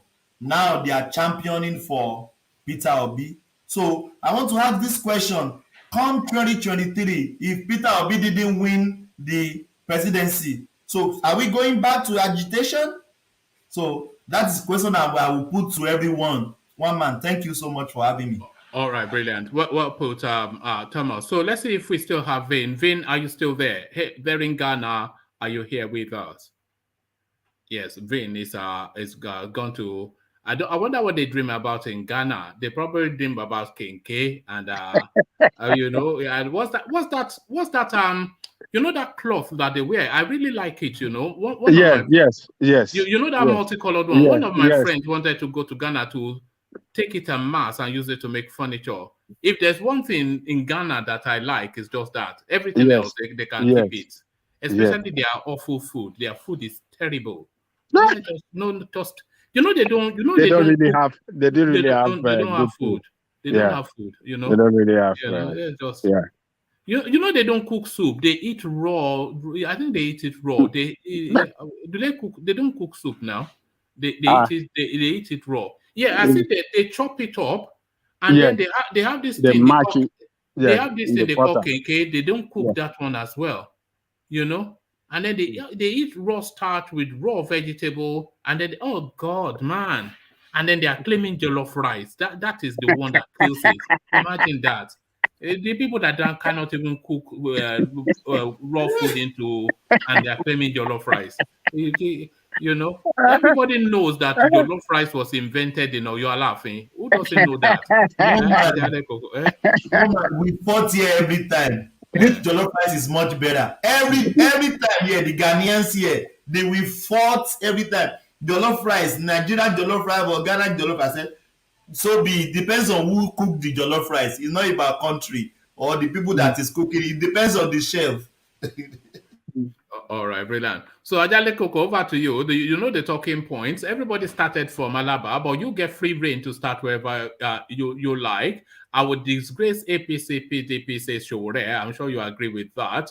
Jonathan congratulating Tinubu, ATIKU, and others, wants them against violence. He should really just get out of the space, I say. Tinubu's decade-long experience stands him out. Osinbajo finally on his knees. This one. Presidency, Apostle Johnson Suleiman hints at his preferred presidential candidates. So I wonder if he held his phone up for God to drop a text message. You know he likes to hold phones up.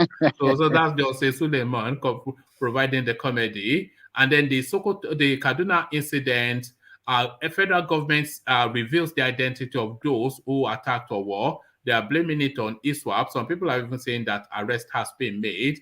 And then, of course, ALABA, the back and forth. The Southeasterners have a narrative, but the police have a different story. Ajale Koko, what is your thoughts on those? Well, the incident in ALABA, I could just blame INEC for that incident, for not providing enough officials and their, what do you call it? Their registration technology to register the people. So, and when you have the whole market closed for people to go and register, you know, that place will be jam-packed now. And when the process is not going smoothly, there'll be, you know,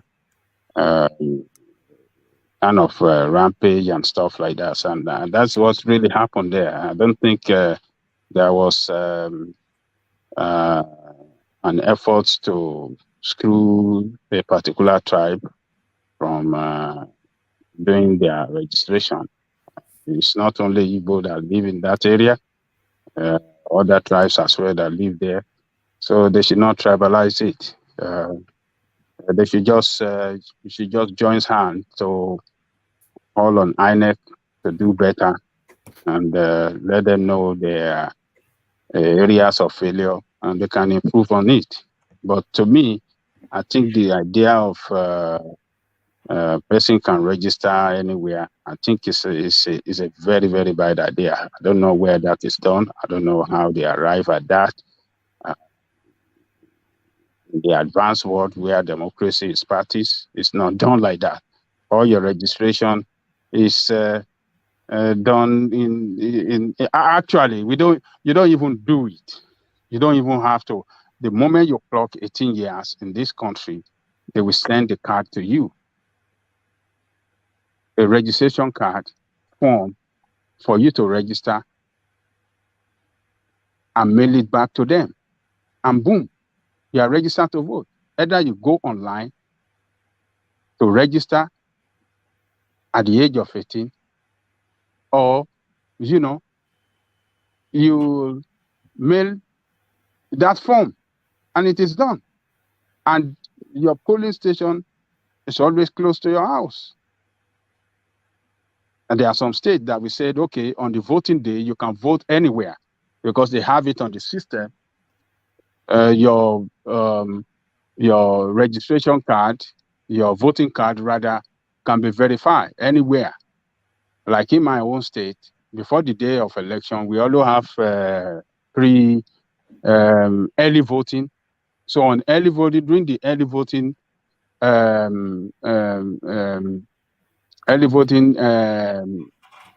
do I say, during the early voting time, it might be maybe like 2 weeks before the election day. So during that time, during that period of time, you can vote anywhere. You can vote in a polling station close to your place of work. But then your voting card will be verified and you'll be allowed to vote. The system is there. You cannot, on your voting day, you cannot vote anywhere. You vote in a day in a polling station that you have been allocated to vote.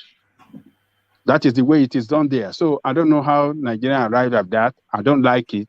Well, maybe due to some situation, that's why they did that. It is so good. But even as they have done it like that, they should provide, INEC should provide the necessary facility that can work well, for easier registration, and that's what they failed to do at that Alaba's market, and that is why we see all this calling and all this tribal accusation of some people and stuff like that. So that I think we should all join together to blame INEC for their failure. They are the cause of that. If they have enough enough people on the ground that can do the registration smoother, it would have been better. So that's on that. And on the what do you call Vice President congratulating Tinubu. And good luck, Jonathan, too. Yes, Vice President have no other choice but to congratulate him. Tinubu is the flag bearer of their party. The flag of the party has been handed over to him, and I believe that is not the fact that he contested an election with him.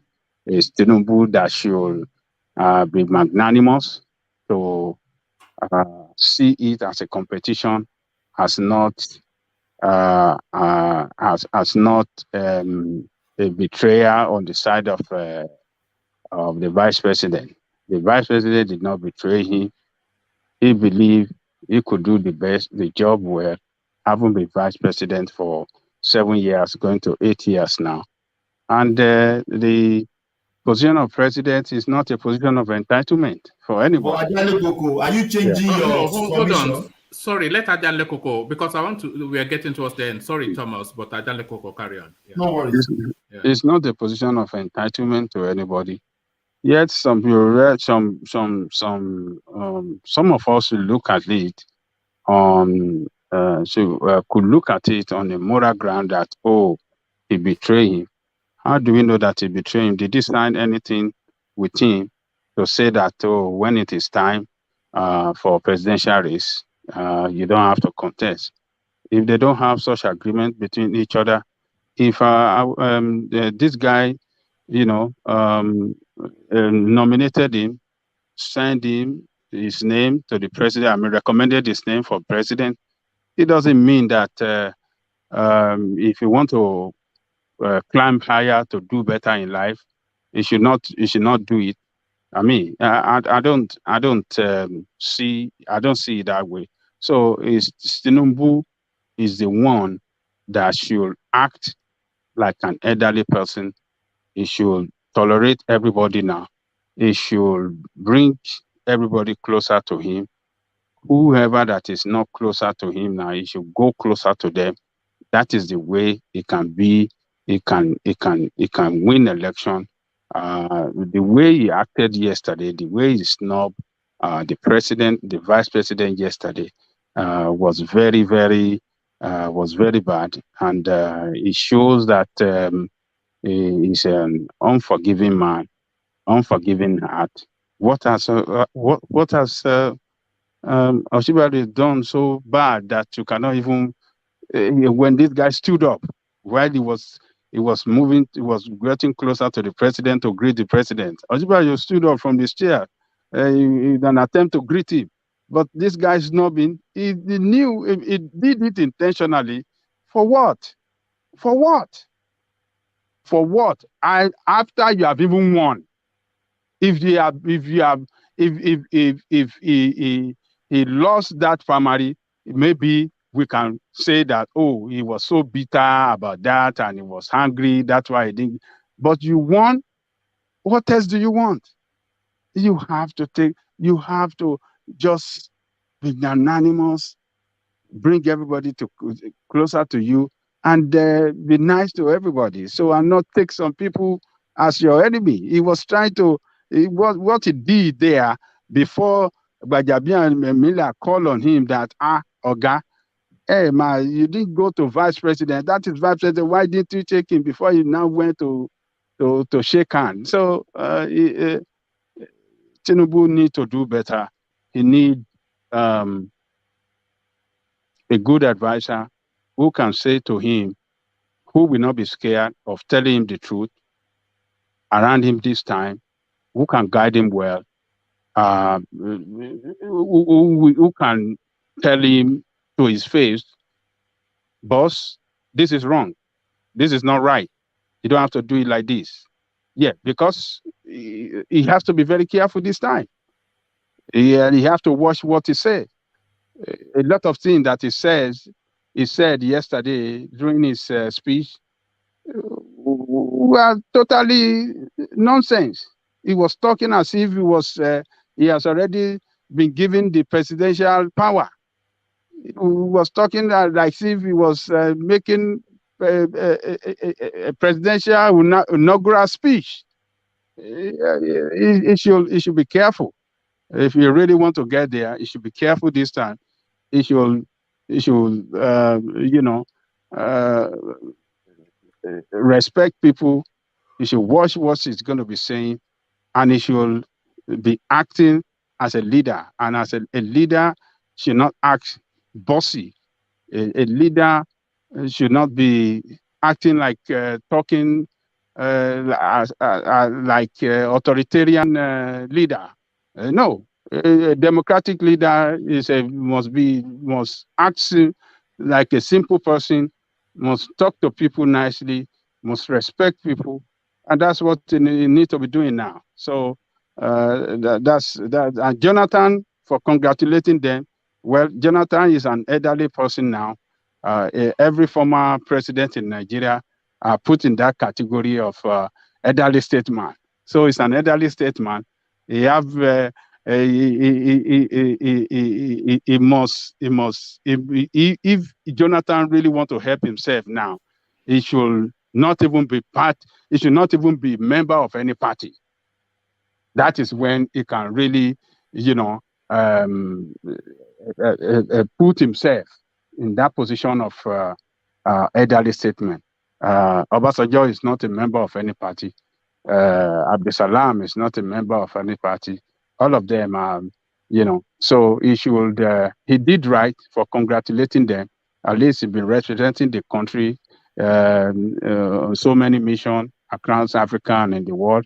So he's one of Nigerian leaders, former leader. So he did well for that. We expect him to be straightforward and say whatever he put his position right, so that he won't be rubbishing his name as he did when his name and was flying around as a person being or a person in process of being considered as a consensus candidate for APC, and he was not even talking. He didn't even come out categorically to say, "I'm not interested." What is he going to lose for saying that? Jonathan should have came out and said, "Look, I'm not interested in policy. I'm not part of this game. Nobody should buy phone for me. I'm not this." But rather, he was cornering. He was playing game. He was saying, "We are." What did he say? He said, I'm consulting." Oh no, that is totally rubbish. He should see himself as a former leader and just thank God that from nowhere he became the president of country of Nigeria, and God help him to serve in a little way he can serve, and he's out of the position. It's not a permanent position. Everybody, Buhari, by this time of next year, he will be out of there. So it's a temporary position. So Jonathan acted well for congratulating, and that is good of him. What else do I need to talk about, one man? All right. Yeah, that covers it mostly. Yeah. But let's go on to Charles, and then after Charles, we start to round off. So Charles rejoins us in time to give us his commentaries on the. So Charles joins us twice. I think he's having some connection. Hopefully you can. Which one are you, Charles? So I can delete one. Oh, I'm the one that is on mute. Oh no, yeah, the one is gone. Yeah. So yes. So you rejoin us. So take it from whichever point you like. Everybody started off with Alaba. You may well want to start off there. So Charles, let's hear from you. Charles, the floor is yours. Charles? Can you hear me now? Yes, I can now. Carry on. Okay, as I said, the Alaba incident is, well, unfortunately, the location didn't help matters because Alaba is known to be an Igbo-dominated market, kind of. So it just kind of drove the point that the Igbos are ganging up. I don't know, the location left to me, I'd have loved, normally those kind of things, normally use schools, neutral grounds to handle things like voters registration and things, so it doesn't give any ethnic kind of vibes. I guess that was one of the things that just made the thugs hijack the whole session, thinking, because it just looks more like the Igbos and Yoruba coming together to see how they can get their PVCs to defeat Tinubu, that kind of narrative. However, I think next time in those kind of situations, INEC should ensure there's available security to safeguard against such events from happening.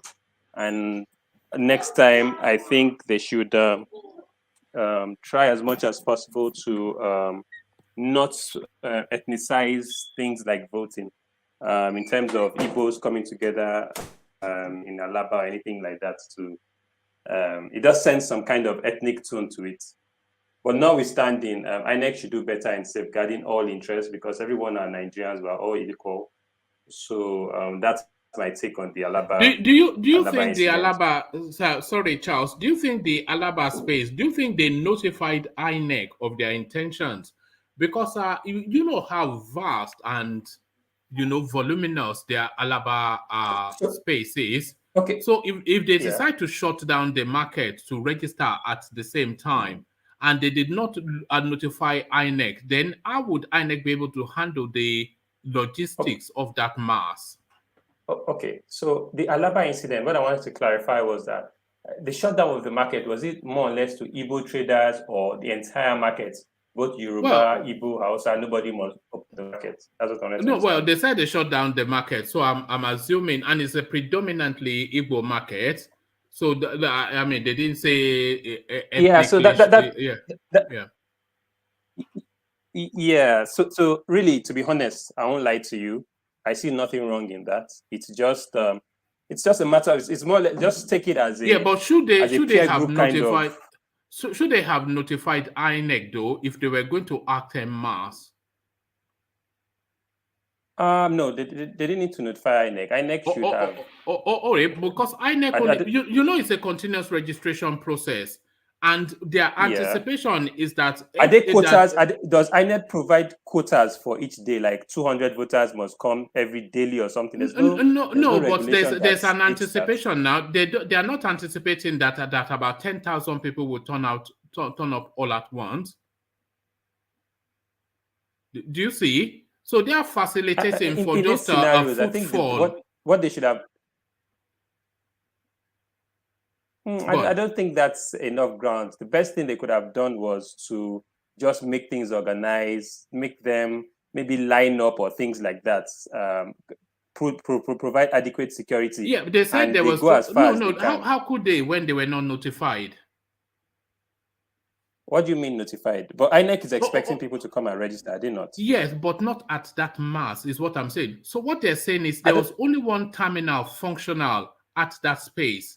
And the market decided to shut down and go to that terminal, which overwhelmed it very quickly. Of course, that's because that's the closest. That's the closest terminal to those. If they had other terminals close to where they live or was accessible to them, I'm sure they would have preferred going there.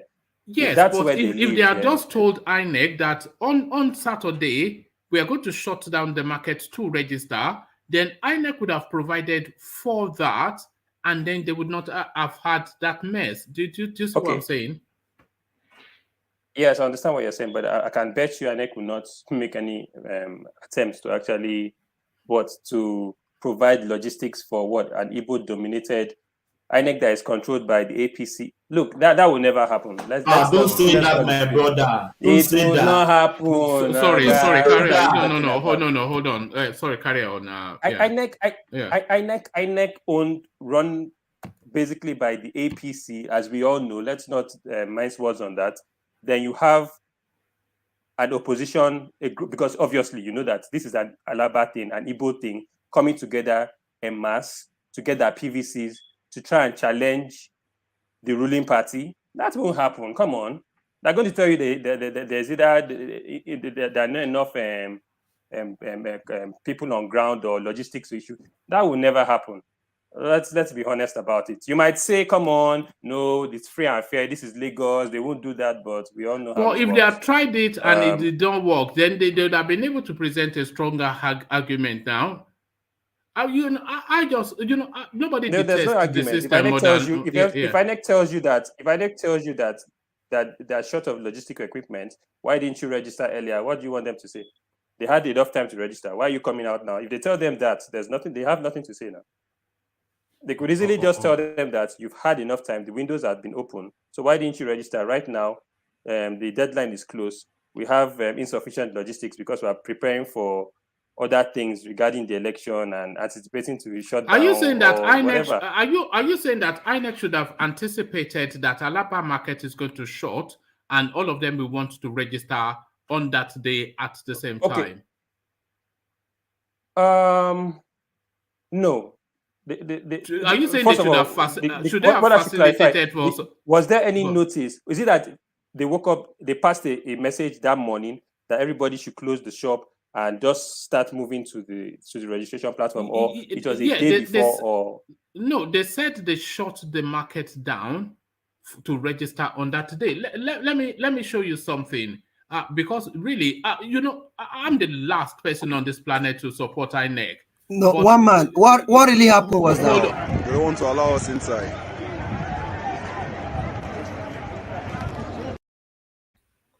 So that was the mass. It was not shut down that day. Video, I don't think it was not shut down. It was announced 3 days before that day. And besides that money, sorry, like brother. I said. Oh, hold on, let Charles carry on, because I want to make sure I've covered everybody. No, you carry on, Charles. Yeah. So like I said, worst comes to the worst, adequate security should have been provided. One, if INEC found out that, because the issue really, let's be honest, define adequate. Sorry. Define adequate security in terms of personnel, yes. In terms of security.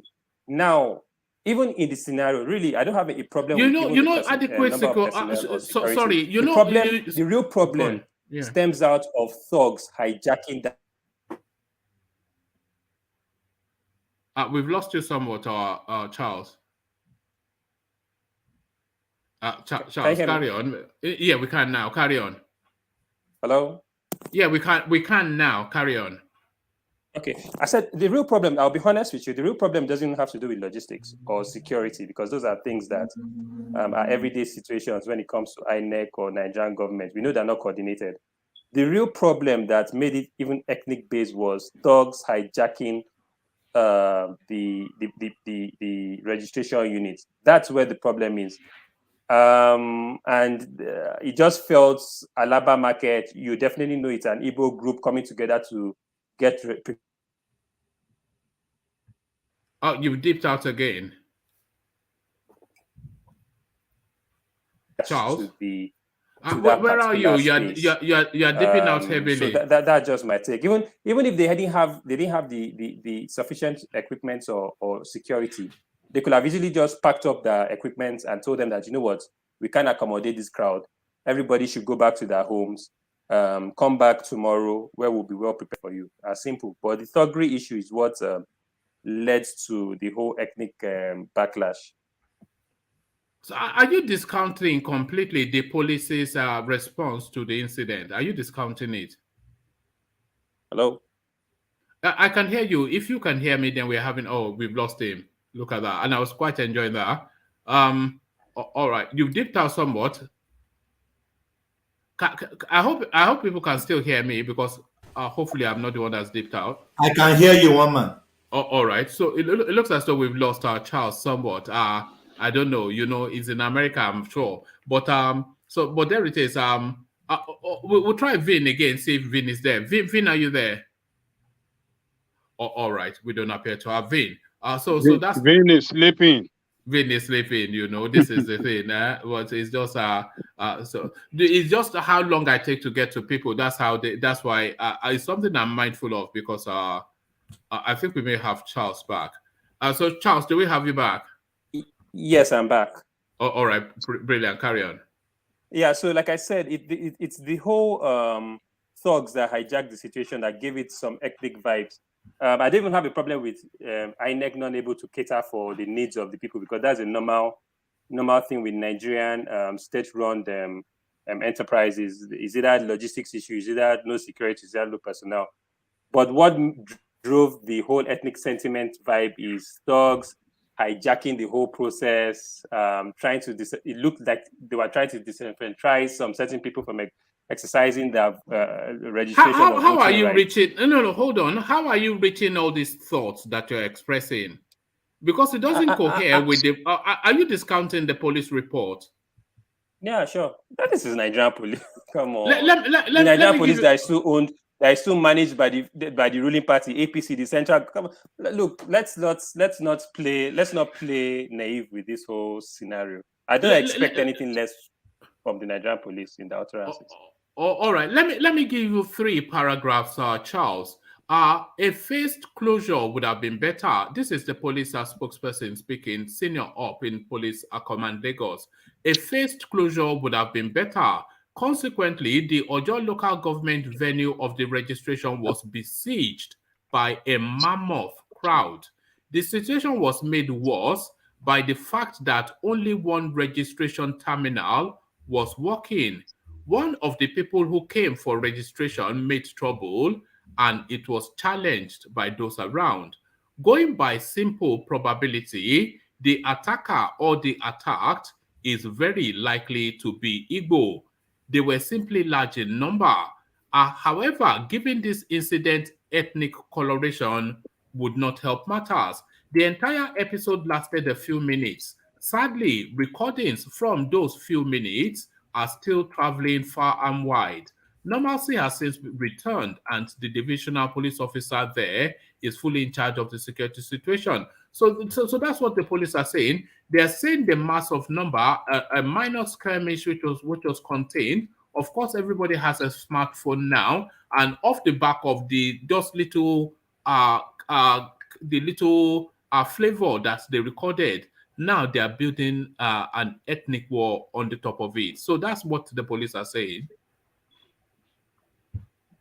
Charles? Yeah. No. Yeah, that's yeah. Look at this guy. I'm not going to take that. Let's just let that one slide. But going forward, the truth about it is that we are too backward in Nigeria. I would have expected INEC by now to start using, in terms of the age demographics, maybe from 18 to maybe 40. Because we're ICT savvy, you register online.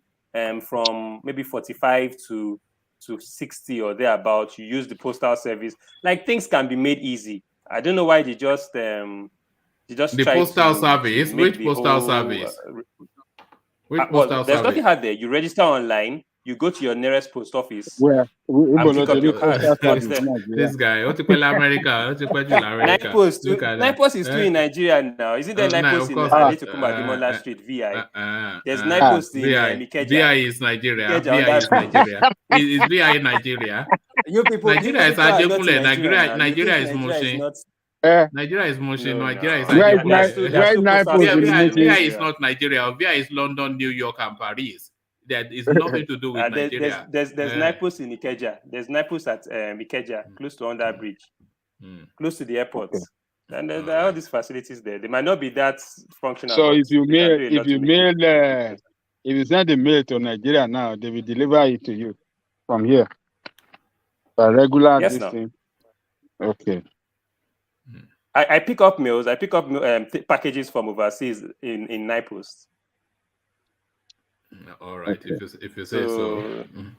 The other one regarding the other case regarding Osinbajo and Tinubu, as far as I'm concerned, Osinbajo, I still maintain that Osinbajo stood his ground. Yes, I support him.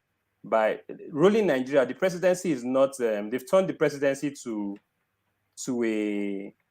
It's like a jamboree party. Like, okay, you've done well. Yeah, take presidency, use it, enjoy yourself. We are next person. You're a good boy. Take. The presidency is actually a job.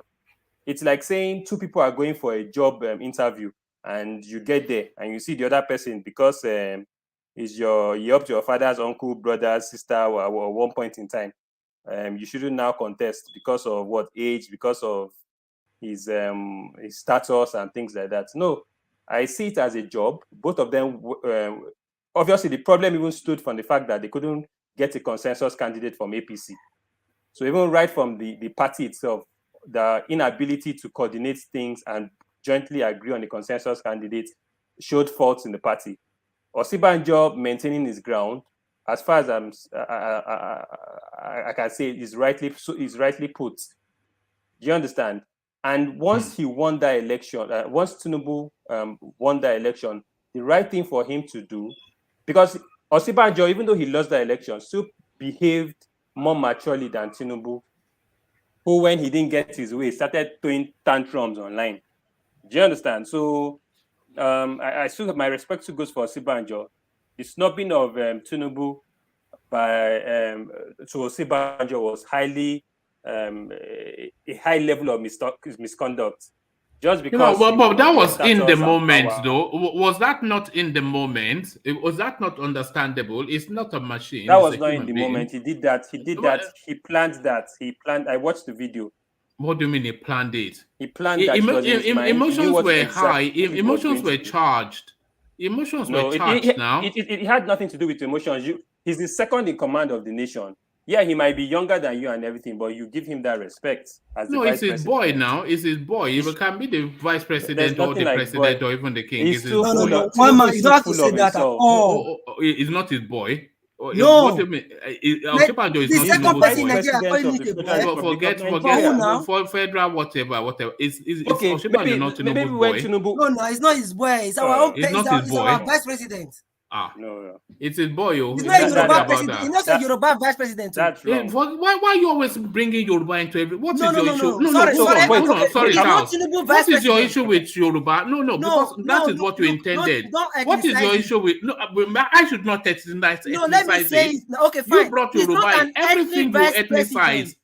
Everything you Hold on, ethnicize, hold and on. you're telling me not to ethnicize. What has I didn't Don't even know get where the offended when I Yoruba mention came in. Yoruba. Don't get offensive. No. It don't. So just settle okay, down. can I clarify myself? No, don't clarify yourself. And you Answer cannot the be question. putting words on No, to me hold now. on. Let me put. What is your issue with Yoruba? Because we clearly know that you have issues with Yoruba people, but what is it? Okay, fine. I don't have issue with Yoruba. You do. Vice president is the president of Nigeria, not a president of Edo or Yoruba. But what has that got to do with it? I'm talking about their individual relationship. We are bringing ethnicity into it, and then you are telling me not to ethnicize it. Cannot it. because of one man saying a boy. Boy to who? No, I'm saying it's his boy because of their relationship. So how did that become a vice president? How did that become a Yoruba thing? How did Yoruba come into it? Look at it. You are the one taking it too far. I'm taking it too far. Yoruba. It's not a president to the South. No, but how did Yoruba come into it? Because you are Yoruba, you are getting offensive so much when I mention no. Can you don't run? Can you stay steady? I'm not running. Stay steady. How did Yoruba come into the conversation? How did Vice President Yemi Osinbajo is not a vice president to the Yoruba, so definitely it's vice president to the whole Nigeria. The reason why Yoruba came in because he's from Yoruba. Just don't. You can't steamroll me. I can be as quick as you. Yemi Osinbajo was Tinubu picked him up from obscurity, made him hold on. Respect it for that. Okay, just do that, and you don't get anything. But I'm on to you though. I'm on to what you are doing. Don't think I'm not on to you. Osinbajo, he came out of obscurity. Tinubu made him the Attorney General of Lagos State. Doesn't matter. And then from there, he made him commissioner. And then can you listen, or do you just let him finish? So sorry, do you mind, Thomas? Sorry, Tinubu, he took him from obscurity, made him the Attorney General of Lagos State, and then off the back of that, Tinubu, because he couldn't get the slot for reasons of Muslim ticket, he then ceded his spot for the vice presidency to Yemi Osinbajo. So all of everything that Yemi Osinbajo has become in life outside of his law degree is essentially Tinubu made. So that is what I meant by Tinubu made him. Is it Tinubu that sorry, can you be quiet, or do I have to? Okay, you are just. I don't think you understand anything. I don't understand. You will not understand anything unless you listen. How will I understand? You can't now. How can you understand? All right. Okay. Thank you. Okay. Let's get to Charles. Charles, do you understand where I'm coming from, though? Do you agree? Don't destroy this country. No. Okay. Thank you, Charles. Carry on. It's a tedium, but I'm on to you. The way you quickly leapt to Yoruba from what I said, which is something I've been noticing. I am on to you. Don't worry. And everybody is on to you, by the way. But Charles, carry on. Okay, yeah. Like I've said, it's just Nigeria. The way we run politics, we run it as an elite affair, as a family affair, in terms of godfatherism. And Osinbajo, like I said, it's not his fault. If the APC could not put his house in order to get a consensus candidate, then fine. He had every right to contest. The presidency is a job. It's not a ceremonial position that they give to because of your age or because of how much money you have. Unfortunately, that's what they've turned it to in Nigerian politics. But the least thing about the least thing that Tinubu should have done was to actually try as much as possible to just be the bigger person, shake him. It does nothing to hurt him in any way. But he's too. The truth about him, he's seen as a god in Nigeria, which is not right. And I don't think in all seriousness he would take that position as something that he would like as a president. He would just treat it as his birthright. He can do and undo. That's what I see him. But he should have extended his greeting, because what I was going to say is that also Buhari was at fault. Buhari was not supporting Tinubu. So why will you go and shake Buhari? Is it because he's the president, or in some ways, he still has some influence over Well, it these is not elections? that He can though. do No, I don't think it's because Buhari is the president. I think Tinubu felt slighted. And please, it's not a Yoruba. I think we've already addressed that. Tinubu felt slighted because Yemi Osinbajo is his boy. That is why he felt slighted. It's nothing to do with vice president or no vice president or what position he occupies. This is what I think. Maybe of course, but I think that Tinubu felt slighted because Yemi Osinbajo is his boy. Yeah, he felt.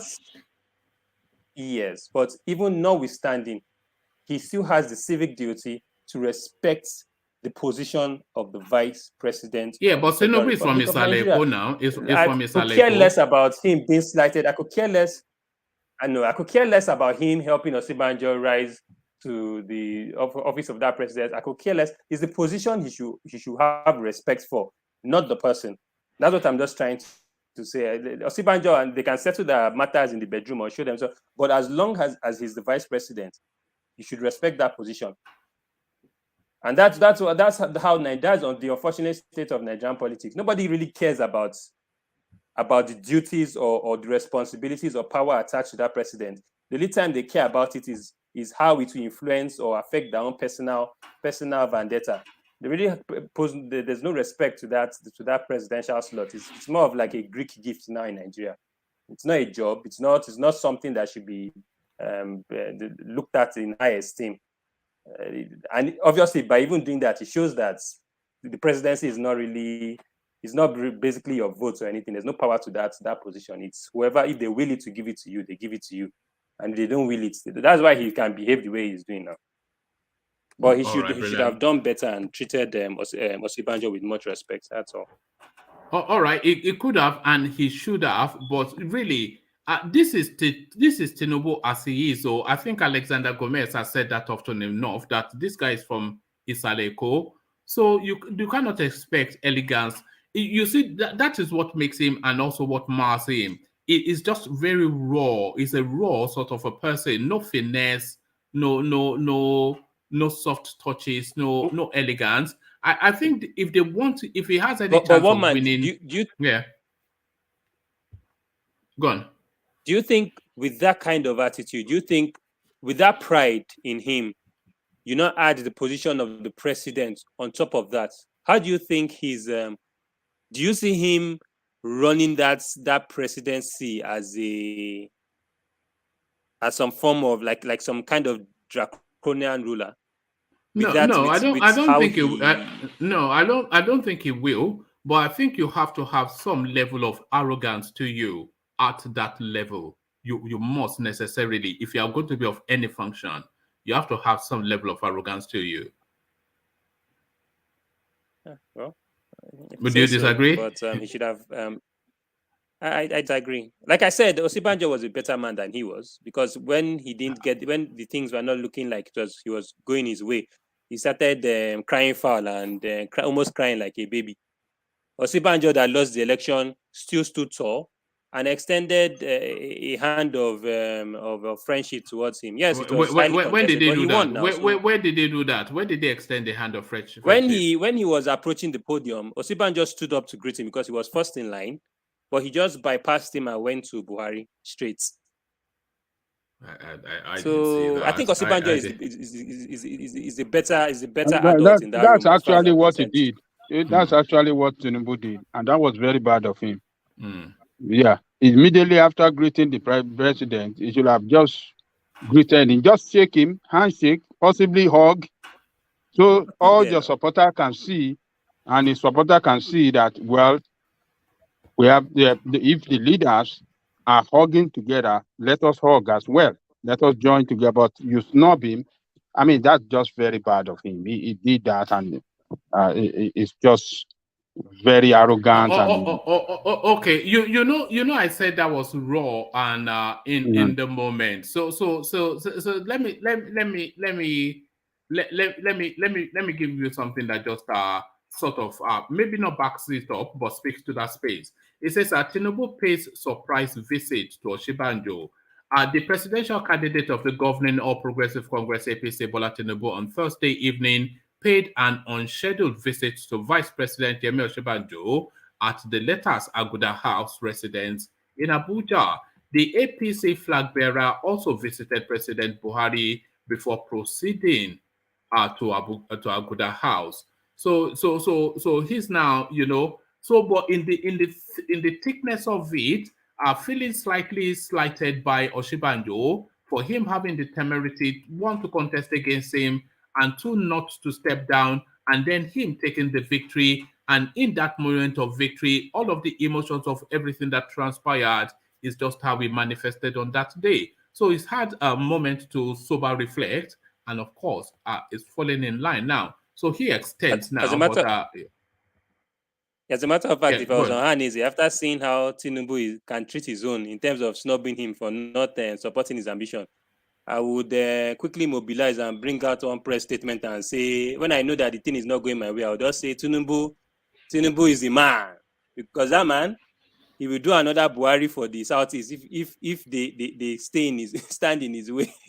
That's my own take, because that guy is vindictive. The way I see him, he's not going to forgive the Southeast if they challenge him in any way or try to soil his parade, spoil the show.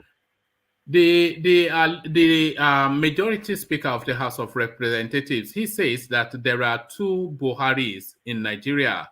There's the Buhari of the North and the Buhari of the South. So the Buhari of the North is the Buhari, and Tinubu is a Buhari of the South. And it's not saying anything other than Tinubu is like that sort of Buhari sort of a person, but is it going to manifest in Buhari's texture is the thing. So I think there's somewhat some veracity to that. They are very alike somewhat in the way they are. So those two elements. Buhari too will chin you if you offend. It will chin you now. It will just ignore you. It will shun you. He would, even during the primaries, you could see his facial expressions with some of the candidates. He doesn't hide it now. Yes, it was quite obvious. Yeah, he will just know that face, that thing that he does with this weird looking face. Yeah, so it's obvious. That's why this guy, when Bakari, after his he just stormed out because he knows that place anything can happen. No, Buhari has already showed his dismay and dissatisfaction with his comments. All right. So that's it. I was actually going to round off a lot earlier, but when you turned up again, Charles, I couldn't not allow you the space, but especially when you've been in and out all the way through. So thank you, and I'm glad I did, because a real gem from Charles as always. So we start to round off to land on Ajale Koko. We kick it off with Bala. Gentlemen, if you can condense it just to as brief a summary as you can, because I think we've run everything over and over just so many times. So just a short summary, and we kick it off with Bala. So Bala, closing remarks. Thank you so much, one man. What I meant with that statement, let me start from there, because all my friends, we are staying here together here in the US, our Yorubas, we stick together, school together, we eat together, do everything together. It's not about tribe, it's about good government. When I mean it's not the government of Yoruba land, I'm not being tribalistic. I'm only trying to let the people know that this person have a huge office, that is well respected by all Nigerians. There is no sessional office. That's what I mean by that. Having said that, I just want to use the opportunity to beg every Nigerians, because this period now is very critical. We all have to come out, see get our future ready by voting and voting, because this thing these people are doing, whether APC or PDP, they did not mean well for the nation. They did not mean well for the nation. As I speak with you right now, Tinubu have not even gone to any media house, not even ATIKU, to come and even tell the Nigerians, this is what I want to do, this is what I don't want to do. They know they are not visible. They are only talking from behind, I said they want to do party, right speech, Please, Nigeria, open your eye. This is not about tribe. This is not about Igbo. This is not about Yoruba. It's about you. It's about your future. Get your PVC and vote the right person. You know the right person. They don't need to tell you twice. Vote the right person. And who is he? You don't have to fear anybody. You don't have to fear anybody. Anywhere you find yourself, even if the vote, even if person lose, know that you vote. Like what Ajeli Koko is saying here, fine. He love SOWORE. He will vote for him, even if he lose, no problem. He's the right person to him. To me, I know my right person. You know it. There is no two ways about it. Please don't allow anybody to mortgage your future again. Don't allow anybody. Don't allow tribe. Don't allow ethnicity for them to ruin your future. I know what I suffered before I leave Nigeria.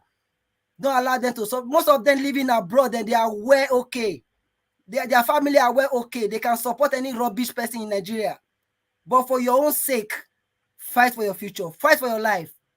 All right. Well said. Thank you, Bala. So that's Bala inviting you to use your office as a citizen to effect change that affects your life. So that's Bala. Vote for your choice. There it is. I concur with that. So from Bala, we go on to Thomas. Thomas, closing remarks. Thomas. Thank you, Mom. Oh, sorry, Thomas. Let me put you back. I thought you. Sorry, hold on. Yeah, Thomas, to you. Yeah, thank you, Woman. I'm still curious about this Peter Obi narrative. If Peter Obi mistakenly won the PDP ticket, will these same people continue to say don't vote for PDP, don't vote for APC? It's to me, I don't know. It looks like hypocrisy to me. If you are condemning PDP now, if Peter Obi mistakenly got the PDP ticket, will you still be condemning PDP now? So I think people are standing in the fence. They don't really know what they want. And then to our pastor, Pastor Sulaiman, my brother, please, mindful of what you said every time. Your miracle money is still out there. You said two will become one before. That God told you that Osinbajo will become president. Now, Tinubu won the ticket. Now you have pivoted to Peter Obi. May God bless you. That's another topic for another day, woman. Thank you, woman, for having me. May God bless all. May God bless Nigeria. Thank you. All right. Thank you, Thomas. So from Thomas, we go on to Charles. Charles, just a short closing remark. Charles.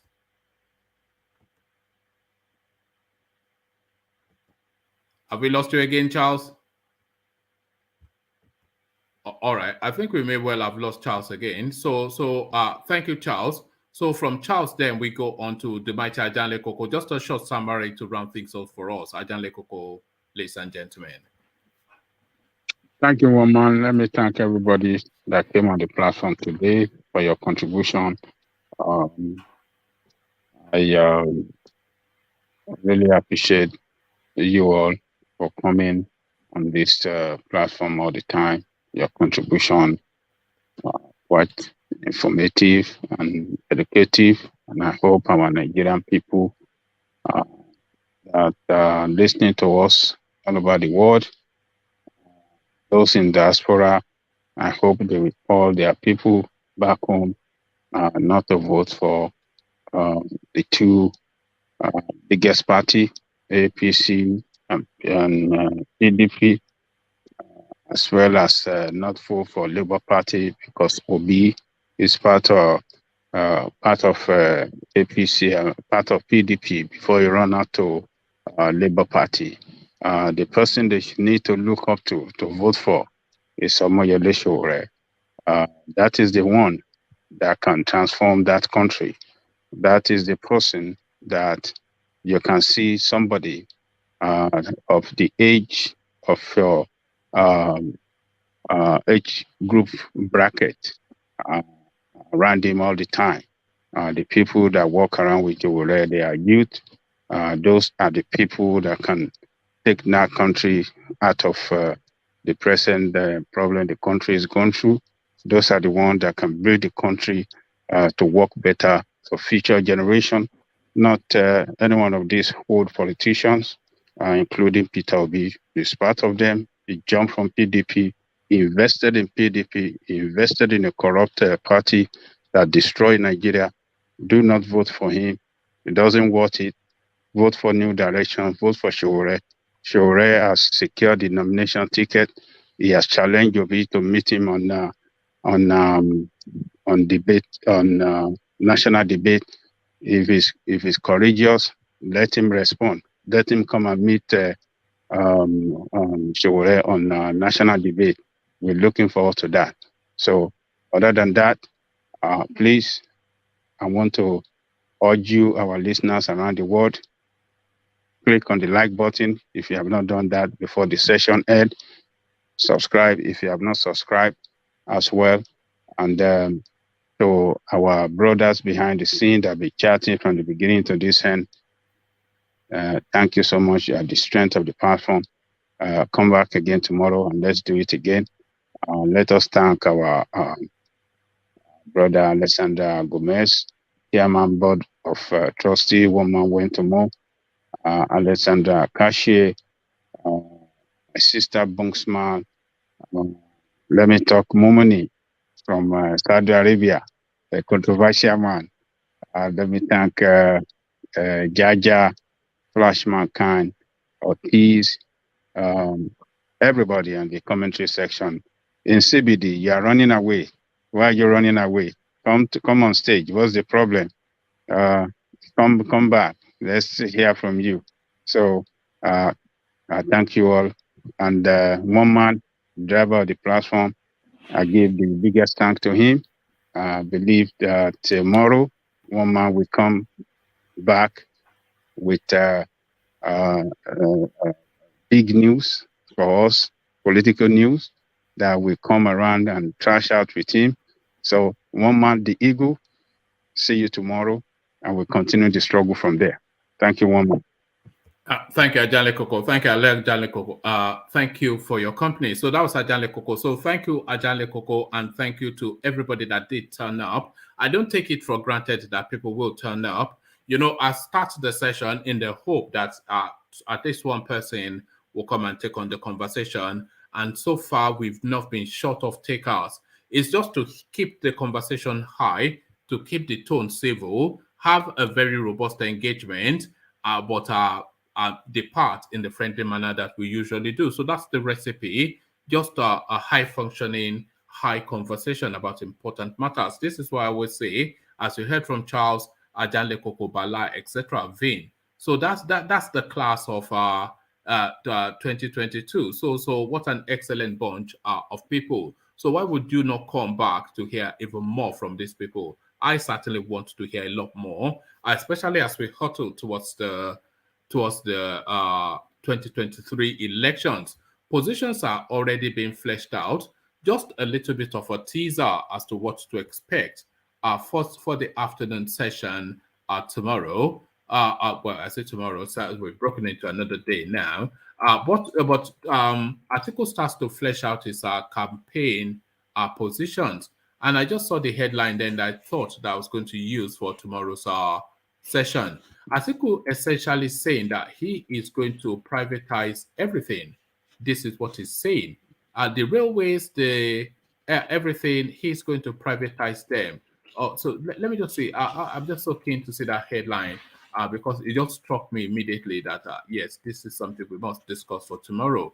So he's saying NNPC is going to privatize, the railways is going to privatize, and anything that is not nailed down within the Nigerian space, he is going to privatize. So privatization of the Nigerian space, liberalization, essentially the tone of articles. This is why I've always liked this guy. You say, here it is, right here.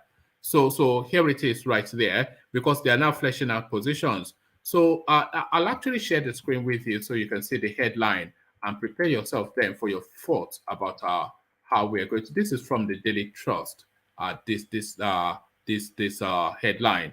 So this is what we're going to be discussing tomorrow for the afternoon session. So do make sure you are subscribed and present for the session. So this it just popped up, and I just thought this, and this is how I make the decisions on just how to what we're presenting. So this is the headline: ATIKU malls privatizing refineries, railway, TCN in 3-point agenda. So there it is right there. There's not anything in that headline that, and if you ever thought why I've always said all the way through that if either ATIKU or Tinubu become the Nigerian president, I will rest easy because I have some confidence, if not a lot of confidence, in these two chaps.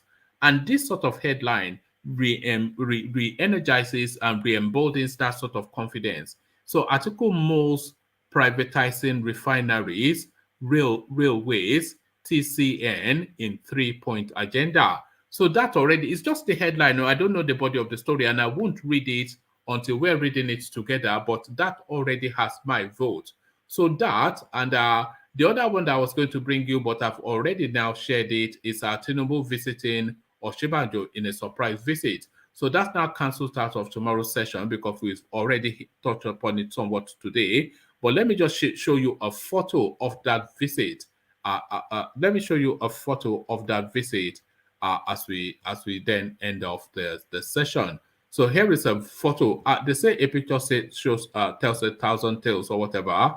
But look at the face of Tinubu and look at the face. It cannot. It's almost. This is almost depression. Look at the eyes are blank and empty, beaten and bruised, and just hemorrhaging from within. And to the victor, the spoils. So to the victor, the spoils. Winner takes all. And if they ever say winner takes all, that is what you saw on that picture. So somebody's already saying they are not excited by the headline, but don't worry, you'll be excited by the menu. This is fourth of menu. It's never not here, but it's there it is. So there it is, one and all. Bong Small, fourth of many. Bella Gold, daughter of God. So I must just highlight this name just for the look at that. Bella Gold, daughter of God. I've always speculated as to how people arrive at the names that they use on this social media space. How do you even begin to unpick that? Bella Gold, daughter of God. Look at that. That just the thought to try and unravel that. Bella Gold, daughter of God. So there it is right there. Nigeria for sale. That is the article Bantra for 2023. But what is your price? All of that and everything. We convene tomorrow again to carry on the conversation. But I leave it here. Carry the conversation within the comment section. But here, I say, peace.